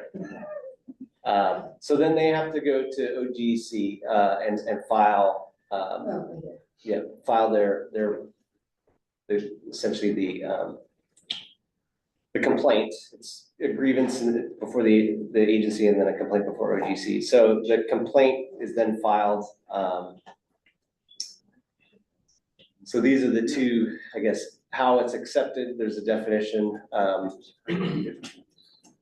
And again, we recommend certainly outlining a process. And as well as if it's a difficult issue, it is something that you can go to your contact counsel for, and contact counsel can help you with a response to the grievance. Oh, yeah, so can that be part of our process, is that you respond? But they can, so we can help at this stage. Okay. When it's before OGEC, we can't. Okay, so before OGC, you can help. Okay, that's good to know. Yeah, and I would certainly, if you do get a complaint, I would recommend, unless it's just an absolute, easy one to respond to, that you certainly get contact counsel involved and also discuss, well, if you did violate, do we have to cure it? And how a cure could happen. Yep. So right now, we have no in-house counsel. And we also have no budget for using you all. And so, we don't have much flex in our budget, right? Is there some guidance about what kinds of things we would be risking by not checking with you first if a grievance is filed? I mean, you're expensive. Yeah, I mean, the ultimate risk, and we could talk about the likelihood of that risk, but the ultimate risk is you're all on the hook for the violation. So if it goes to OGC and OGC was to find a violation and they were to assess the maximum civil penalty, which is $1,000, that's what the risk, ultimate risk would be. $1,000 each. $1,000 each, correct. Yeah, and then outside of that, if it was a lawsuit, so not a grievance, there's other processes. So the Lane County case, as you mentioned, there's. That would be obviously you'd need a lawyer. Right. So if we ever were to get a budget for in-house counsel, like many commissions have, do you have advice about whether to seek in-house counsel's advice versus DOJ's advice when we get a grievance? So I'm not aware of any commissions that have what we would call in-house counsel. So DOJ is the state's, yeah, DOJ is the state's attorney. And so we advise all the state agencies, unless there's like a conflict. Occasionally there'll be a conflict either through our office or two agencies have a conflict. But generally. We used to have. But that was when we were in the judicial branch. Judicial branch, correct. Now you've joined us in the executive branch, yeah. So we're it, yeah. Unless you had a special statute that authorized, your own. Unlikely, so you're it. Yeah. You're stuck with us. We don't want to know if you like it or not. Yeah, I mean, we felt like when we got our grievance, we thought it was a lot of work, and we thought, well, it's a good thing we're lawyers. Right. I mean, because we were not sure how, and I should say, Susan did the bulk of the lift, how just general lay people would know how to appropriately respond. Right. And I'll tell you, just for your own information, because it was kind of funny, the OGC's response was, it's not the commission's job to interpret their bylaws. And therefore, there's not a violation because they're not responsible for interpreting their bylaws. And OGC not responsible for interpreting our bylaws. Correct. No, the commission's not responsible for interpreting the commission's bylaws. Therefore, because that's not part of their statutory duty, therefore, you can't say they violated their own bylaws. But we wrote the bylaws. No, my guess is when they mentioned commission, they were talking about government ethics. Oh, you think so? Oh, it's a commission. No, I interpreted the way he is. Oh, that's Yeah, so I funny. think I interpreted the opinion as being completely circular. They said that it's outside the Oh, OGC's okay. Right. responsibility Oh, God, to that's interpret hilarious. our own bylaws, that we are the interpreter of our own Oh, bylaws. that's why I read it the other way. That was why I thought it was so funny. Which is another reason to have detailed bylaws. Yeah. Yeah, and I should have mentioned at the beginning too, if, a lot of people think that the public meetings law requires public comment. It doesn't. So, Right, well, that's. so right. if your bylaws say no public comment, you can ignore what the public says. Most bodies do have some It was sort a of comment cutoff time period. issue. I was Yeah. like, I didn't get to make public comment because you said I didn't, so then enough time. So when we get the grievance at OGC, so there's a process outlined in the administrative rules, but it's presented, basically, even though the grievance process will come to you as the body, once it comes to OGC, it actually gets their individual violations. So each person there's a case open on them. In rule, we've basically said, well, we're gonna hear all those together unless one of you objects, and sometimes that happens, you have one two people that serve on the same body don't like each other, and so they do not want to be in the same room. So they will ask for separate hearings on those. But generally, it's all heard at the same time, but individual decisions are made as to each person.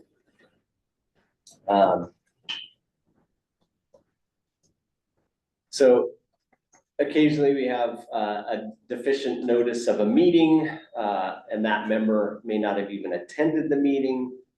So the question is like, is that member still liable? Those are questions that generally, I think when it gets to the commission level, they're going to dismiss it. But there's nothing in rule or anything like that that says, well, if you didn't attend the meeting and the meeting notice is deficient, you're off the hook. Technically, the whole body is responsible for those meetings. So there's a pretty good chance you'll at least get a case opened, even if you didn't attend that meeting. So back to our State Tree Commission, again, same background as to statutory authority and number of members. The commission needs to determine how to manage the hazardous trees. They vote to appoint 5 of the 11 members on a subcommittee that will decide to meet to study the issue. The subcommittee meets 3 times. These meetings do not occur in public. And then after the 3rd meeting, they have, as I think we went through that previously, so I'm going to just skip that. So just as far as commission advice, so OGC has the ability to provide advice on all of these topics.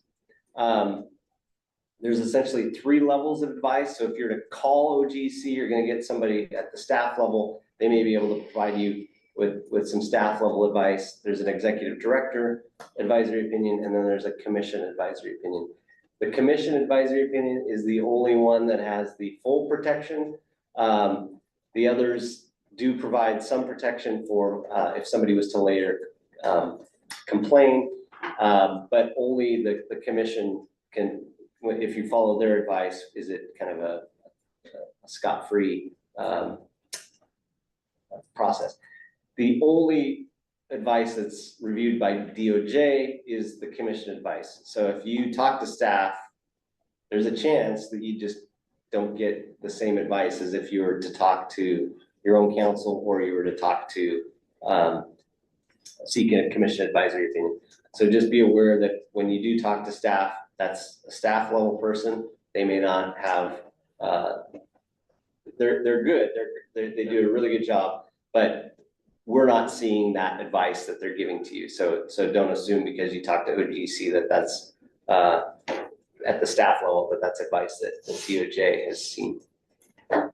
And the amount of time it takes to get this advice also changes as you go up. It takes much longer to get a commission advisory opinion because it has to go through all of these layers than it does to get the staff advice that you can get from a telephone call, or the executive director advice, which has a shorter time, which will take normally what, a couple of weeks. Yeah. Yeah. Yeah, and if you're looking at like a commission advisory opinion, usually you're looking at a couple months to get that. So if you have a meeting, next week and you need that answer, you're probably not going to get a commission advisory opinion on that. So the advice, they applied the public meetings law to the facts that you present. And so it's important if you do have those type of questions, again, I would, to the extent you can, work with your contact counsel to make sure that questions are clear. And you may even have, we think this is the answer. This is how we see the law, to kind of ask, kind of point OGC to those issues. But OGC cannot interpret other laws. So they can interpret the public meetings laws, but as you found out, they can't interpret your bylaws. And so if the complaint is about your bylaws, it's just gonna be dismissed. It's not gonna be something that OGC does. This is just some examples of some recent advice that's been issued. So there is some staff advice issued to ODFW, analyzed how and when, when a group of stakeholders convenes to provide policy input.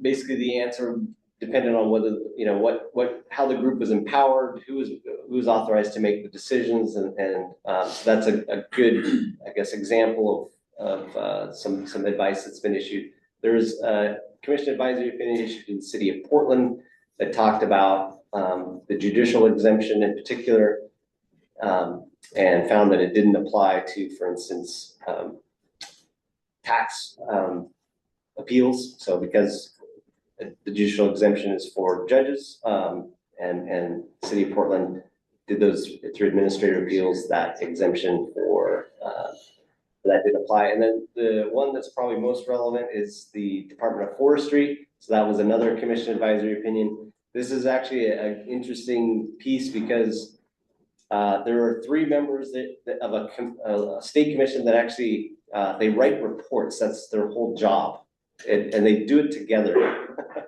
And it's very difficult for them to sit in a room and all write these reports. And so they were asking, well, how do we do this? And so that opinion outlines, well, you can set up a way for the public to see the edits you're making to these reports, and do that. And so that's what that opinion says. Which opinion is that one again? Yeah, that's the ODFW opinion. And we can send these to you if you'd like.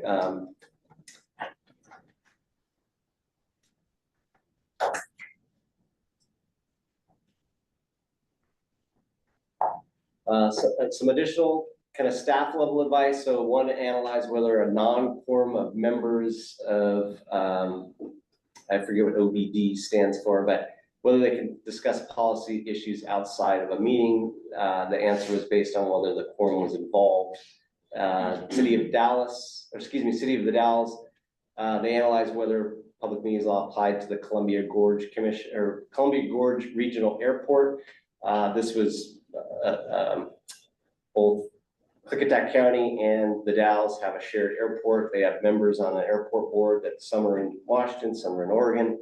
The question was, well, if they live in Oregon, are they, is that where whether it's subject to the public meetings law? OGC clarified it's not where they live, it's basically the authority that they come from. So if it's the Clickitat County, Washington, that's appointed the majority of members, it's going to be subject to Washington's laws. If it's subject to Oregon, or if a majority are Oregon members, then it would be subject to the public meetings law. I have a quick question.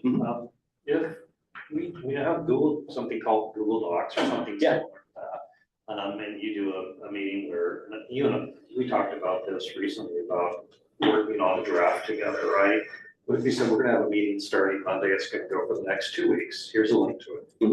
And then you just all worked on the Google Docs together whenever you have the opportunity. Is that lawful? Right, so that ODFW goes through that, and essentially, as long as you're noticing the meeting and the public can watch you edit, right? There's a way for them to get on and do that. That is a lawful way, and it's a legal convening. So as long as you did the notice, you're taking essentially minutes through those edits, etc., you can legally do it. It's going to be hard because usually it's the public piece that makes it hard. Is how does the public have an opportunity to watch you, work on these documents over time? Well, that was the question. You could do it for 3 hours. What if you'd say you have 2 weeks to get this done? Because you could, you make a notes to each other, you're reading the stuff. The public can see exactly what you're doing. Yeah. And at the end, they will see everything. See if this meeting will close on this time, they can come in a couple hours and see what all the work was. Is that covered in the opinion, something like that? So yeah, so the opinion is essentially how to do that. Okay. Again, it's not easy. The difficult thing is you can't, the public, under the public meetings law, they have a right to attend the meeting. So, your meeting is essentially the Google Doc work. So they would have a right to see it at all times, over that period of time that you're calling that meeting. And so as long as you have those factors and it's workable, it is something that can occur. So I'm going to raise the example I think you and I talked about once. Yeah. Which is everybody on the subcommittee sends a draft or input to a staff person, say Mara, and none of the other people on the committee see any of that. Mara takes all of that input and puts it together in one big document. And then that big document is both noticed publicly and sent to everyone on the committee.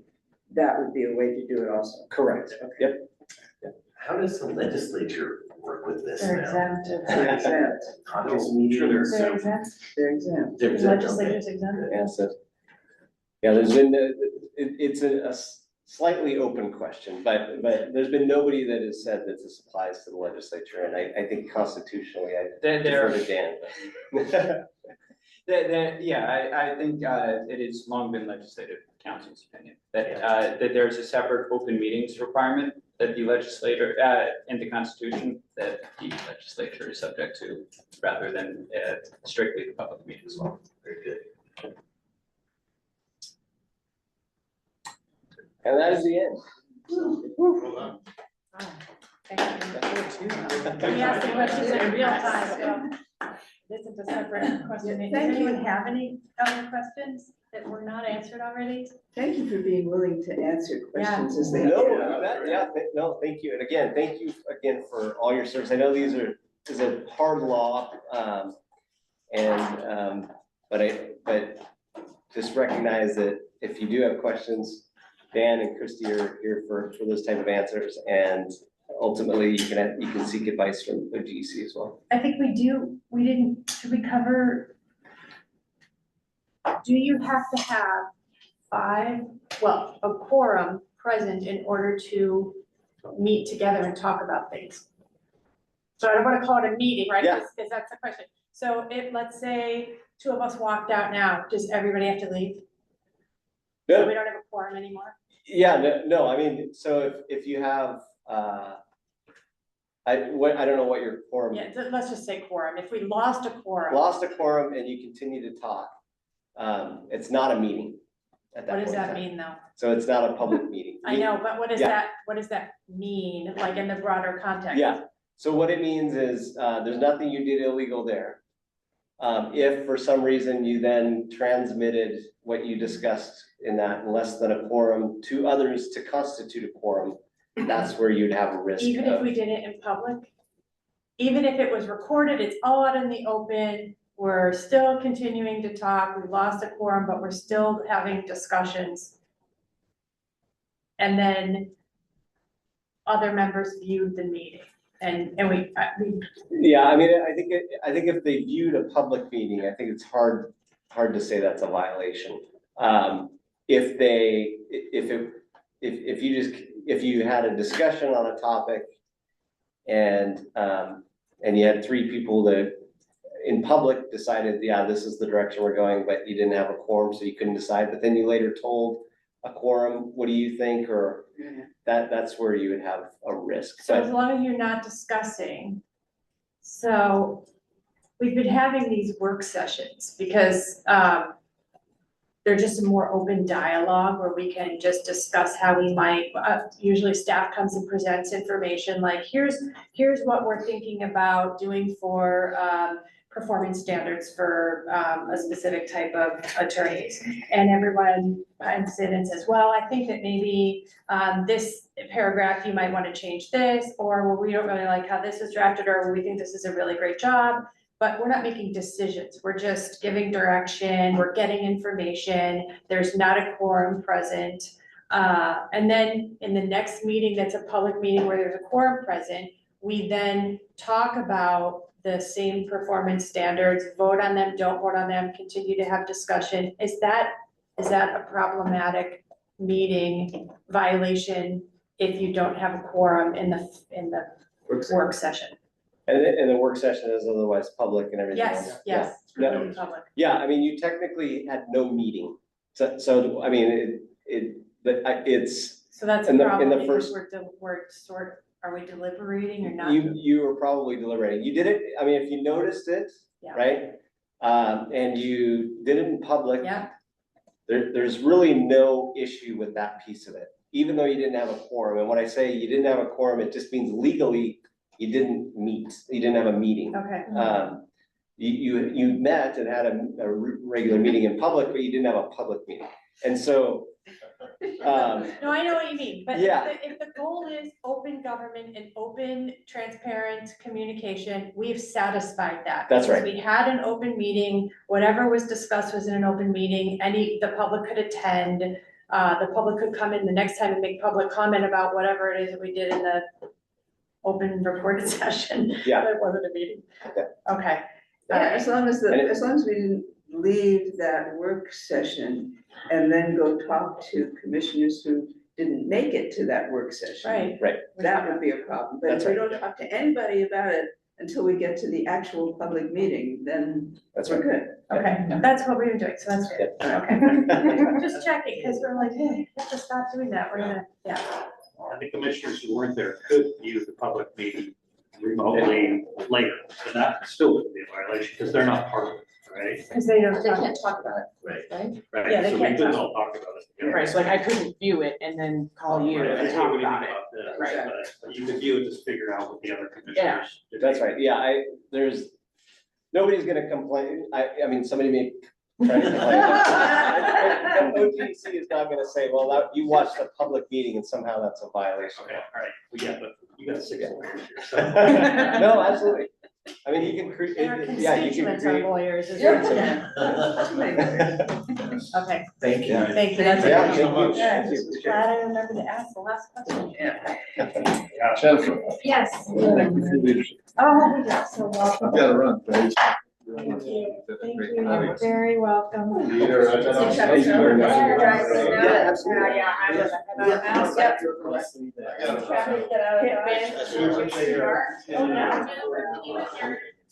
Oh, yes, I'm adjourning the meeting. Thank you. Last time, thank you.